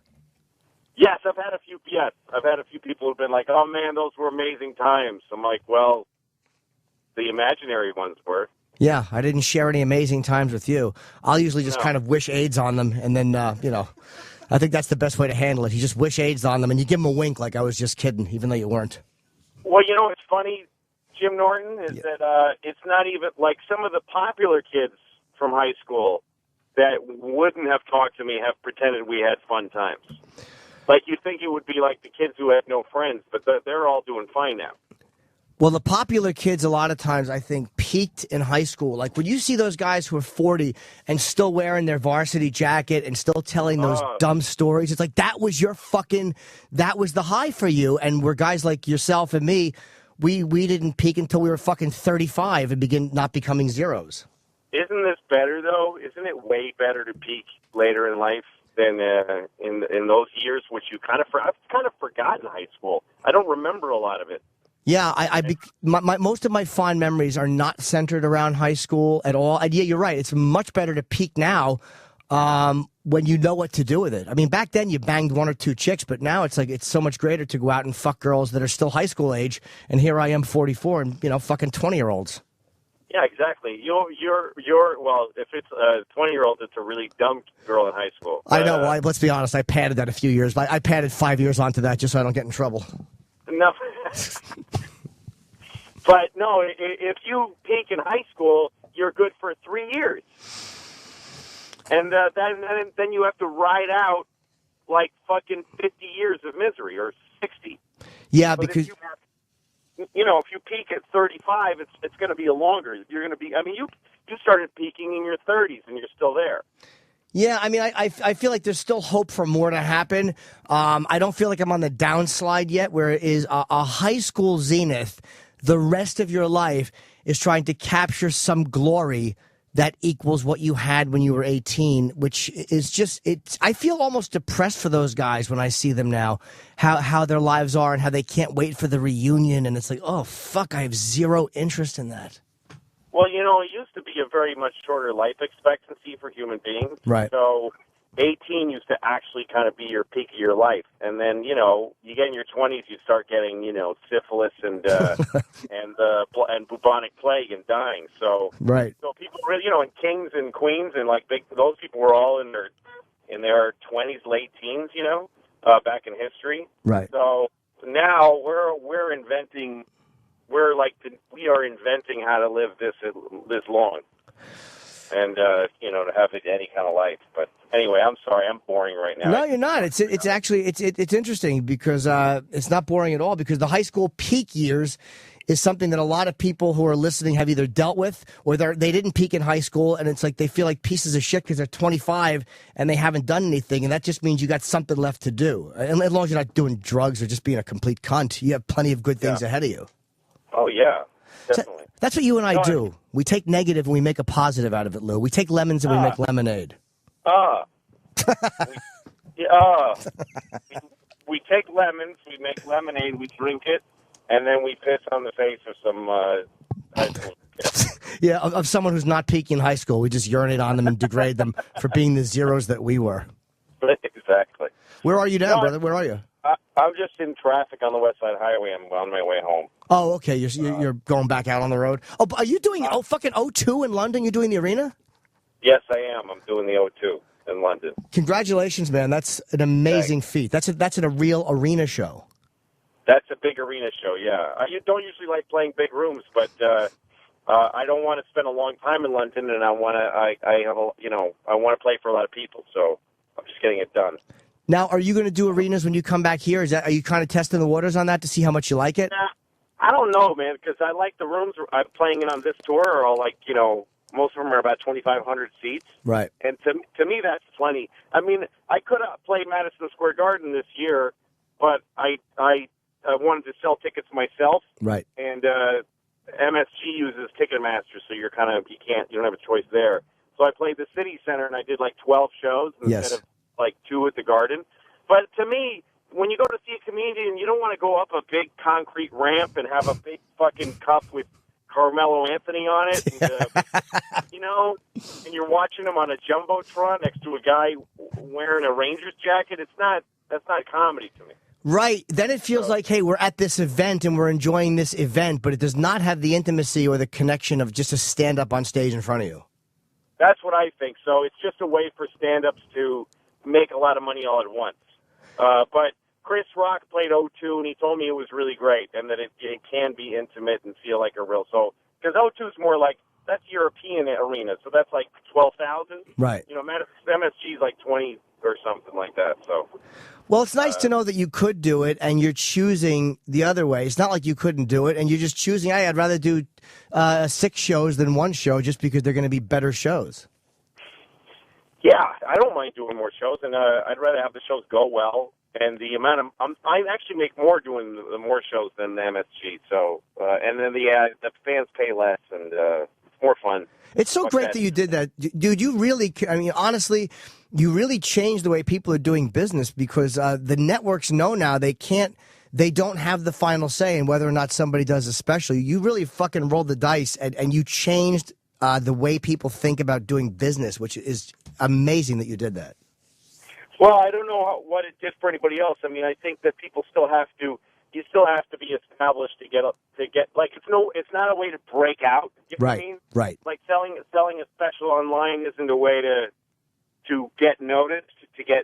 If you're nobody or lesser known, it's hard to get traction. Right. But the reason mine sold is because I've been doing this for 25 years. I have a show on TV, and mostly I think as I sell tickets on the road, it follows that trend more than it did anything from TV. So, but somebody who's just started, I mean, they shouldn't have a special anyway. So. No, and if you're doing it 5 or 6 years, you shouldn't have a special, and you shouldn't have that kind of draw. But there's guys with big fan bases like yourself, and Aziz and Gaffigan and a few other guys. Yeah. It just takes a bit of fucking juice away from the networks, which is just really, really nice. And eventually, certain comedians may start putting younger comedians on their sites, which will just be another fuck you to the network. So whatever works, but I'm just so happy you did that. Thanks. I saw your last one, Please Be Offended, and it's really fucking funny. Oh, thank you, man. Thanks. Yeah. Hoping to do another one. I'm going to go. Why are you going to do another one? Just because I want to just do another special. No, I know, but when? Oh, when? I would like to do it this year. I would like to do it in April if I can. I would like to do it I'm ready to go now, but I would rather wait until April so it's a year. Yeah, good. I just want to make those people laugh, Lou. Spread a little joy. You know what I mean. That's all that we all ever want to do. All right, buddy. Take care. See you, Jim. Bye, Lou. I had no idea, you rocked it. That was Louis C.K. We thought you would have recognized the voice. No, on a phone, it's weird. So I just thought it was a guy named. I almost told you to hang up on him because I thought it was a guy named Louis fucking with me. It'd be great if we did. I know, and I didn't know it was him, and I had to explain. Like, oh, sorry. You said you want to do a special, hopefully around April. I would love to. Yeah. Is there any cities that you're looking at doing it? I want to shoot. If I could shoot my next special, I want it to be in Boston. Wilbur Theater. Maybe the Wilbur, yeah, or I think Louis shot, and I think it was Constitution Hall. Okay. He shot one of his specials, and he recommended that to me. But there was some weird bureaucracy, which is why I didn't do it last time, and I went to Cleveland, which I enjoyed. Who's the next call? The next one is a girl. And I think Louis next time should call me for some advice, because I could help him as much as I could help everybody. That is true. That's right. I have an answer, Louis, if you're listening. It rhymes with mill yourself. Okay. This is Diane in Long Island. Hi, Diane. Hi, Diane, honey. Oh, hi. How are you? You're adorable. Thank you. You sound like Brenda Vaccaro. What's up, Diane? I have a question for you. Sure. I've been married 15 years this May. Okay. He wants to play with my hiney hole. Okay. It's good that you're using sexy terminology like that. And I never let ever. And I want to know, is that right, or is he going to find somebody else to cheat on me? Well, I mean, look, the bottom line is this. If your husband, after all, how many kids do you have? None. Oh, none. Okay. I was thinking maybe you had a few kids and your fucking vagina looked like horse lips and you couldn't feel anything anymore. It's not a meaty one, baby.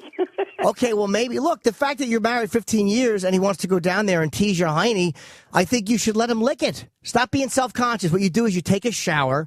You put your foot up on the end of the tub. You soap out your asshole with your finger, and then you let him go down there and eat it. And if he wants to put a finger in there, if it feels good, go with it. If you have to shit, just go, I have to shit, I have to shit, I have to shit. And he'll never... But the other part of it is he won't let me play with his. Well, that's nice that you want to. Why won't he? Maybe he knows his ass is fucking oniony and horrible. What do you think? Well, I don't know. Mine should be okay and his should not be. All right. Basically, what you're saying is this: what's good for the goose is good for the gander. Exactly. And I think you two should swap little sayings like that while you eat each other's asses in the 69 position. Let him do it, and then after he does it a couple of times, then maybe you try to sneak back there and give him a little pucker lick. You think that'll work? Yeah, I do. I think. My girl has never been invaded. It's an exit only. All right, I know, but again, you stop using dumb expressions like that. Like he wants to lick my hiney. My girl's never been. This is not the Bob Hope show. You can say I want my husband. He wants to eat my ass, and I've never had that. I only shit out of it. Okay. All right. Thank you, baby. Godspeed. You too. Bye. Let's go to Las Vegas and talk to Frank. He has a relationship issue. A relationship issue. Oh, Frank was better. What's happening in your relationship, Frank? Is Tony trying to fuck her on the dance floor? And he's going, "You're like a tiger." All right, sorry, Scarface. Go. That got what it deserved. Dead silence. Wow, he fucking shot himself. Tony, are you there? Frank. Oh, Frank. And he hung up. All right. He wanted. He was asking. He wanted. No. You Don't help him, E-Rock. No, he wants to hang up after my great fucking Scarface improv. All right. Hey, I should shoot the catcher if he hasn't gotten a base hit all year.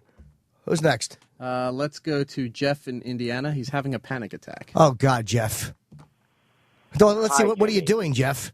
He's got a hood on right now, and he's in a black neighborhood panicking, talking under his hood on the phone. What are you doing? I'm laying on a couch. Okay, buddy. Why are you panicking?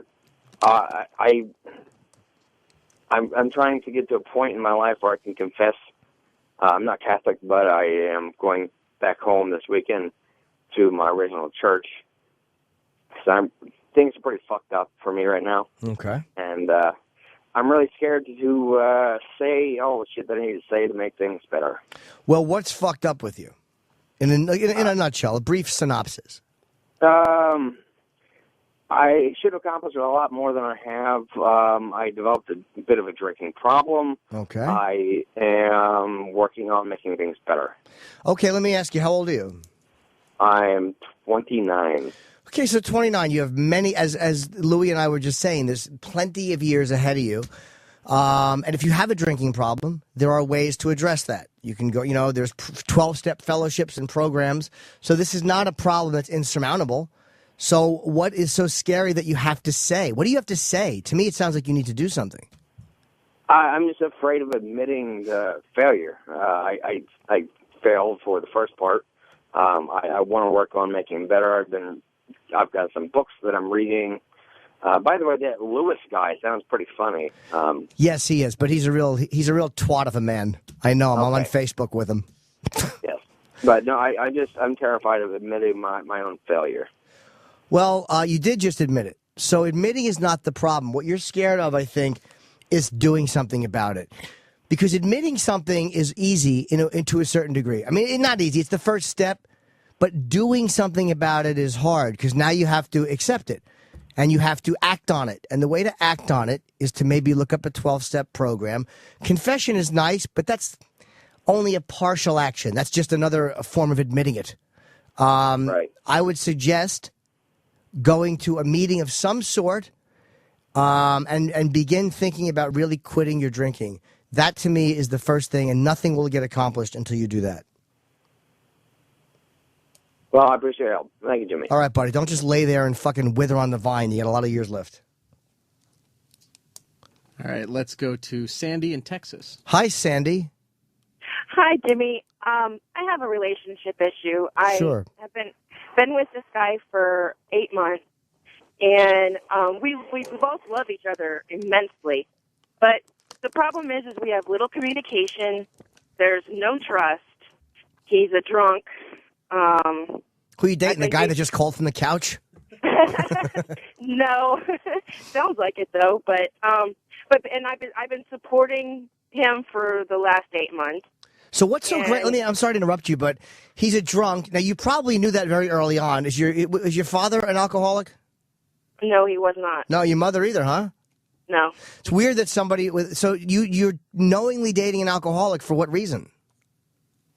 I've been kind of wondering that myself, because it's never been something that... I mean, my ex-husband, I was with him for 20 years, and he was an alcoholic, but he was in Alcoholics Anonymous. He had like over 30 years. Oh, okay.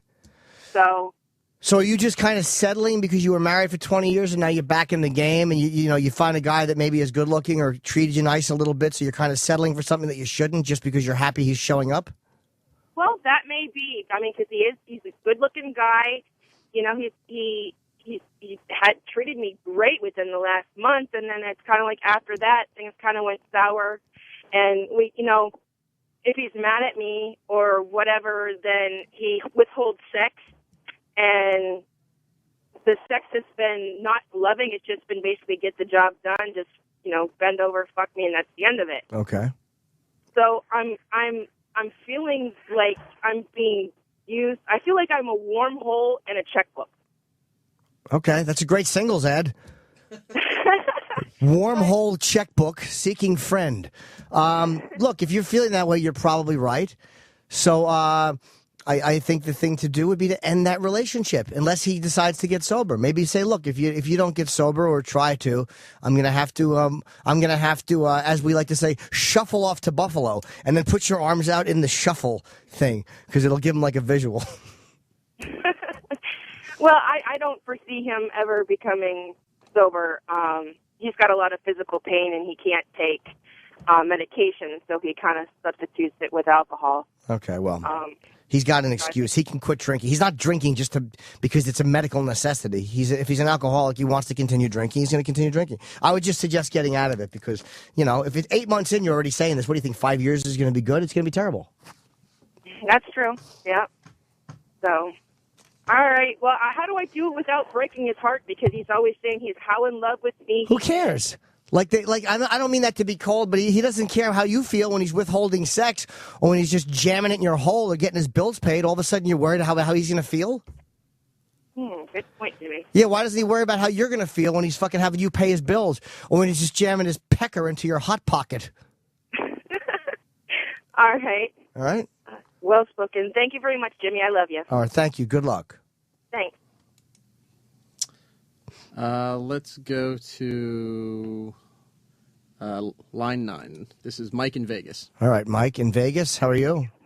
Hey, I'm good. How are you? I like E-Rock when he says what line it's on, because that really gets people involved in the show. Well, you know. Yes, line 9. What's up? Hi. Essentially, I want to watch my girl fuck another man in front of me. Well, welcome to the club. Well, I can't quite get her to do it.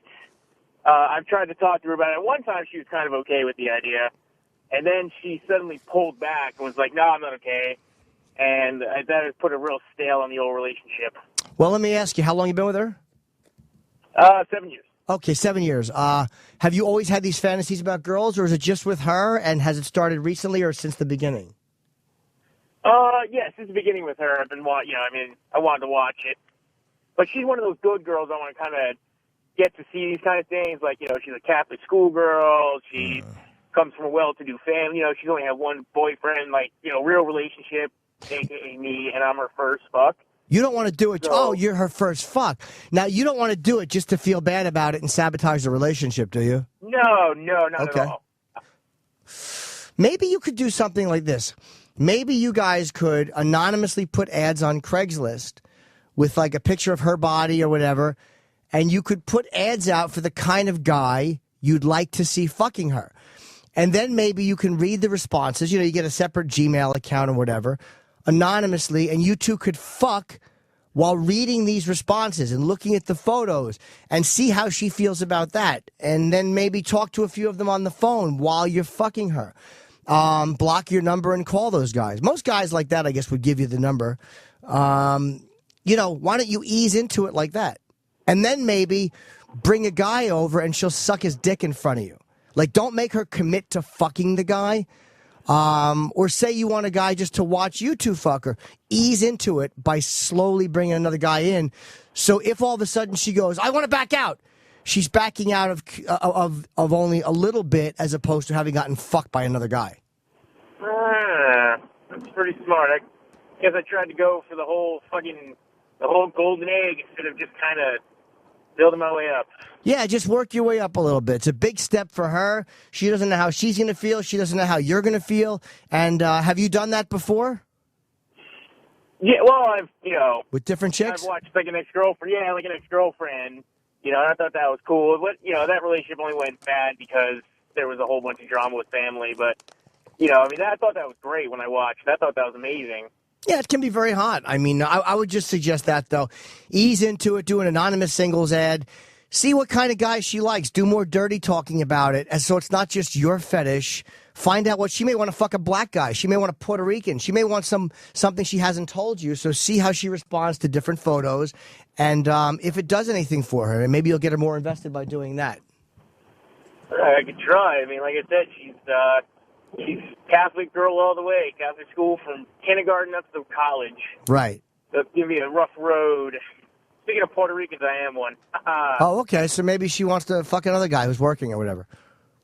I'm kidding, sir. All right, good luck to you. Hi, Joe. All right, thank you, Jim. Hi, Jim. Joe DeRosa just came in. We have, how much time we have left? I think we've got about 3 minutes. Okay, let's do it. We're doing have this, too. I know, I have a read. We're doing advice calls. I'm sorry. I'm saving lives. I just want to say hi. Hi. Who's next to you, Rock, that needs their life saved? I'm helping a lot of people here, Joe. So today on the show, we've had Louis C.K. and Joe DeRosa. I would say this has been a good show so far. Let's talk to Pat in New Jersey. He feels like a complete failure in life. Oh, hi, Pat. Hey, Jim. Good morning. How are you, buddy? Welcome to the Opie and Anthony channel, the Jim Norton Show. Well, I'm glad to be on. Listen, I called on a whim because I just feel... Don't say whim. Whim sounds silly and old-fashioned. Say I called on a lark. Lark is a better word. Go ahead, sir. You called on a whim and... Yeah, and I'm 27 years old. I once in my life had a promising career as an intern on the Opie and Anthony show. I then got fired from that, and then nothing since then has gone right at all. I can't get any job I want. I tried. My relationship is pretty much shit at this point.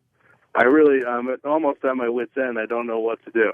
Well, I was going to turn this one over to DeRosa, but now I'm realizing this is Pat Duffy, who is a great, probably might be our best intern ever, and he's a buddy. So, Pat, I'll say this in seriousness because I like you very much. You're a talented, funny guy. Are you drinking? Are you doing something you shouldn't be doing? No, I don't drink any more than a normal person would. I mean, I smoke a little pot, but nothing that would get in the way of anything. Well, what is it that you really want to do that you're not doing? As far as life goes, yeah. to be honest with you, I don't want a shitty normal job. I want a job that makes me happy. Like right now, I'm a fucking janitor. Okay. Like it's the most demeaning possible thing. Like I have to work at night. I've applied to 5,000 radio stations. I've applied to all kinds of things. Nothing works. Like nothing has gone right since the day I left that show. Well, it's a very tough industry to get into now for everybody, just because of the way regular radio has, gotten so sports radio oriented. You know what I mean? It's like, Eastside Dave is a great, talented, crazy guy, and he's kind of just doing a sports show, and it's really hard to get into now because the culture, they're all so afraid of lawsuits. Any type of craziness now is kind of discouraged. Right, and I wanted to do a podcast. I've spoken with Eric about doing a podcast and things like that, and it's like every time I try to get something together, then I can't afford a $300 mixer or a $500 computer to make this all work. Like, I'm pretty much, at the point where I'm still dirt poor, even as poor as I was when I was on the show.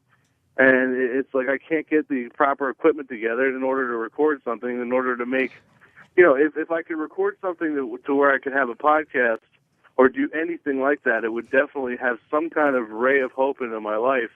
And I can't get that done, and it just makes it miserable, and it's just a complete cycle of misery. Well, Pat, I will say this, maybe podcast is a great way to go. We have to wrap up because we're running out of show. I wish I would have known you were on the line. I would have taken you a lot sooner. Eric didn't know either.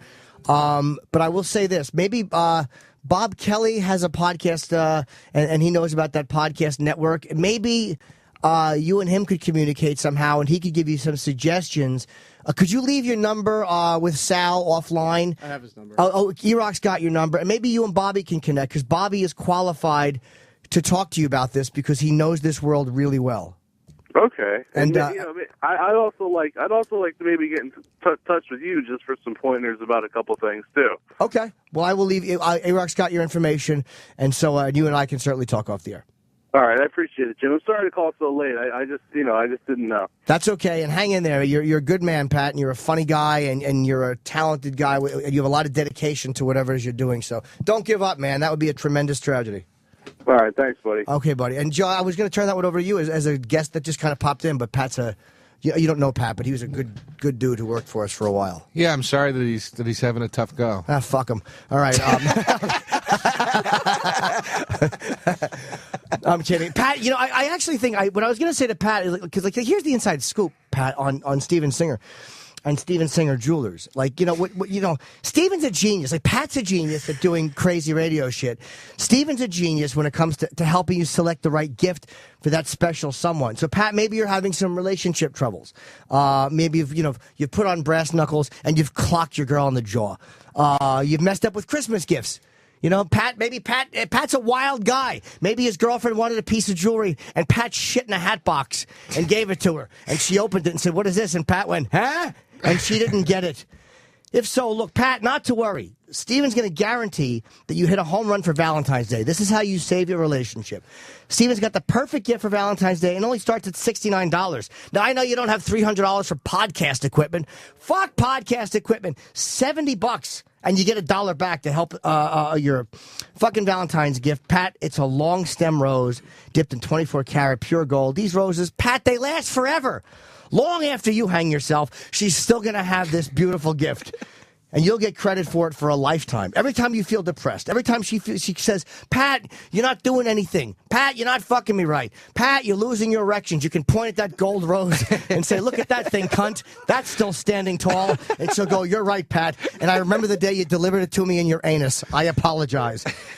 Look, why talk about Valentine's Day so soon? That's what people are saying. That's what Pat Duffy's saying right now. Yeah. He says, "Jim, why are you talking about Valentine's Day so soon?"